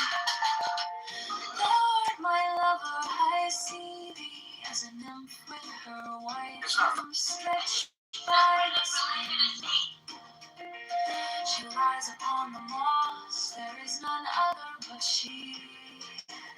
Art thou not pale? I only speak not, oh my God. Let the work be accomplished in silence. Let my cry of pain be crystallized into a little white fawn to run away into the forest. Thou art a centaur, my God, from the violet blossoms that crown thee to the hoofs of the horse. Thou art harder than tempered steel. There is no diamond beside thee. Did I not yield this body and soul? I would be with a dagger drawn across my throat. Let the spout of blood quench thy blood thirst, oh my God.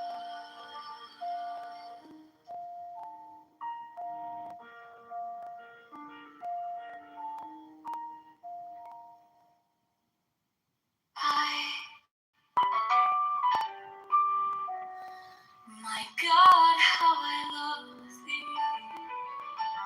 With the vehement appetite of a beast, I hunt thee through the universe. Thou art standing, as it were, upon a pinnacle, at the edge of some fortified city. I am a white bird, and perch upon thee. Thou art my lover, I see thee as a nymph with her white limbs stretched by the spring. She lies upon the moss, there is none other but she. Art thou not Pan? I am he, speak not, oh my God. Let the work be accomplished in silence. Let my cry of pain be crystallized into a little white fawn to run away into the forest. Thou art a centaur, oh my God. Violet blossoms that crown to the hoofs of the horse. Thou art harder than tempered steel. There is no diamond beside thee. Did I not yield this body and soul? I woo thee with a dagger drawn across my throat. Let the spout of blood quench thy blood thirst, oh my God.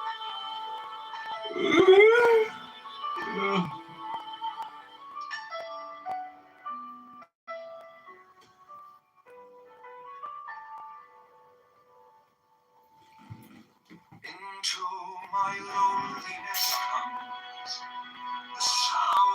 a flute in dim groves that haunt the uttermost hills. Even from the brave river they reach to the edge of the wilderness. And I behold her. The snows are eternal above, and their perfume smokes upward into the nostrils of the stars. But what have I to do with these? To me only the distant flute, the abiding vision of Pan on all sides, Pan to the eye, to the ear.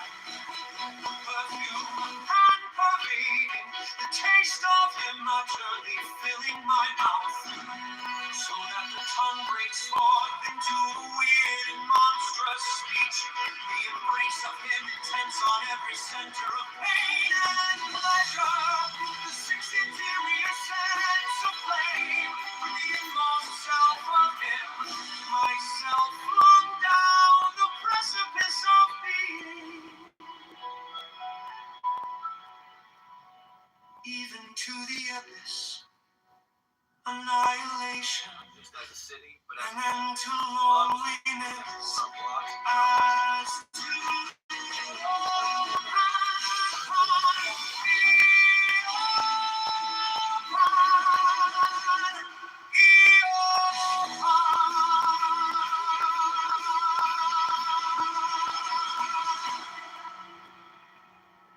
into my loneliness comes the sound of a flute in dim groves that haunt the uttermost hills.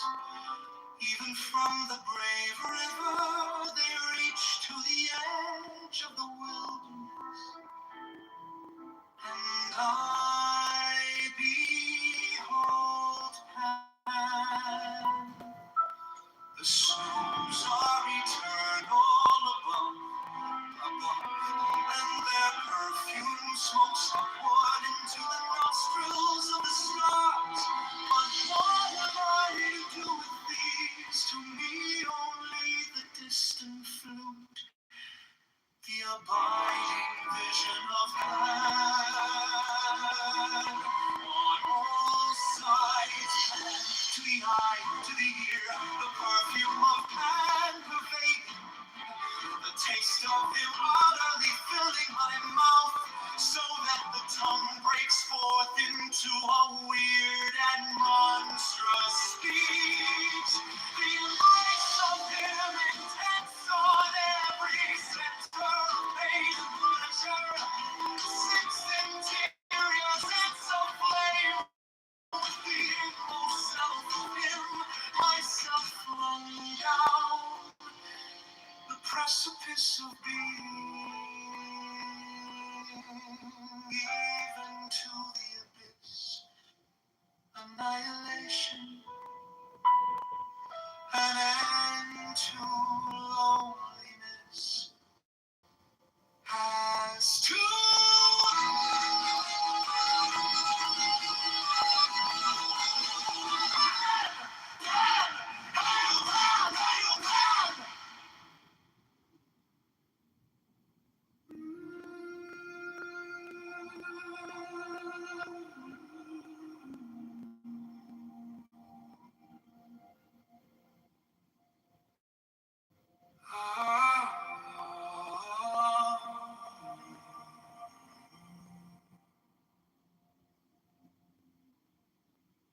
find your seat,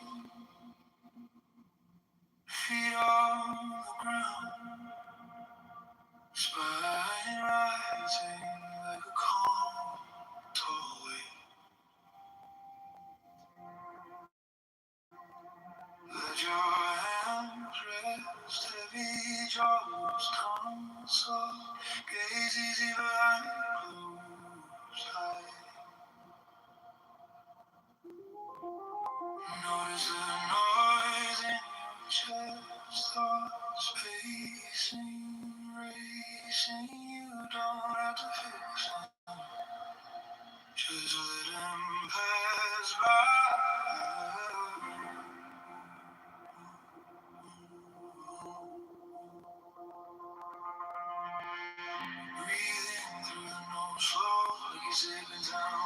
beat, feel the rhythm draw. Breathe out through the mouth, long like a quiet tide.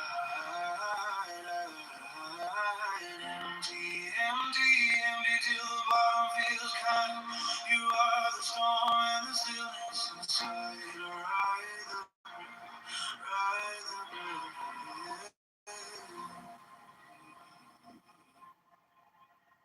now count with me.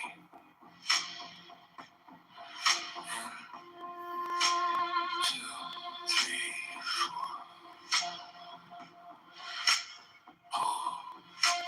2, 3, 4. Out. 2, 3, 4, 5, 6.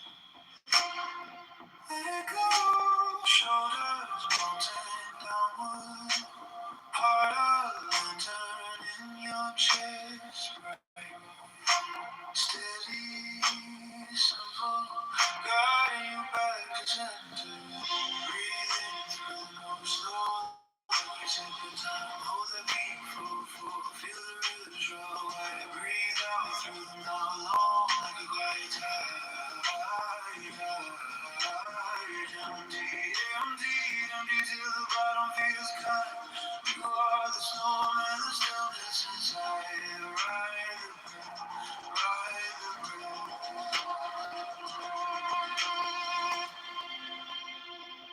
if it comes about to a friend, name it softly and breathe again. And fill the fire out for the edge, let every exhale. Learn what you can hold. Breathe in through the nose, slow like you step in time. Hold the beat, feel the rhythm draw wide. Breathe out through the mouth, long like a quiet tide. Empty, empty until the bottom feels kind. You are the storm and the stillness inside. Ride the breath, ride the breath.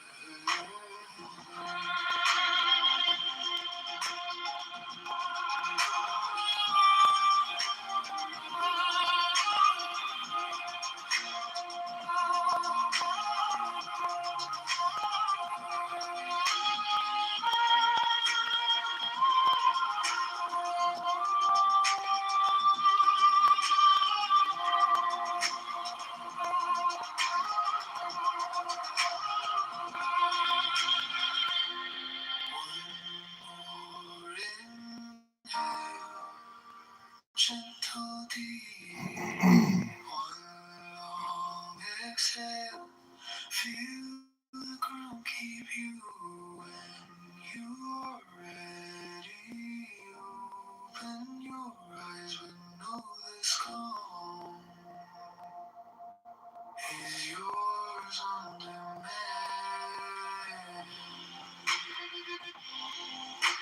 Morning, Chicago. Today, morning, Chicago.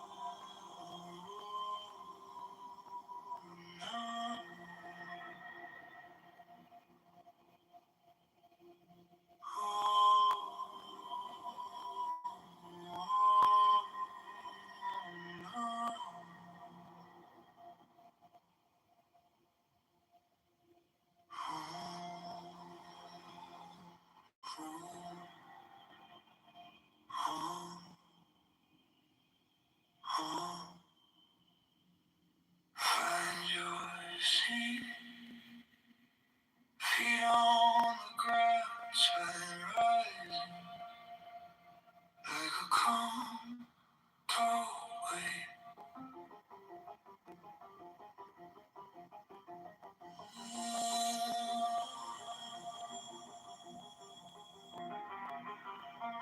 Let your hand rest heavy, jaw loose, tongue soft, gaze easy behind closed eyes. Notice the noise in your chest, thoughts pacing, racing. You don't have to fix them, just let them pass by. Breathe in through the nose, slow like you're sipping time. Hold that beat for four, feel the ribs draw wide. Breathe out through the mouth, long like a quiet tide. Empty, empty, empty, till the bottom feels kind. You're the storm of the stillness inside. Ride the breath, ride the breath. Now count with me. 2, 3, 4, 2, 3, 4, 2, 3, 4, 5, 6.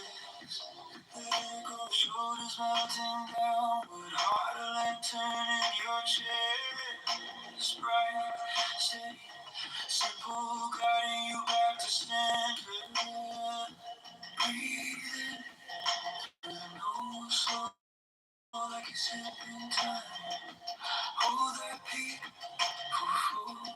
feel the ribs draw wide.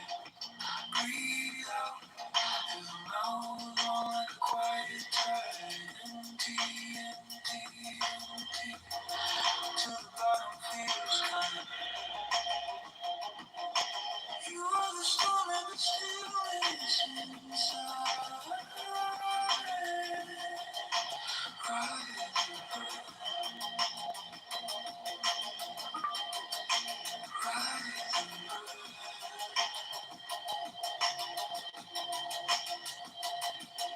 Fear comes up, bow to it.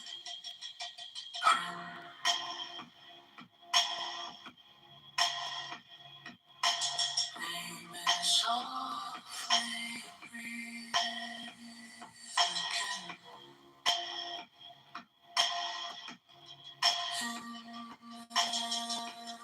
The fire out, pour the ashes, every exhale. Burn what you can hold,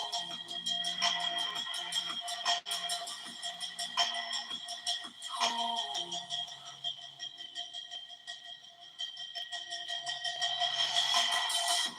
Breathe in through the nose, slow like a sipping time. Hold that beat for 4, feel the ribs roll wide. Breathe out through the nose, like a quiet tide. Empty, empty, empty, till the bottom feels kind. You are the storm and the stillness inside. Ride the breath, ride the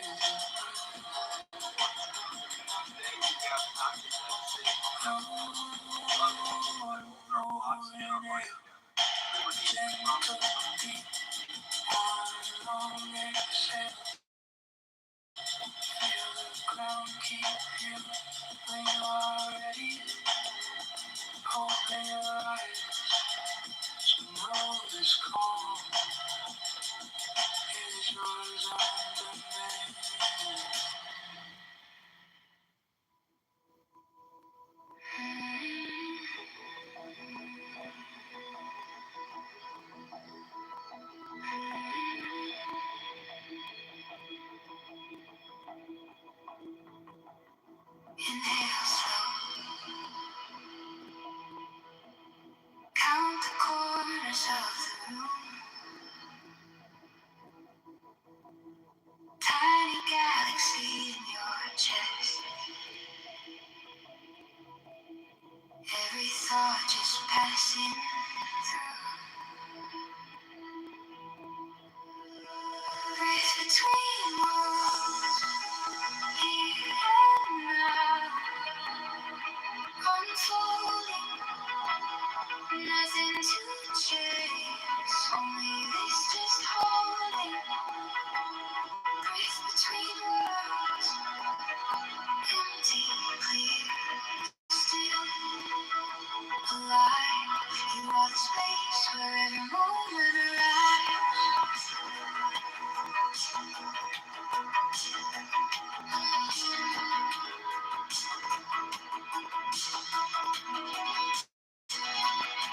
Close your eyes.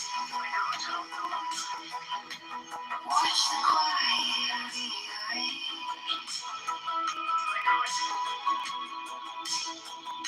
Name the fear. Then let it drift out of range.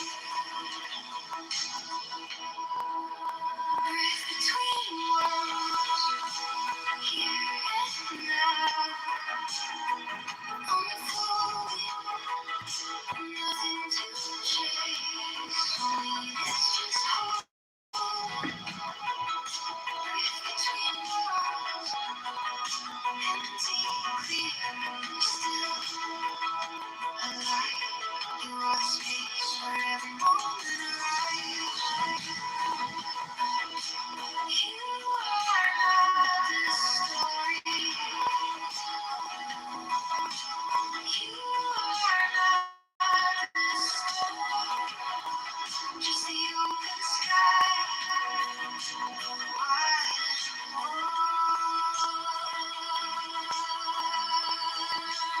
Breathe between worlds, here and now. Unfolding, nothing to chase. Only this just holding. Breathe between worlds, empty, clear, still alive. You are the space where every moment arrives.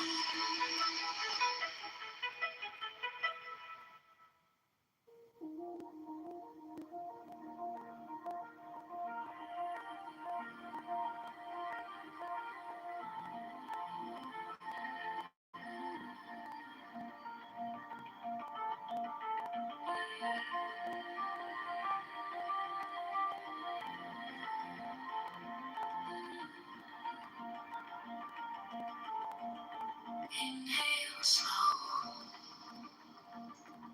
I'm not used to seeing this kind of shit. And I don't want my country to turn into a country where this is the normal shit. Every thought just passing. Starting with violence. Yeah. And it's the horror attacks that have been happening to our religious institutes across the country. I mean, this new generation of children, I'm going to say going up to probably the last 15 years, I'm trying to gauge the age, only know to go into a temple with several armed guards, some dressed like SWAT in front with metal detectors. They don't know they've never entered a religious institution any other way. I mean, it's just kind of strange to think about it that they just don't know what it's like to just be able to freely walk in the building. They've never done it. You know what, Abby? I'm going to recommend another video if I will. It's the Dad Saves America YouTube channel, and the specific video says we don't know the meaning of this error for 50 years. He's interviewing Arthur Brooks, and one of the stats he brings up, which people forget. I think it was the late 60s, 70s. There were over 700 domestic terrorist incidents in the States. I think in a year, it might be for the error. I have to watch it again to remember, but even if it's over, 5 years, that's still a huge amount. And guess who committed the majority of those? It was the left. So his main point is that these things go in cycles. And what we're seeing is now the pendulum swinging back from the hard left progressive stance. Sadly, I think we're not done with all of this left-wing political violence, which has outpaced right-wing political violence for the first time in a number of years. But yeah, it sucks that this is happening. And Coco, I get it. You don't want to live like this. No one should have to live like this. But these periods of this kind of unrest is not unprecedented, not only in the United States, I think, but throughout the world. And it's something we got to go through. I think what's different now is, actually, I was going to say I think it's different because we have our era of social media. I mean, the visibility of these incidences is greater. I think that's true to some degree. On the other hand, back when before television, families sat down and listened to the radio. So you were still getting news, and it could be just as impactful. So I don't know. And that's not to say, and I've said all of this, not to say that it makes anything better or makes it suck less, but just to say that here we go again. Yeah, I'm glad there's action being took towards this on behalf of the state. I think we should do this across the United States. Or what we have, but your governor is, proactive about it, which is great. I like her. But the federal government did something. I forget when the grant program started. Started out, it was a couple $100 million, and the needs, across the country were pretty significant. What's the irony is that when they do the awards, states that don't have high statistics of crime and threats, those institutions, don't get the grants as readily as places where there's just a higher statistic on it.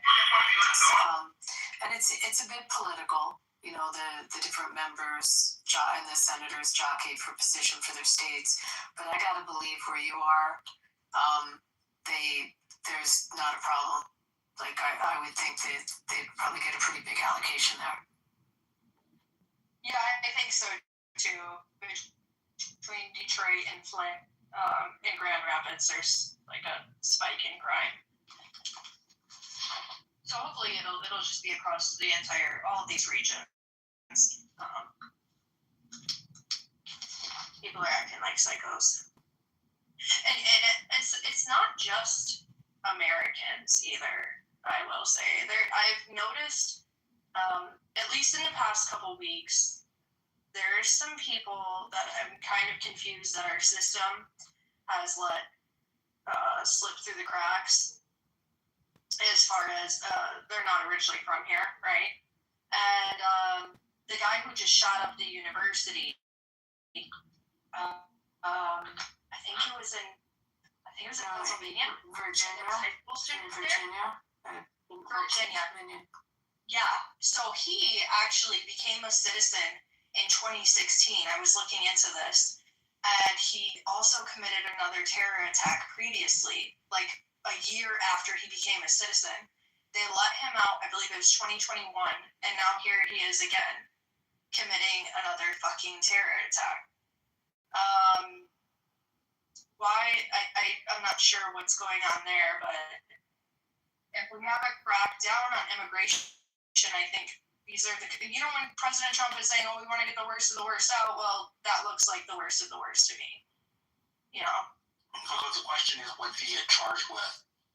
Did he get charged with domestic terrorism, or did he get charged with an assault? Pretty sure after this one, it's probably domestic terrorism because it was on a university. Let me check back into it. What his original? Is he alive? Did they? I think. I'm not take him out.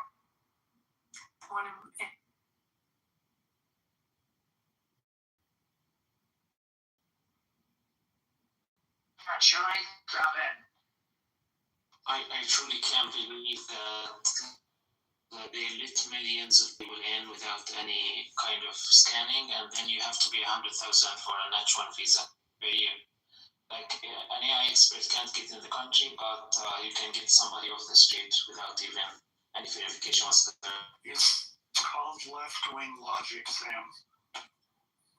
They actually let them in. No, it's called progressive border policy. It's by both parties. Like the Republican, the reason the Trump wing rose up in part was because the establishment Republicans had failed to enforce immigration law. Right? Like that had been a thing that beat a drum for all of my lifetime, if not longer. I have to disagree. Trump, we clearly, and here's why. And then I'm going to call you a poo-poo face at the end of this, just for good measure. No, because Trump, you remember, Trump had the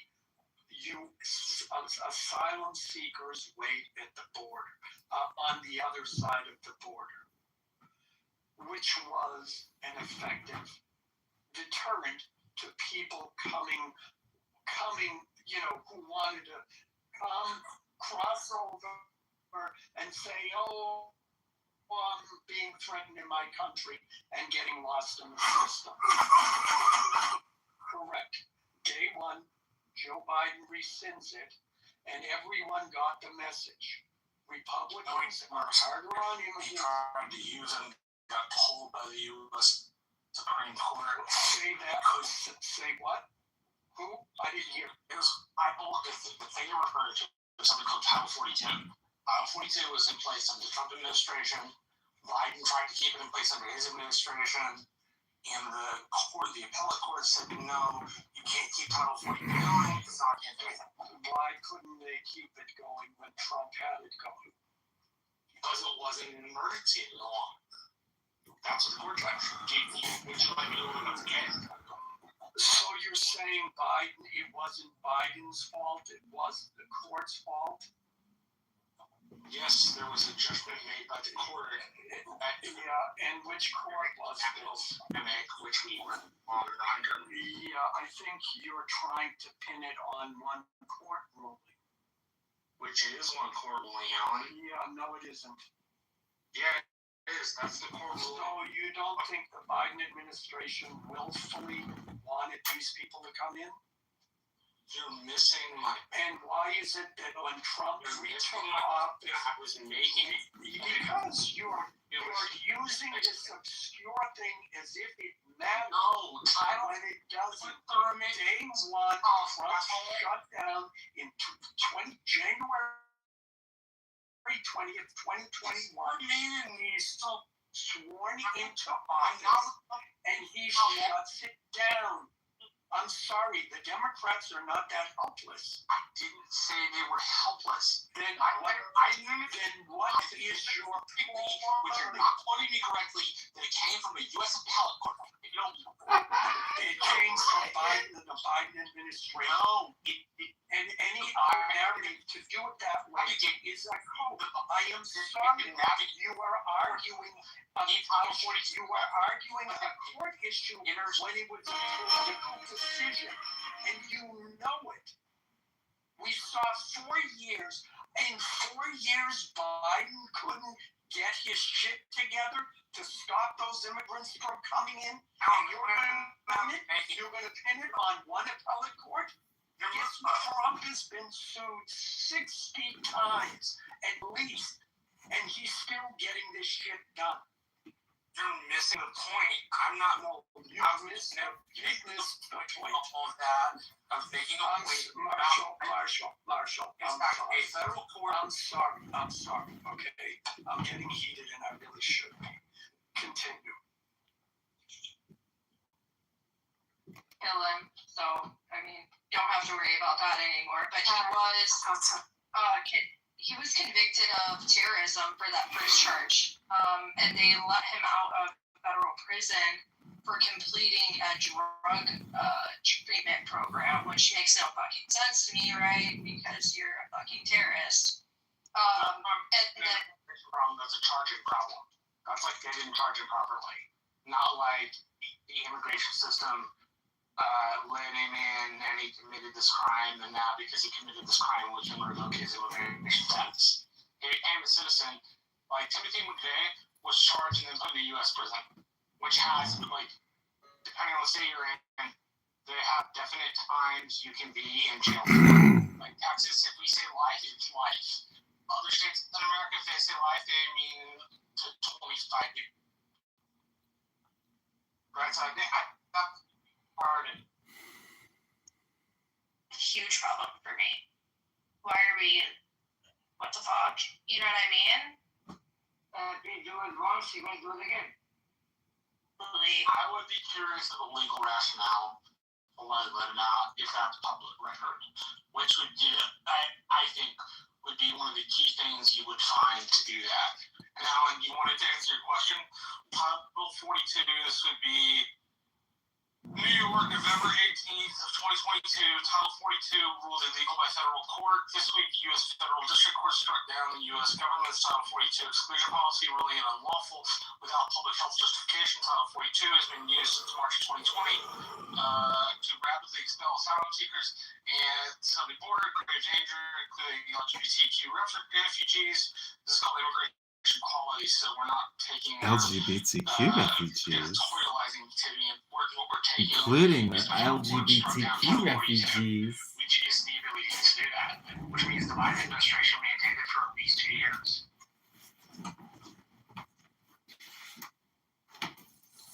Like that's an important point. Let me say it. I looked it up. Yes, President Biden immediately acted to suspend the Trump-era Remain in Mexico policy upon officially known as the Migrant Protection Protocols upon taking office in January 2021. His administration formally halted new enrollments immediately and began phasing out the program. Though the policy was legally challenged, briefly reinstated by courts, and formally terminated later. On January 2021, DHS suspended new enrollments in the program. Biden began allowing those with active cases to enter the U.S. during the wind down. Legal challenges. termination phase lawsuits for me to temporary the termination phase lawsuits by the Republic, I'm guessing by conservatives, but I don't know, who wanted it to remain in place, and then the Supreme Court eventually allowed it to be ended in June of 22. So basically, my guess is the Supreme Court said this is part of the executive branch. Biden gets to do that, just as they ruled that Trump also gets to set the policy too. The point is that what you're saying is correct, Marshall, but it was separate from what I'm saying, the point I'm making, that Trump, as the executive, said this is the policy, remain in Mexico. Biden says, nope, you can come here and seek asylum here. And the main point is that sends a very different message to people around the world, which is under Trump, it's stay away, we're going to make it hard, and under Biden, it's come on down, we're going to make it easier for you to come in. And I think that's an important distinction. I would agree, but I would also say this is like per use for our conversations. We've hoped that being able to move after you think? How can you say that? No, I know, which is why, when I started talking, I did not want to do that. So I'm sorry about that. Well, don't even worry about that, man.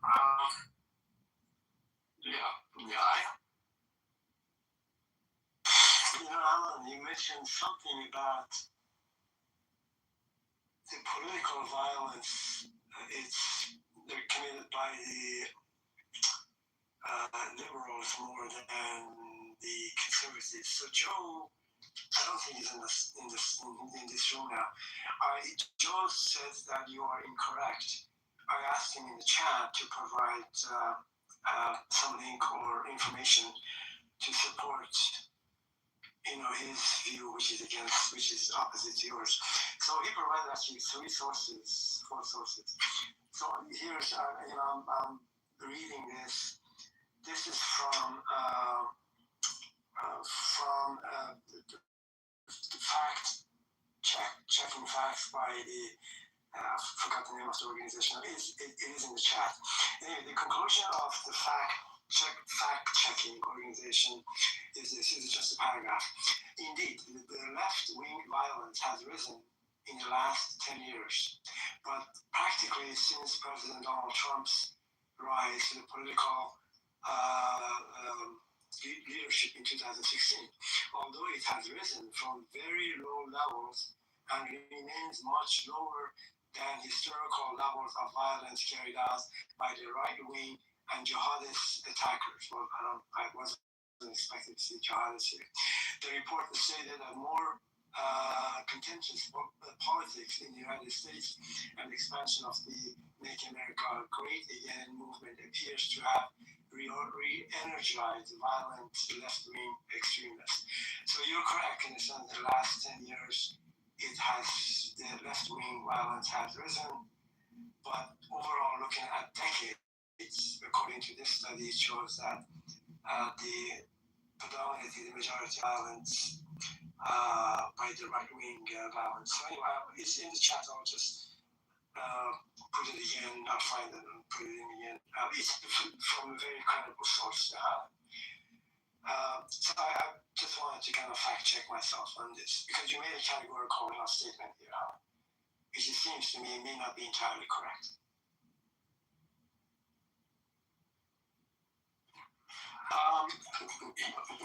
Well, I put a link in the chat that showed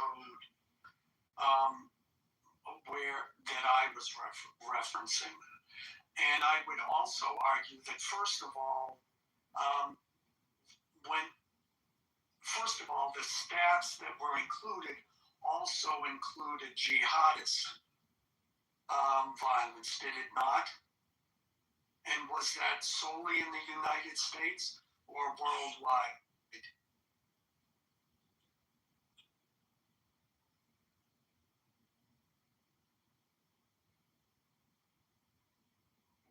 Yeah, because first of all, I would think that might skew the numbers higher, which is a nice subtle little dig, like all right wingers are just like jihadists, so we're going to group them together.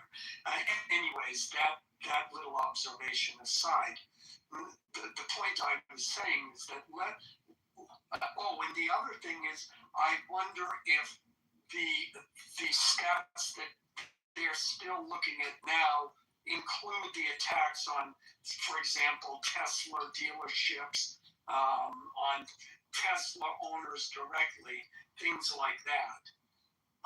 Those points aside, I'm trying to look it up now, but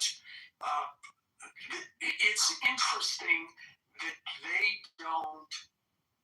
I looked up, I did a Google search, and it said, well, it's hard. I said, how many violent incidences were there committed by the left in the 1960s? And it says, well, it's hard to put a let me read it exactly. It's hard to put a number on it because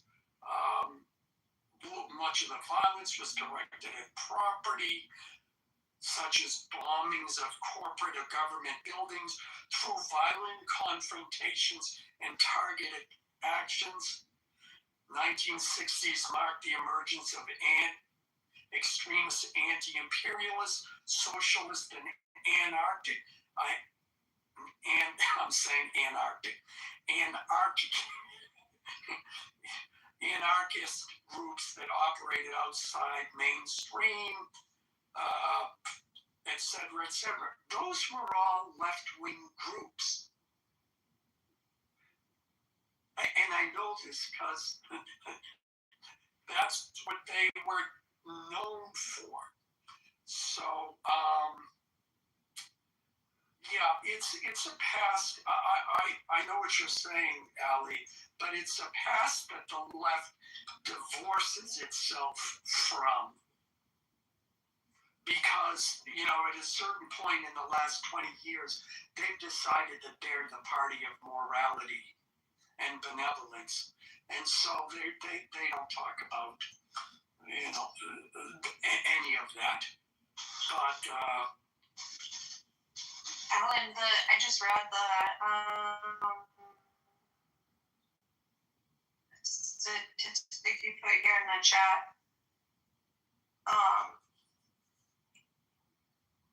This is interesting. And I can't help but notice there's a huge number on the right as well. Guys, I don't know, this kind of seems like a obvious. Let me just wrap this with So Alan,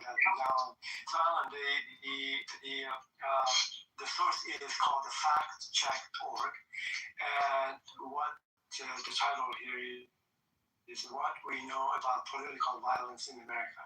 So specifically about in the U.S. is the factcheck.org, and they look at all kinds of different fact-checking stuff. This one on the political violence in the U.S., and basically one of the conclusions was the one that I read to you, and which is in comparison over decades, the violence by the right wing is much, much higher than the left wing. With the exception of the last 10 years, the right wing to left wing actually violence has gone up. But again, when you compare the totality of the thing, the violence by right wing is by far exceeds the left wing. Anyway, yeah, I mean, did I claim that it was less? No. What I'm saying is that there is a change. And if you that is correct. But also, go ahead. No. Well, that's the thing. I don't think I ever said that that it's greater, but we do see a change, and I think that change is going to continue. But the change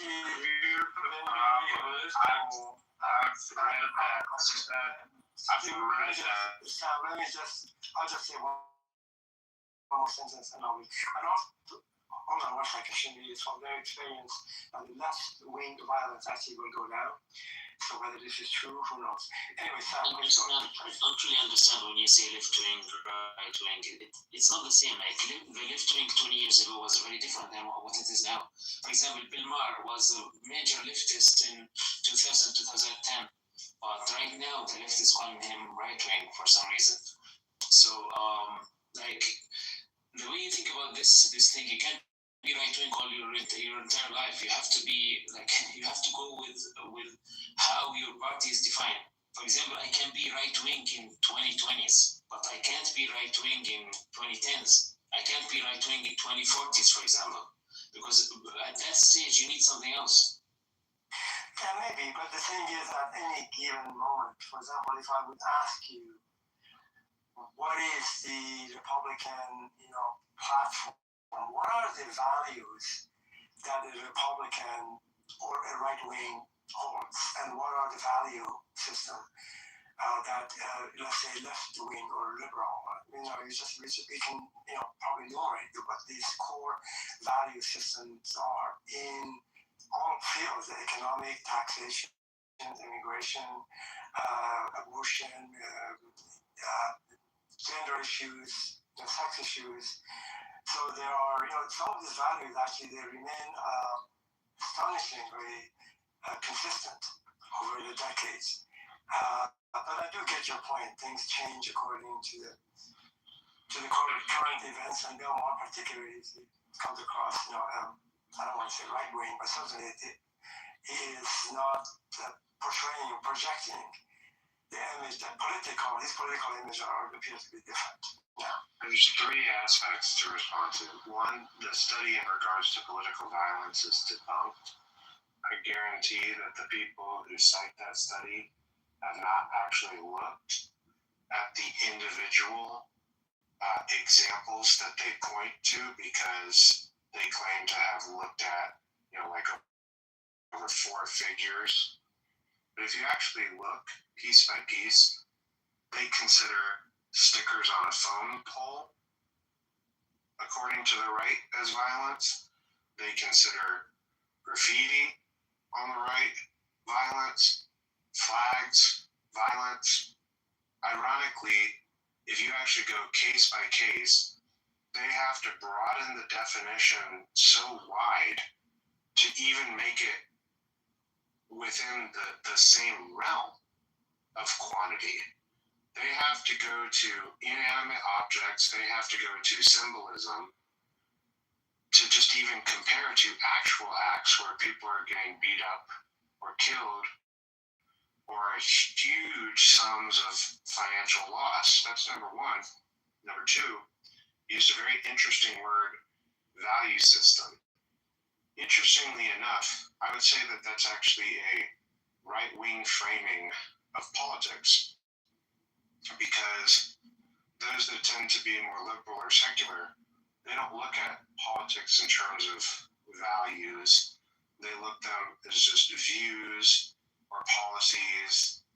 They use just very matter-of-fact language. So it just was interesting to use the word values.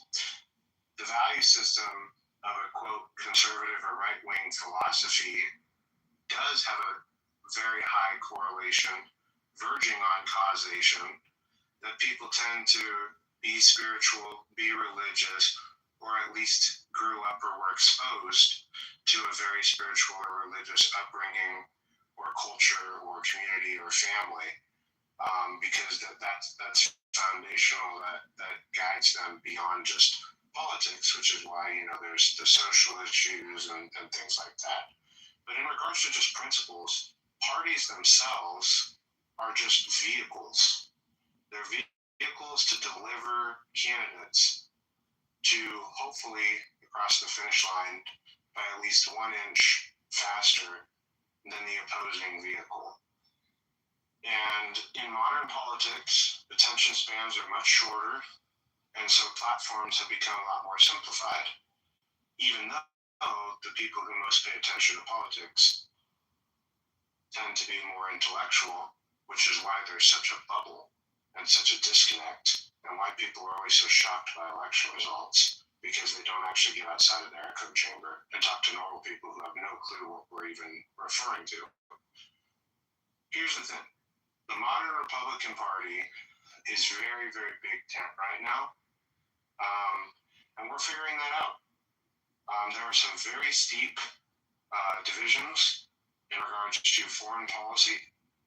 However, while that's being sorted out, it's almost unanimously on code in regards to immigration. It's almost unanimously on code in terms of less regulation and less taxation. Basically, government not being as seen and felt in your everyday life. And it seems to be universally on code in terms of just general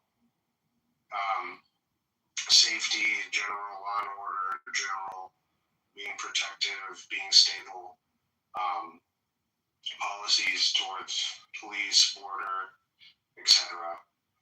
And I think that I don't think you could find a Republican that would disagree in those topics. There's a little bit of a dying breed in regards to the lesser spending.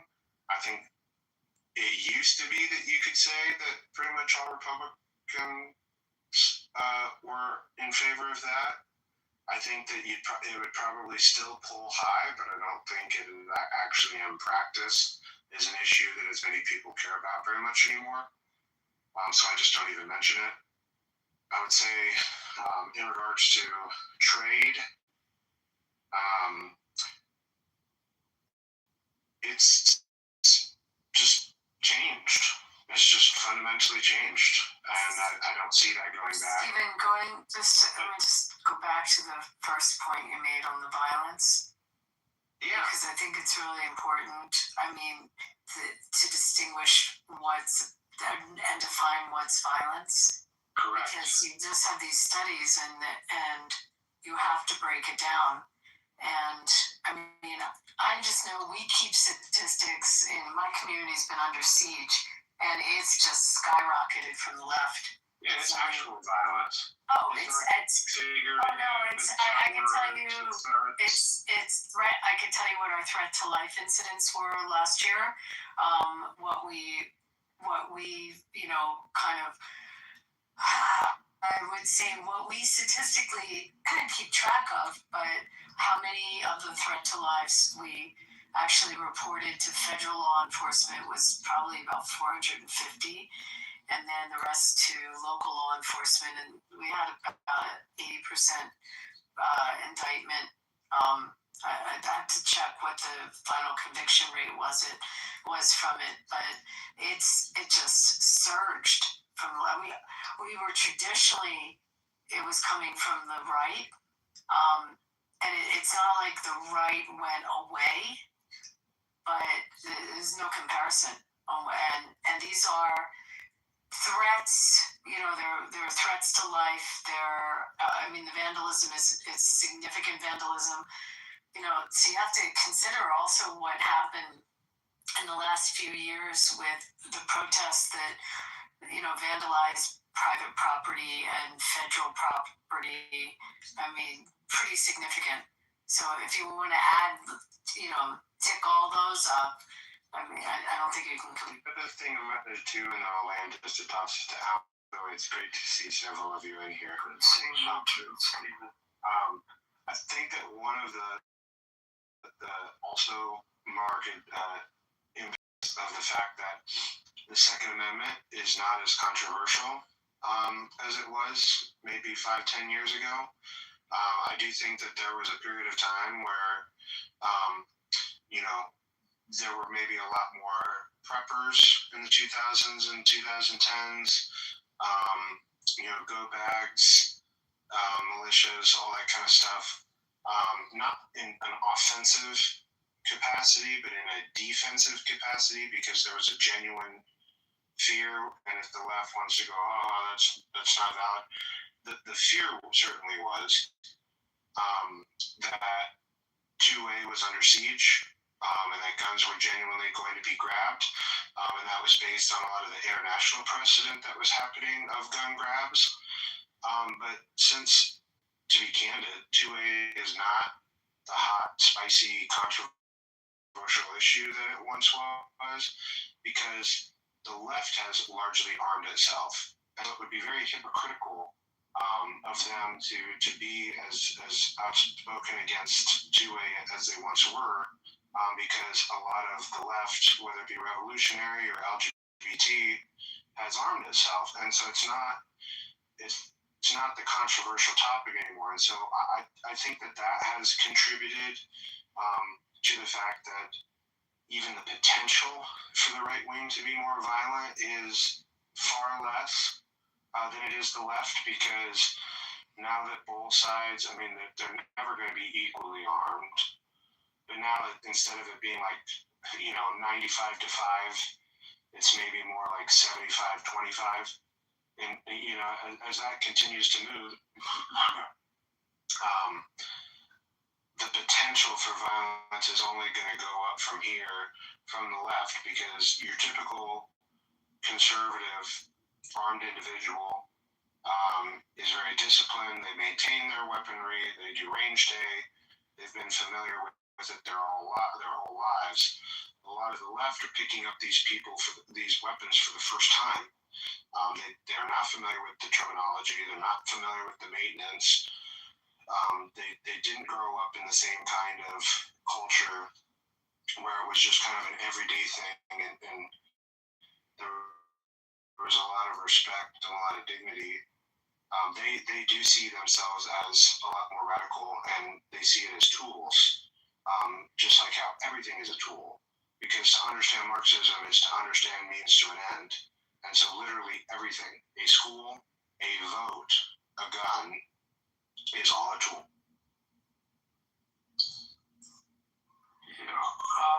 I just want to add to what you said and what you were saying, Abby. How they classify all this stuff is important, and how they report the numbers is important. I forget which year it was, but the Biden administration came out with their crime statistics, and oops, crime went down, but they left out, I think they left out Los Angeles, Chicago, and New York or something. Yeah, no, it's a huge reporting problem. I actually have something, I have to look in my notes I saved about that a letter issued from the FBI about the reporting problems. They redid their whole system after that happened. But it was like, okay, here's the crime numbers. Look, it went down, and then 2 months later, they include those cities, and the numbers were very different. And you see a lot of that, like you mentioned it, Stephen, like what they consider to be a mass shooting. I forget, it's like 3 or 4 people becomes a mass shooting. And so that gets lumped in with the guy who walks into a school and starts shooting it up. So, once again, we see they're changing definitions to their advantage, which is, good for them. What can I say? But I was also going to say, Allie, I understand where that report is coming from. And so, again, its main thrust is about the change, but I advise isn't the right word. I encourage you to read the rest of it, because Stephen Leaf, he left, because it talks about not only the violent incidences, but it breaks down the success of those attempts, and it talks about what Stephen just talked about. The people on the right are better trained in firearms, and so when if someone on the right commits a violent act, violent, politically motivated attack, they're more successful, whereas people on the left are less organized in these kinds of things, and or they tend to use fire bombs and things like that as the method of committing the violence. and those tend to be less lethal in the long run. But yeah, that's the statistics are kind of skewed at this point with the way they reported it. But the way you say they, I get this intuition of conspiracy law. No. Well, that's right. It's the FBI. It really, I mean, you're talking about the article or the crime statistics? Yeah, no, but he's right. It's who he means they being the researchers that put the article together.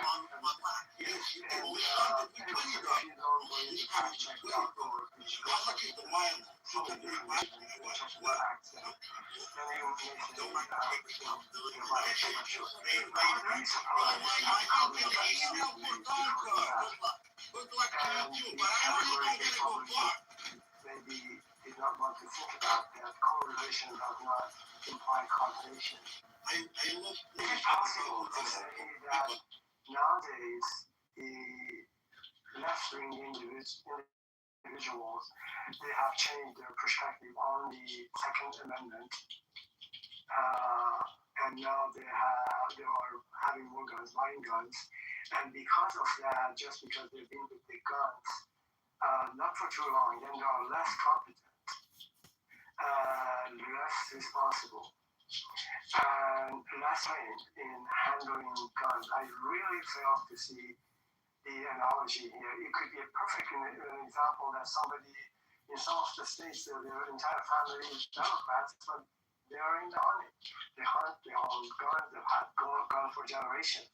So making that kind of reach to associate the left wing, by the way, I'm not in my color value for you. Yeah, and you know what, Ali, you make it right up. Yeah. Oh, were you done? No, let me just say landing. Yes, I think you also said the same thing, Alan. That there's a perception here that the left wing is, again, less competent, less trained, less responsible for handling guns. It just doesn't, I don't understand this. I can give examples of Democratic or liberal, right-wing, left-wing family in some states for generations, and they handle guns. I mean, that's the way of life. It's not a political way of being, the way of life, having guns. And so anyway, I was surprised at that comment. And when people make comments like that, categorically like that, it kind of takes away a little bit about their credibility about other statements. Yeah, but Ali, what you're saying is true. But those aren't the people who are committing the attacks. Generally, and if you read in that, again, if you read in that report, there's one incident that they point out in particular that it was someone on the left. They had a gun. They had never trained with it. They went to it was a mayoral candidate or something, shot at this guy at point blank range, emptied his magazine, and he missed, except for one bullet that grazed the guy's sweater at point blank range. So I'm not in that. What you're saying is hit other people in crossfire. Say that again. Was other people hit in crossfire? I don't think so. I don't know. It didn't mention it. But I don't disagree with what you're saying, but I think what you're talking about is that yes, there are people on the left who have guns, and it is part of the culture of where they live, absolutely. But I think those are the people who are being moved to this kind of violence. That maybe they're on the left, but they're not progressive, or we might categorize them as being what's the term they use nowadays? They're Democrats, but Democrats from 30 years ago. I know. So, but yeah, I really, the article, everything you're talking about, it brings up and it says, well, 20 out of these 31 incidences involved firebomb or attempted firebombings, and when this, it really breaks it down.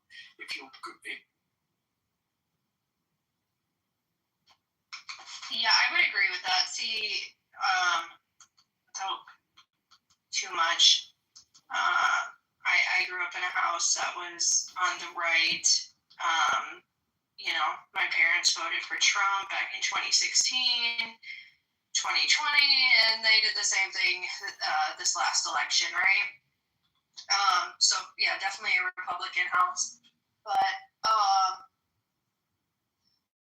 yeah, we all grew up hunting, and as soon as, in my state, it's as soon as you're 12 years old, you can go get your license, as long as you're with your parent and you've done all the training, to go hunting, so on and so forth. So this is something that I learned about at a very young age, and the responsibility, and hey, these farm people, you got to be safe.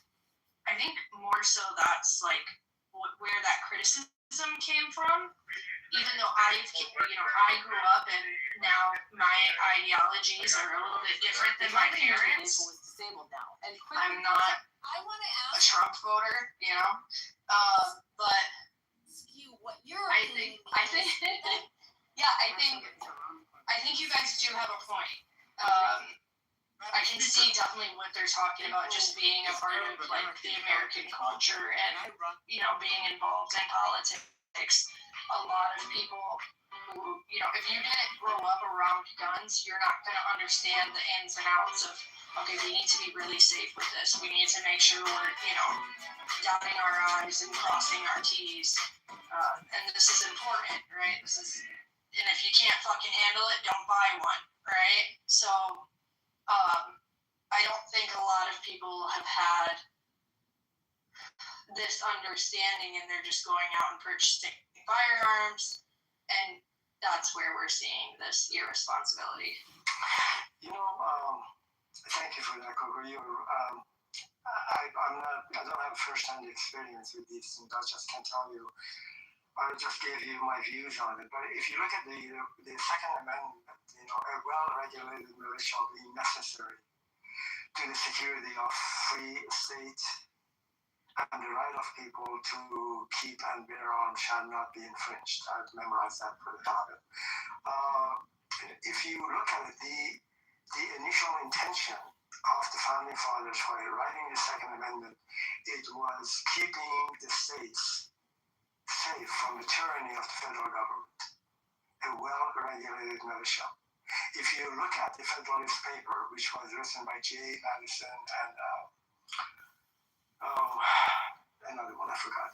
So the three people, the Founding Fathers, actually promoting a year before the Constitution became ratified to make a case why the states ought to be supporting this the Constitution and ratifying it. And they wrote the article, 64 articles, 84 articles, I think, anonymously, and they're published. They were the bestsellers in terms of arguing every aspect of the Constitution and making a case for it. And of course, pointing out some of the shortcomings of it. But the idea was to, Hamilton, Jay, and anyway, it's getting too late in here. So, if you look at these papers, and they're very difficult, not difficult to read, there are too many of them. There's not a single mention about why the Second Amendment in there for the private citizen to defend their homes or to go after or shoot anyone.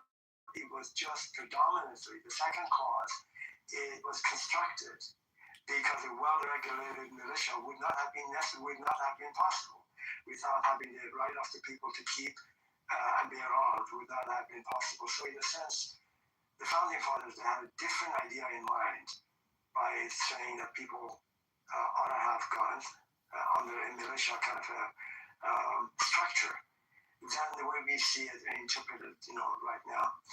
But anyway, thank you, talk for an hour left already. I mean, good to see you. Everyone, good night. Fine.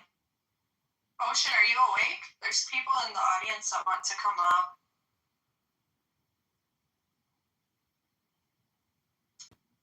Well,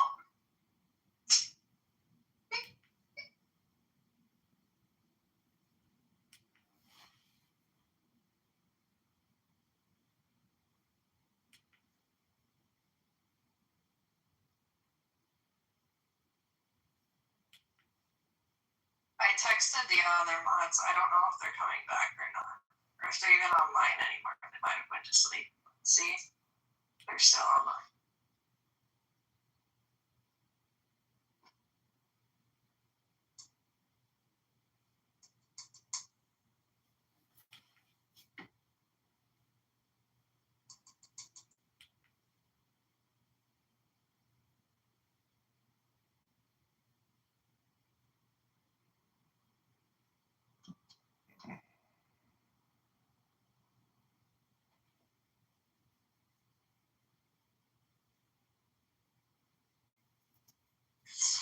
Nope, can't even fucking find their name on here. Whatever. Bye.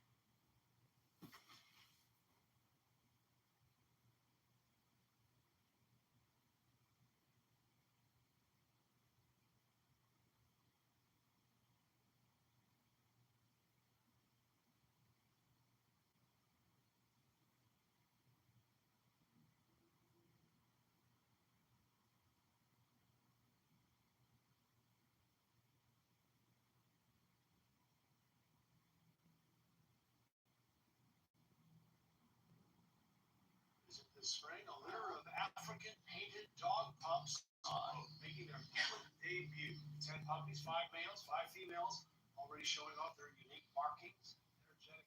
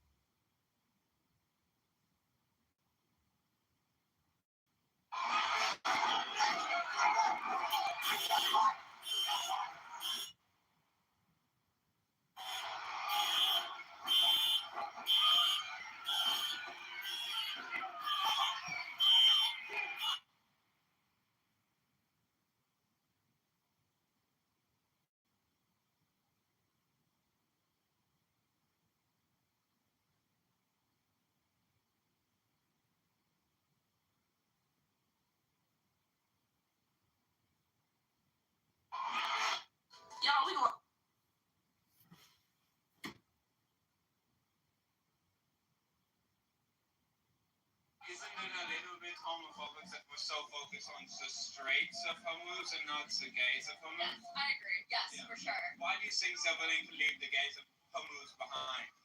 I think it's just historically, like, gays have always been very discriminated against, which is wrong, and some people.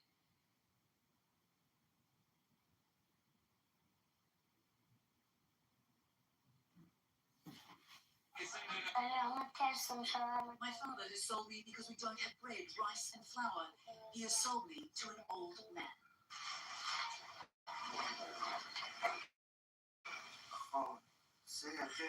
He's bought Parwana for 200,000 Afghanis, just over $2,000 US.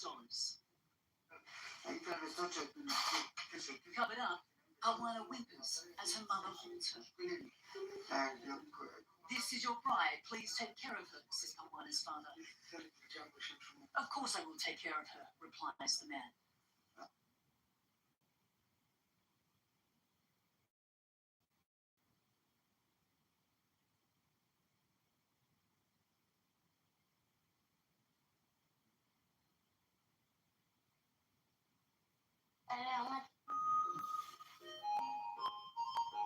I have much more than 12, 13 billion, and I said, okay, fine, all these numbers are just written numbers, and one day I went to a bank, at that time there were no restrictions of this, and I wrote a check and cash $10 million, and I took it home for yourself, for myself, yes.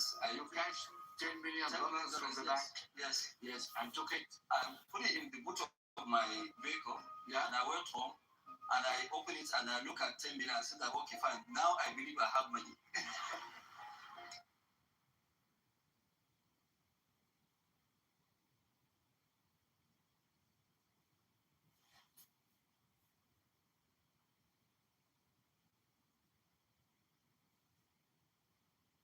The attorney you hire matters.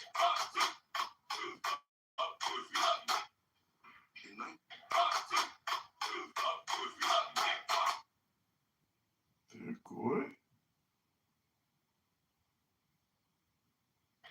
100,000 streams.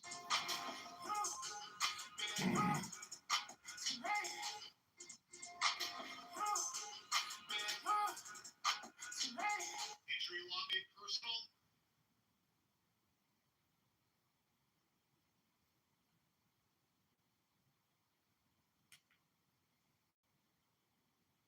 Are you looking for...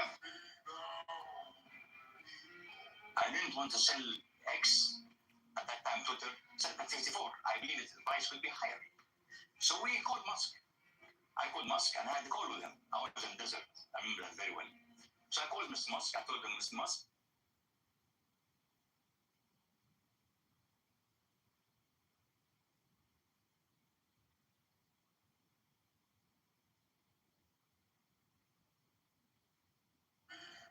We're out here actually filming as we fight to preserve the wages of tech workers. The history of tomorrow's date is not lost on me.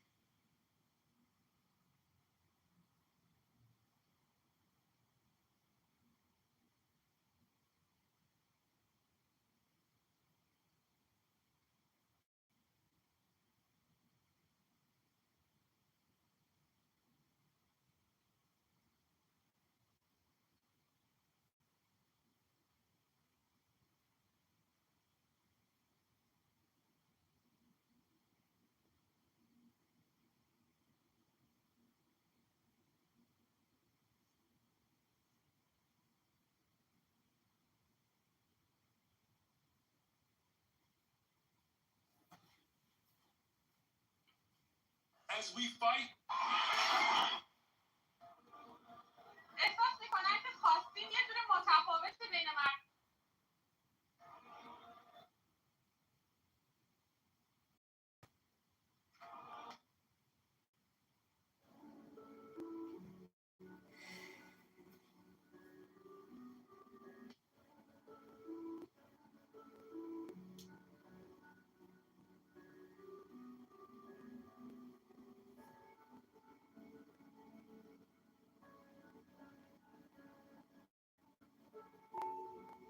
It is a no-go.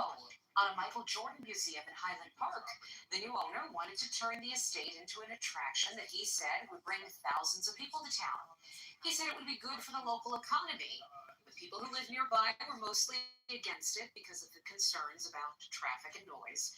The council voted 7-0 against his zoning proposal.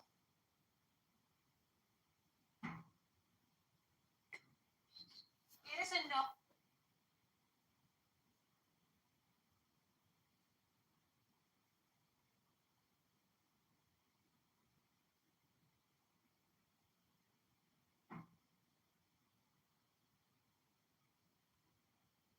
Your attorney is not the only person working on your case. I'm Alana Malman, and I'm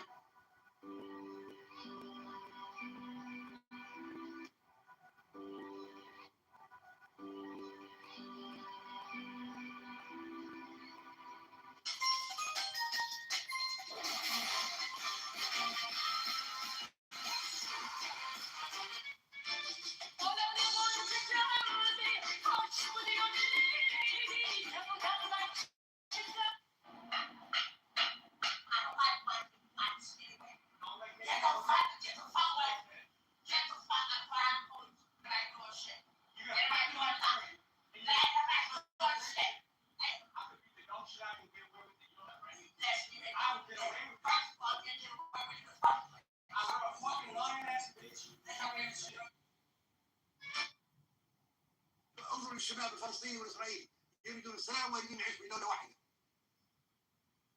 ننتهي من هذا الصداع اللي يخرب ويسمم العالم كله ما يسمى به. وهذا الكتاب الابيض فيه حل بعدين يعين.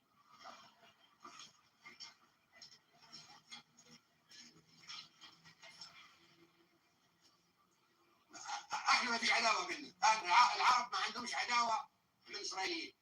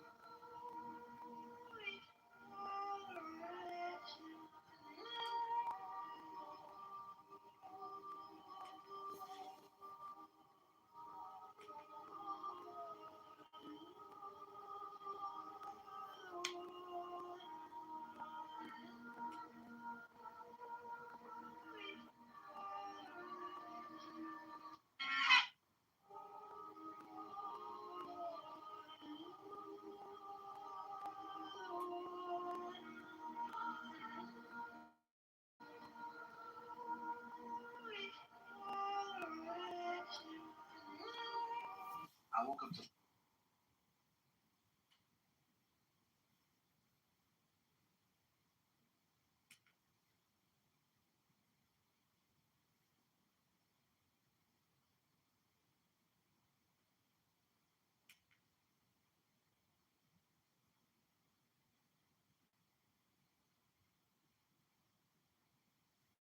The guy in the beard is my dad. He's been a little bit alive. That is your dad? He's talking. Can you please get out of here? So here's the story. I'll give you this. Yeah.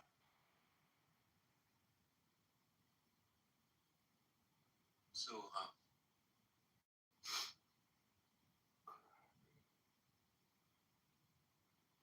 Cry, baby.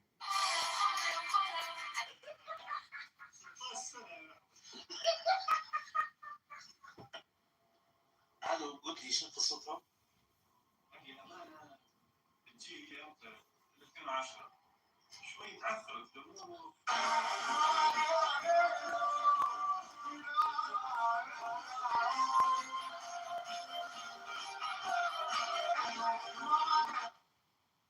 What do you do? What's your job? I'm fixed income salesman. What do you feel about your job? It's good. There's a lot of opportunity there. What do you think that's the power in society? I think the working class does. A lot that they can do. أكيد ما لم تتعرض سوريا إلى استهدافات مباشرة من أي جهة فهي ستبقى خارج هذا الصراع. يكفي سوريا 14 سنة من الحرب دفعنا خلالها فاتورة كبيرة جدا فنحن بس. You met Mr. Wells before? Mr. Wells, you make Wimpy look skimpy. Well, you see, I'm fat and you're ugly, but I can diet.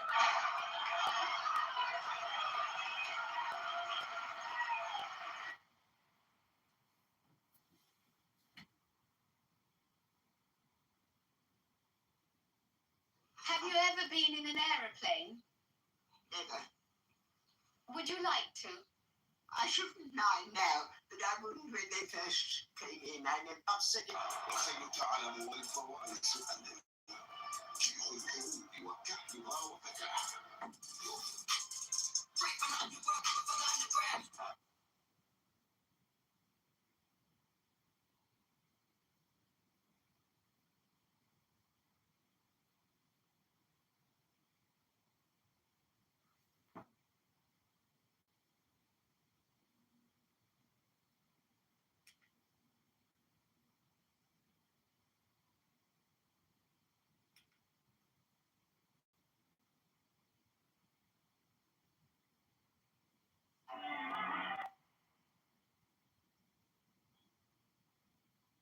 Hello, princess. What How up, you bro? doing? Oh, this is, I didn't recognize him with the do-rag. Yeah. That's crazy. We got the same bottle from last night. The same. Selena, what's going on? Wait. No, it's a new one. We finished that Oh, one. all right. Whoa, Selena, why you running away? No.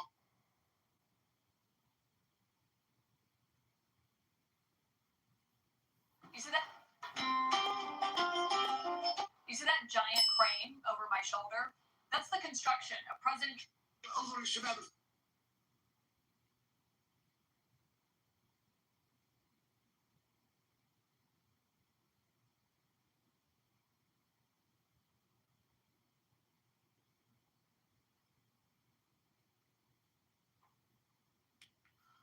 Hello. Hello? Hello. Hello?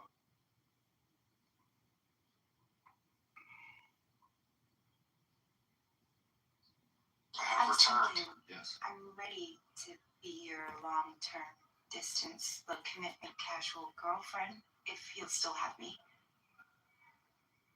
You just hold on for 1 second. Oh.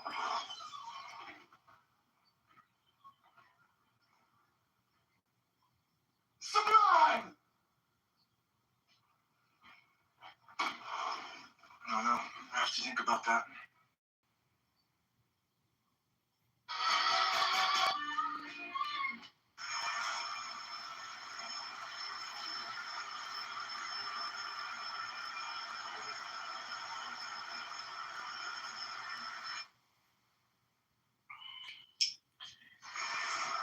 Ooh.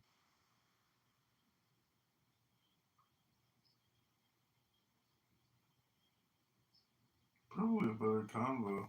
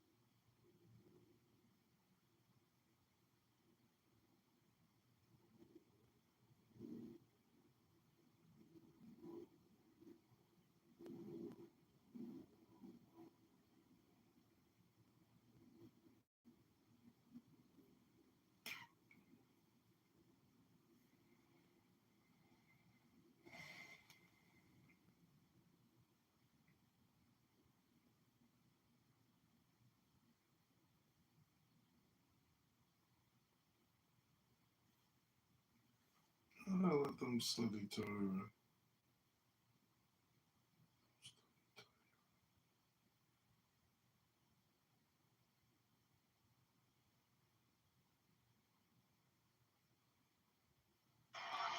Look, Isaiah just checking people in.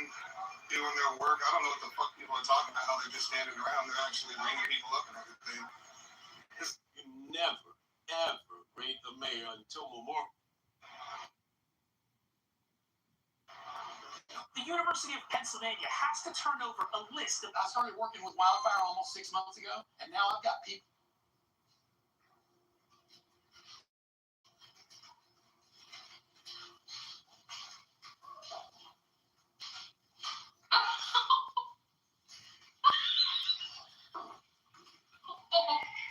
Hey, leave her alone. See, I told you that would happen, Cleo.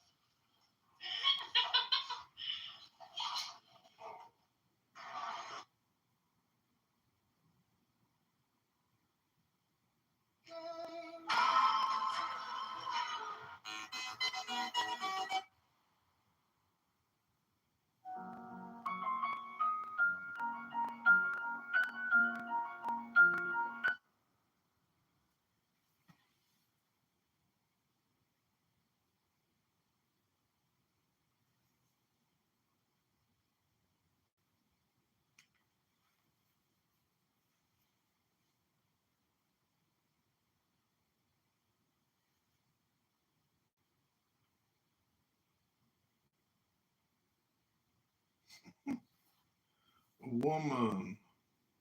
Sharia, a woman. What is a woman? I didn't know this. That don't do nothing. That only run they mouth. That don't do nothing. That don't.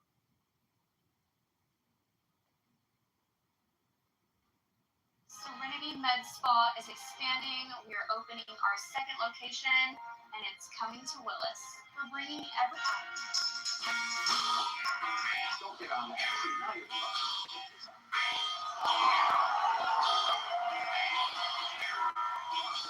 You know, when you're out with folks and they pick up that He think Kramer knows JT is a clown.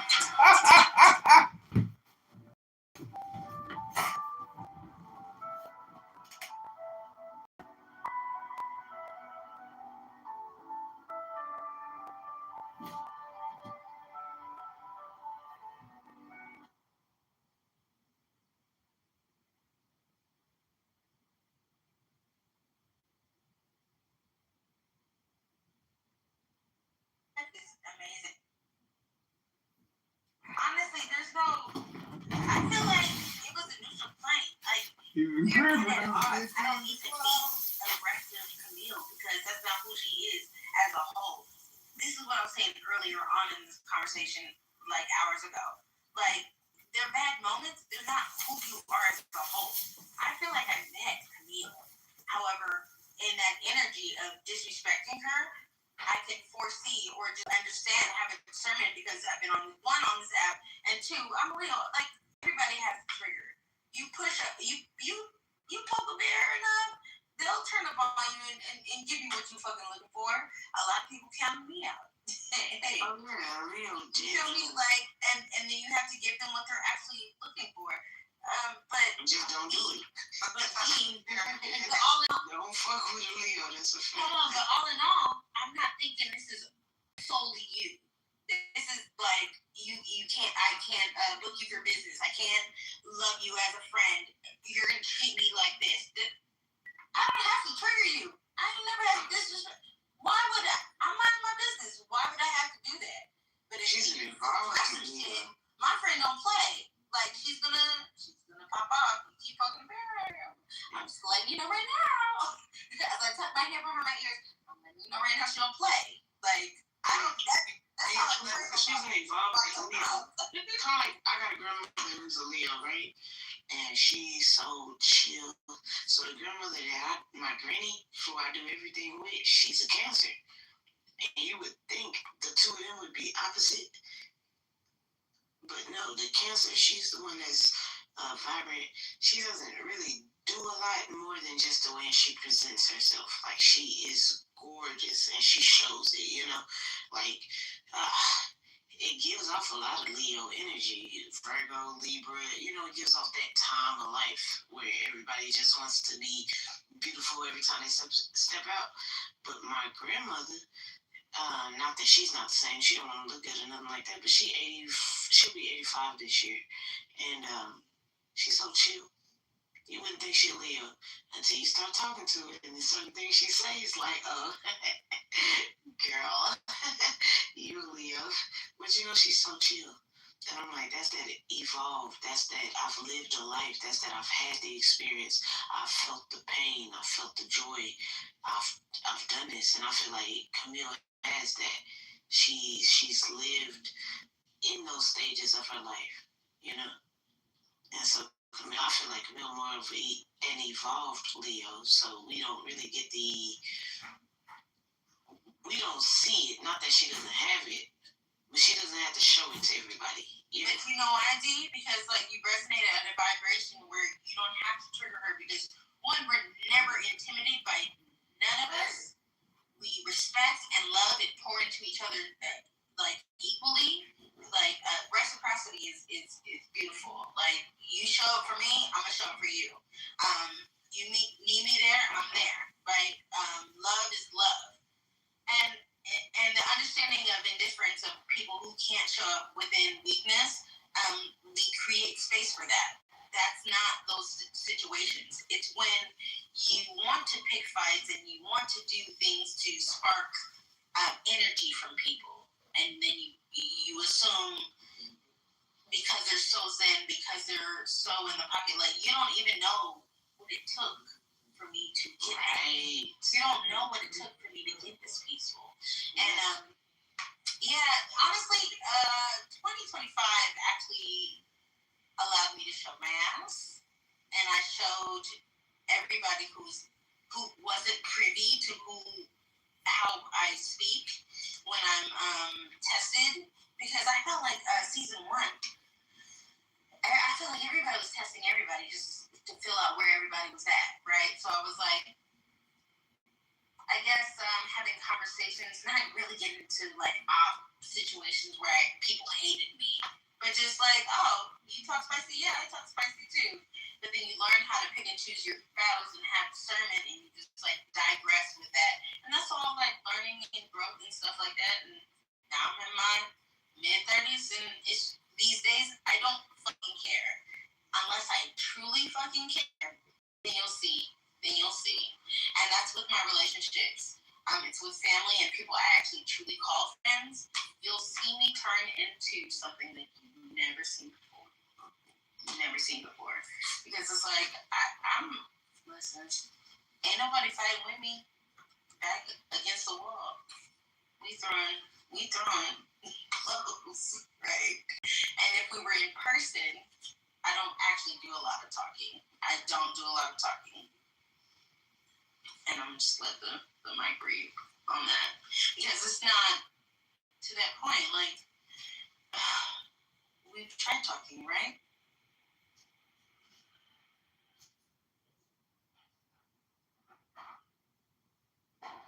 Well, what I appreciate about Leo's women, at least, a lot of times they have high self-esteem, or at least, they portray that. So it's they're a little less likely to be envious and competitive, because I feel like deep down they just feel like they just should anyway. So there's not that kind of catty jealousy that I tend to experience with some other type of women. Yes, I'm gonna tell you this about me. I am not jealous or whatever. I claim people or whatever too. I feel like people do be in competition. But yeah, I try and uplift people. 1000%. Literally, my business is about that. And so is yours. It's I have so much energy and glow and peace within myself. I would love to share it with you. Please be patient and just breathe within yourself so you can receive what I can express to you, right? Have you ever met somebody who can't resonate with that and is kind of upset with your peace and your All the time. Yes. Yep. They're like in contempt of it. Like anything. Yeah. It just seems very like anything that you say they're like in contempt of. Like it's like no. Or like your peace angers them. And then it's just if they try to rally you and can't, oh my gosh. They're fuming at that point. Your love, your abundance, your opportunities, your excitement about the way that you speak about your life. And say, for instance, shit is chaotic in your life, right? But the way that you view your life, because I'm a person that only speaks about gratitude. When I'm coming off I'm only sometimes I'll talk about like dark things, but I always have like a positive side to balance it out. You know, this is how I'm regulating this circumstance right now. Even that kind of angers people, and it's just like, fuck, I'm trying too. I don't need you to be aggressive with me. I'm literally fighting for my life, and you're just like upset. And sometimes you value and care for the people who possibly see you as not necessarily a threat, because everybody has their own battle, but like in their head, intimidating. And I'm like, I'm not doing this to trigger you. I'm doing this to reassure my next step, my next goal, or my self-love. This love that you may be intimidated by it on the outside is not to trigger you. It's literally to convince myself, like, yeah, you can still do that next thing. Because what's on the opposite side of fear? A lot of people are trying to leap over those bounds, you know? And it's a daily task. It's not like one goal, and once you do it, it's done. No, you may fail. So what you gonna do now? You're gonna try again. Every day. Every day. Every day.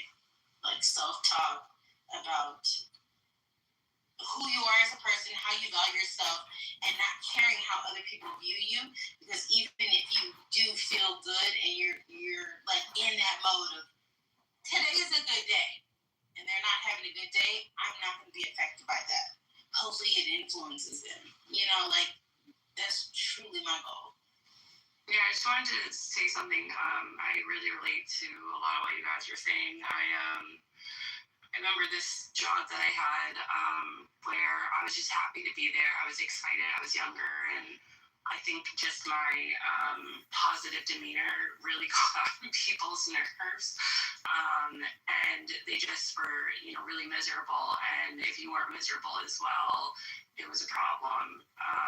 So having to I still come across those types of people, and I just try to distance myself. Like, no one has perfect lives. I accept the downs and the ups, but I think people expect you to always be pessimistic, and yeah, I, as a woman of color, Black woman who has grown up in the burbs, so I sound like a white girl, having to constantly also defend myself to my own people gets really exhausting at times. So I definitely get where you guys are coming from. Some people are just not happy with themselves, and instead of uplifting, they gotta take a dig to feel better. Agreed. Yeah, and that's just the saddest. That's just so low to me. Yeah. Jesus. It really is. Especially because you may have so many things going on in your life. I don't think about trying to shit on anybody. I'm just trying to do my thing. Like I'm just trying to follow my alignment and do what I am destined to do. You know, like it literally is just me and me, even family. You know, you can talk about friends, you can talk about lovers, you can talk about coworkers or anything that's outside of yourself. Family, like sometimes you just need to lock in and realize who you are as a person, and not take it as offense. Have you influenced anybody with your selfish acts of care? I have. Me? I'm asking the room. Have we what?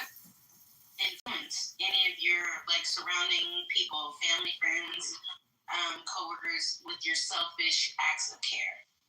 Oh yeah, like overgiving. Yeah.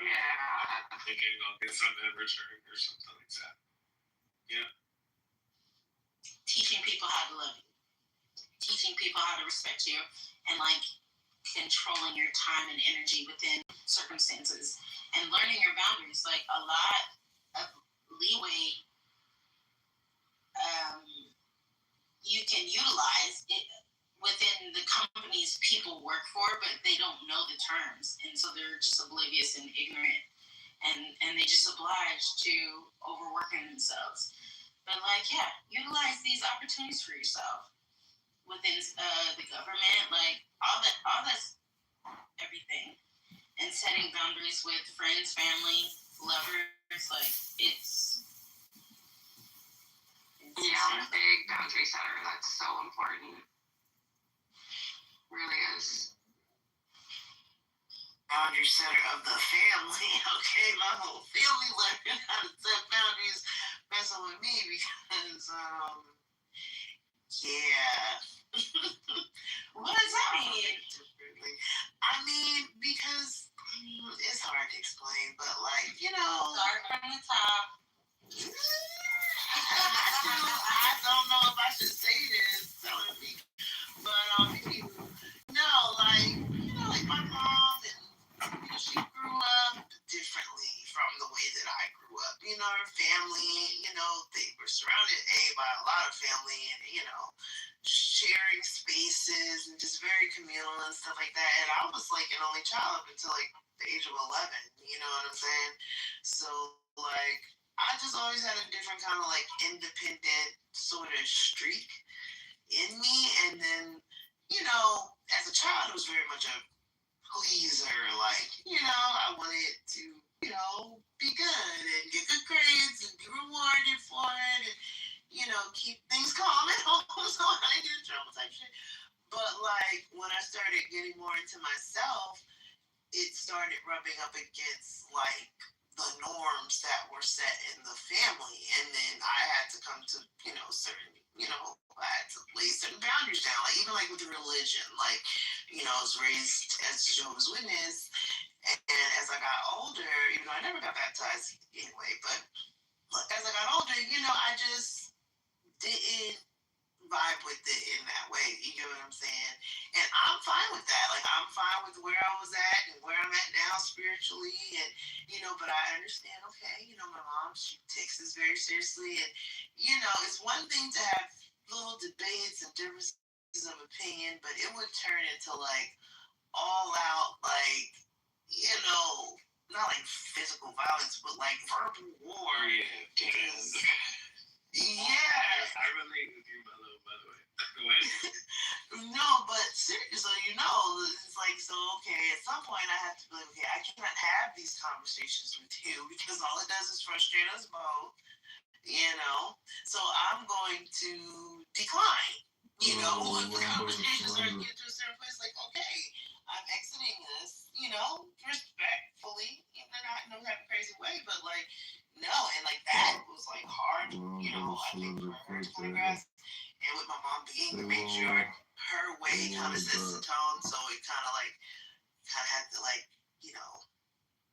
spread that energy around the whole family, basically. Like, and get everybody used to, it's okay to set a boundary. It's okay. It's not unloving or anything like that. I always do it with love. And ultimately, it's for everybody's peace of mind. But, yeah, I had to be like kind of the leader in that sense of like, and then even outside of the house, you know what I mean? Like, there are things that parents are from a different generation and just have a different way of doing things. And I'm like, oh no, this is not right. We're getting it fixed right now. You know what I'm saying? No, you're not gonna bullshit us about this price. Nope, I'm gonna look it up and no, you know what I mean? So I was just always the one that kind of took that charge, like, we will be treated fairly, we will set our boundaries, and we will respect those boundaries. And if a person cannot do that, then they just can't be around you, and that's just what it is.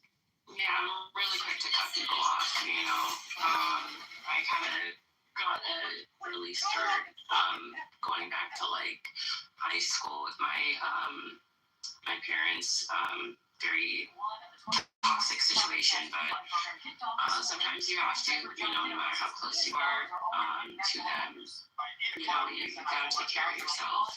You are the most important person, if you don't take care of yourself, nobody else will. And the interesting thing is, your elders had their space to grow solely on their own. Because my grandmother passed, but they both had their parents pass early on, so they had to do a lot of the discovery solely on their own. So when you set a boundary as a granddaughter, right? I feel like it's a little pushback because they want the authority of respect, but it's just like, hey, I'm an adult now. I have things. I love you. There's no disrespect here, but like communicating within the nature of like, I'm an adult now. That conversation is very, very, very profound, and I think that's why she views me differently. The way that I speak within my sureness of who I am as a person, as because my sister and my aunts are not going to be the matriarchs. My mother is possibly going to be the next. However, worst case scenario, who's going to be after that? Who's going to have enough discernment to lead the family and be the heart and the heartbeat and the backbone of the family? And that's only me. And it's a lot of pressure. But I feel like I'm taking these days when I'm setting boundaries of like, I'm just taking a day to just be, no rhyme or reason, no excuses. I just, hey, I'm following up on yesterday. I couldn't answer. I couldn't answer yesterday. I was busy. I'm not going to be at people's beck and call because I know when I'm supposed to be at everybody's beck and call, the phone's never going to stop ringing. And I already want to take advantage of like my opportunity these days to enjoy my life before shit gets serious, because we all have parents, but who handles all of the paperwork, right? I'm the one who's going to have to handle the paperwork. Let me enjoy my life before I have to get super serious about shit, because I feel like, and I don't want to say this all out, but I've kind of already known within the nature of the dynamic, I possibly will have to bury everyone. She's the strength. She is the strength.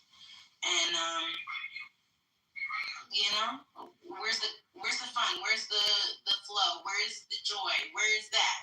So don't be mad at me. I'm really trying to take my time because I know shit's gonna fucking get serious, and I want to be prepared, and I don't want to feel exhausted at that point where you guys are taking every last bit of me, where I can't pour back into myself through my experiences of love and life and joy,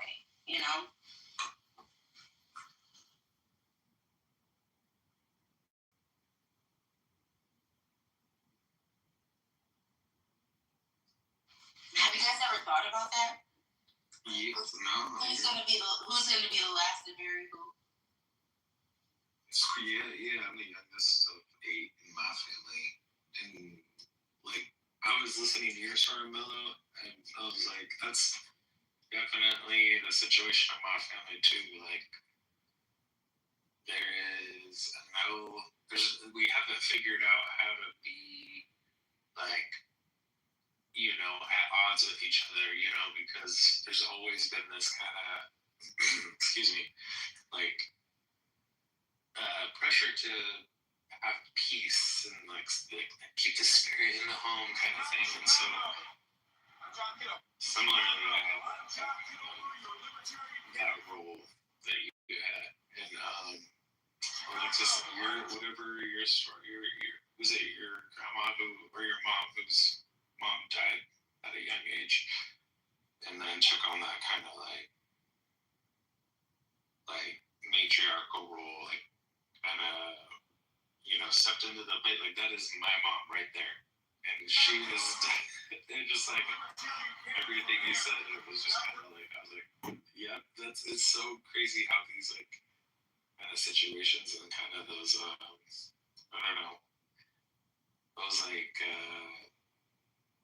I don't know because now that we have like 8 children, there is kind of this I want to say diffusion of responsibility to take on that role. So it's, I don't know, your guys' accounts, I just was listening and I just was like, whoa.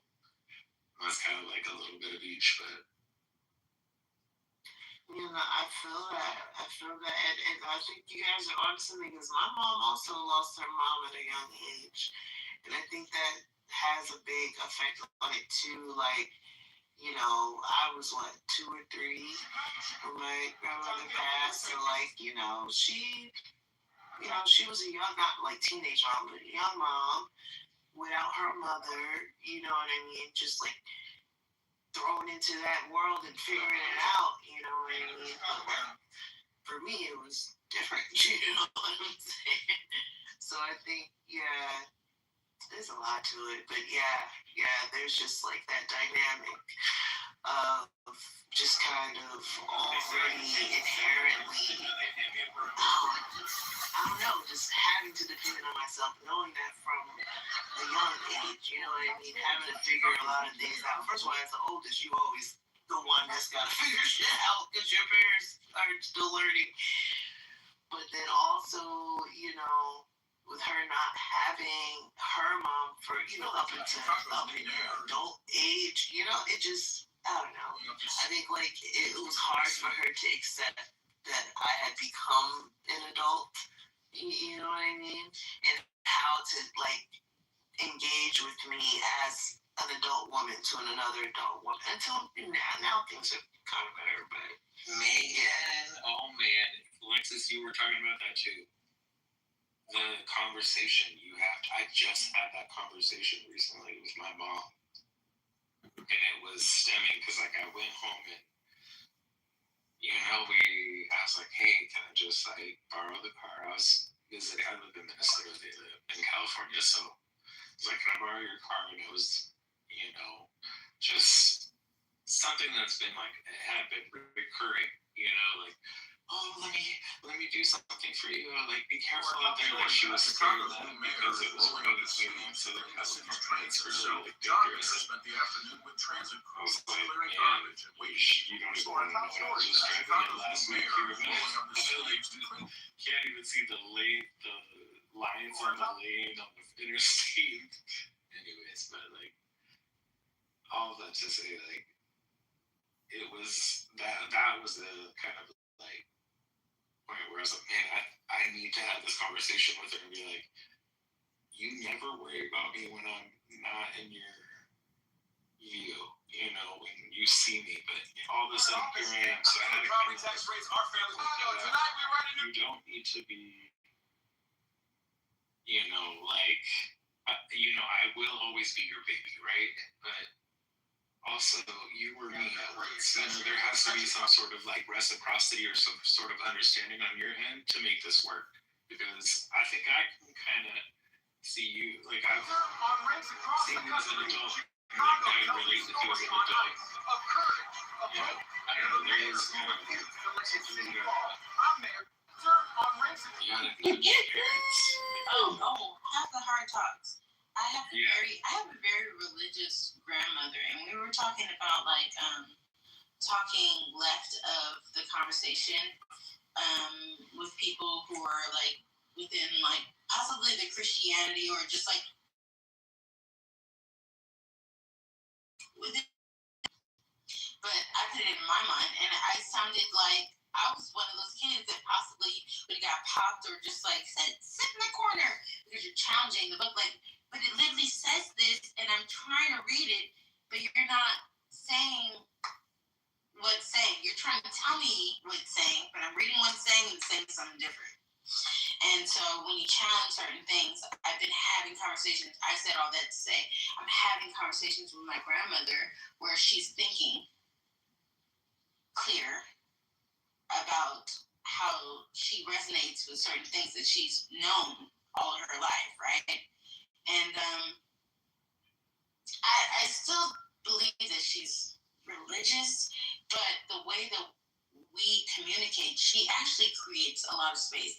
And I'm saying this, that we had this conversation earlier because a lot of people were in that conversation about how grandmothers are very strict, where like you can't say shit to them. You can't go left on nothing. But my grandmother is, if you ask it in the right tone and within the right way, it'll allow her to think and then possibly reflect. Maybe she'll have an answer in real time, but she'll be able to reflect on how she can regulate these things and apply it to her life. She just literally continues to remind me of me, because it's like, not saying that I was rigid and strict within my religion, but just like I am moldable. Communicate to me well, where I can hear you clear, where I can see things with clarity, and if it sounds like God speaking to expand my rigid perspective, then it is what it is. I'm just going to take it as my granddaughter is expressing certain things in certain conversations about a book that I've known, and she's having other things to say about it, and I should listen, because maybe this is God speaking through her.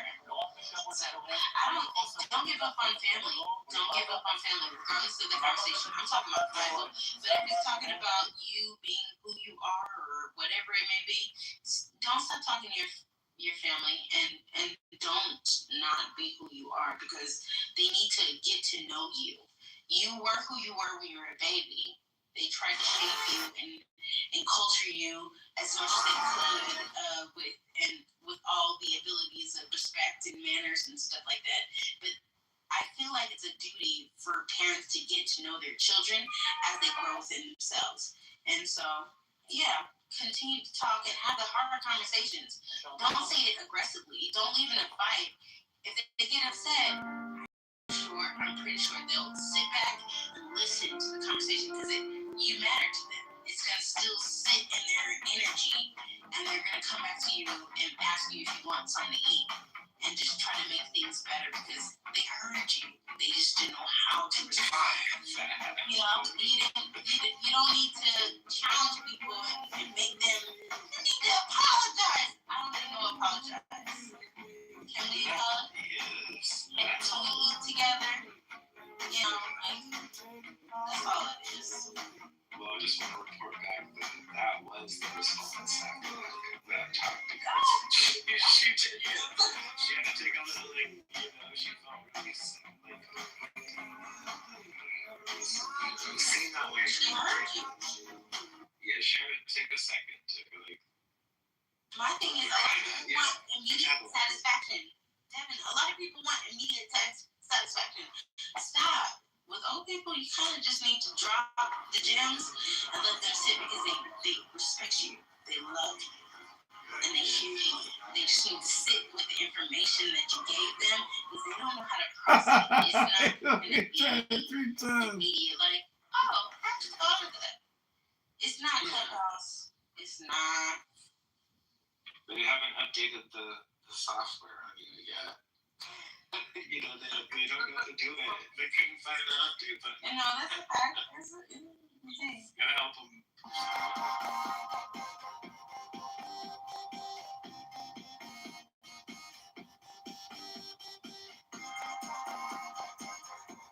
I hate when I'm talking on this app.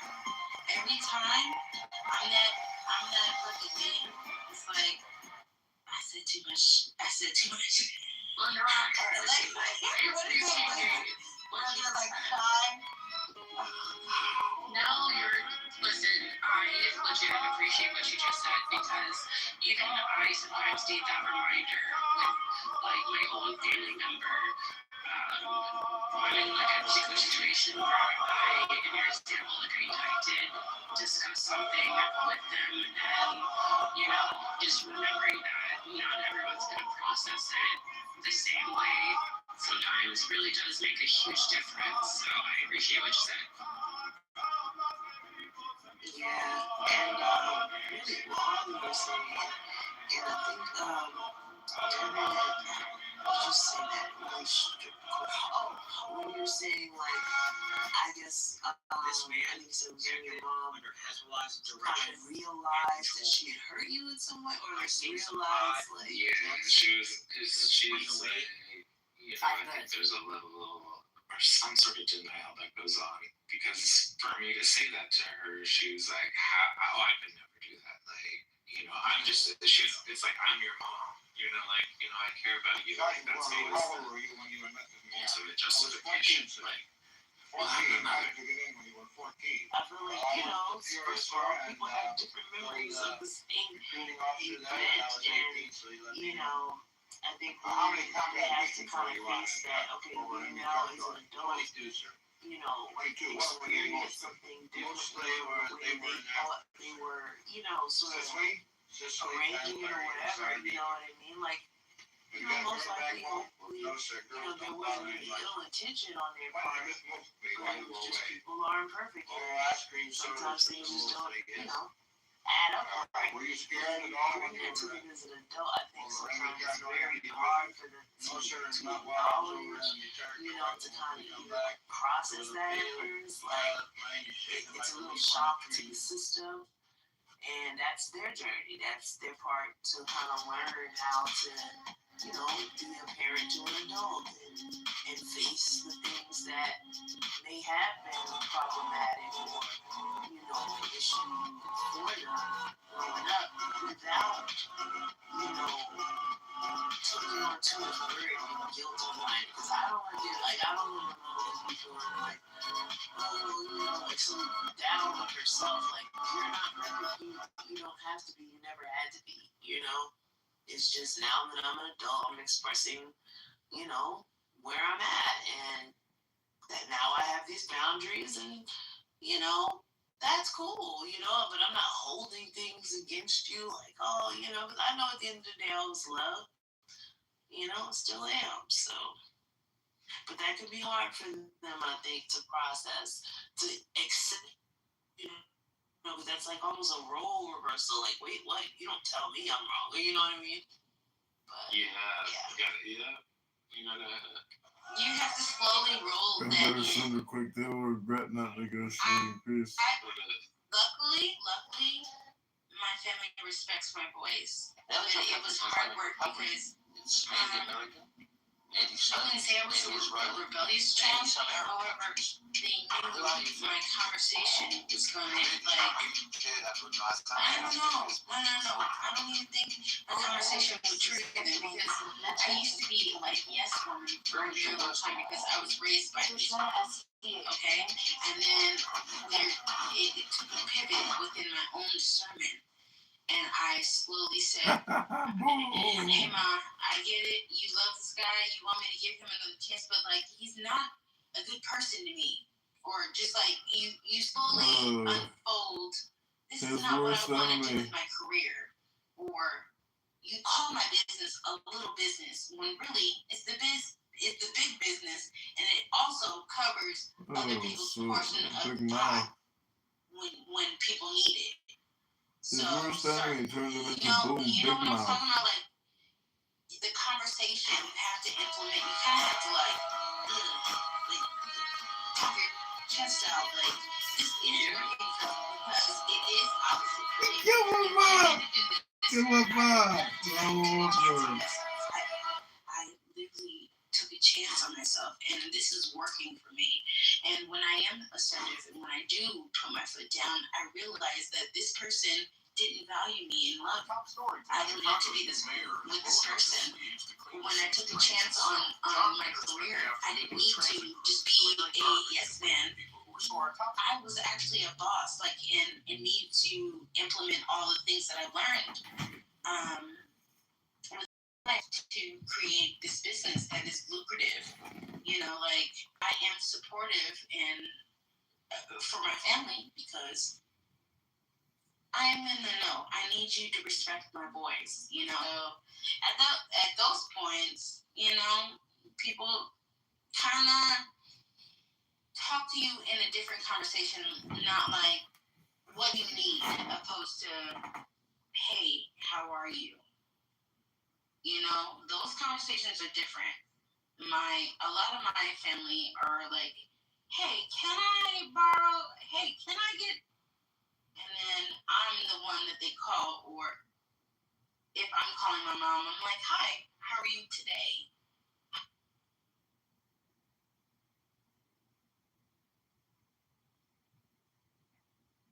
It's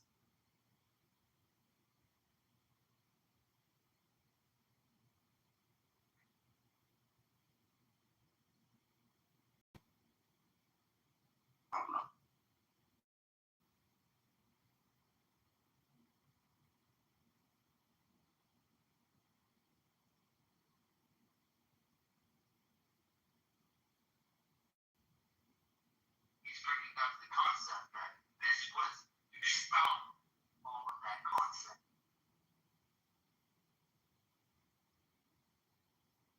To my knowledge, I don't know of enough. Which would be a Democrat at that point?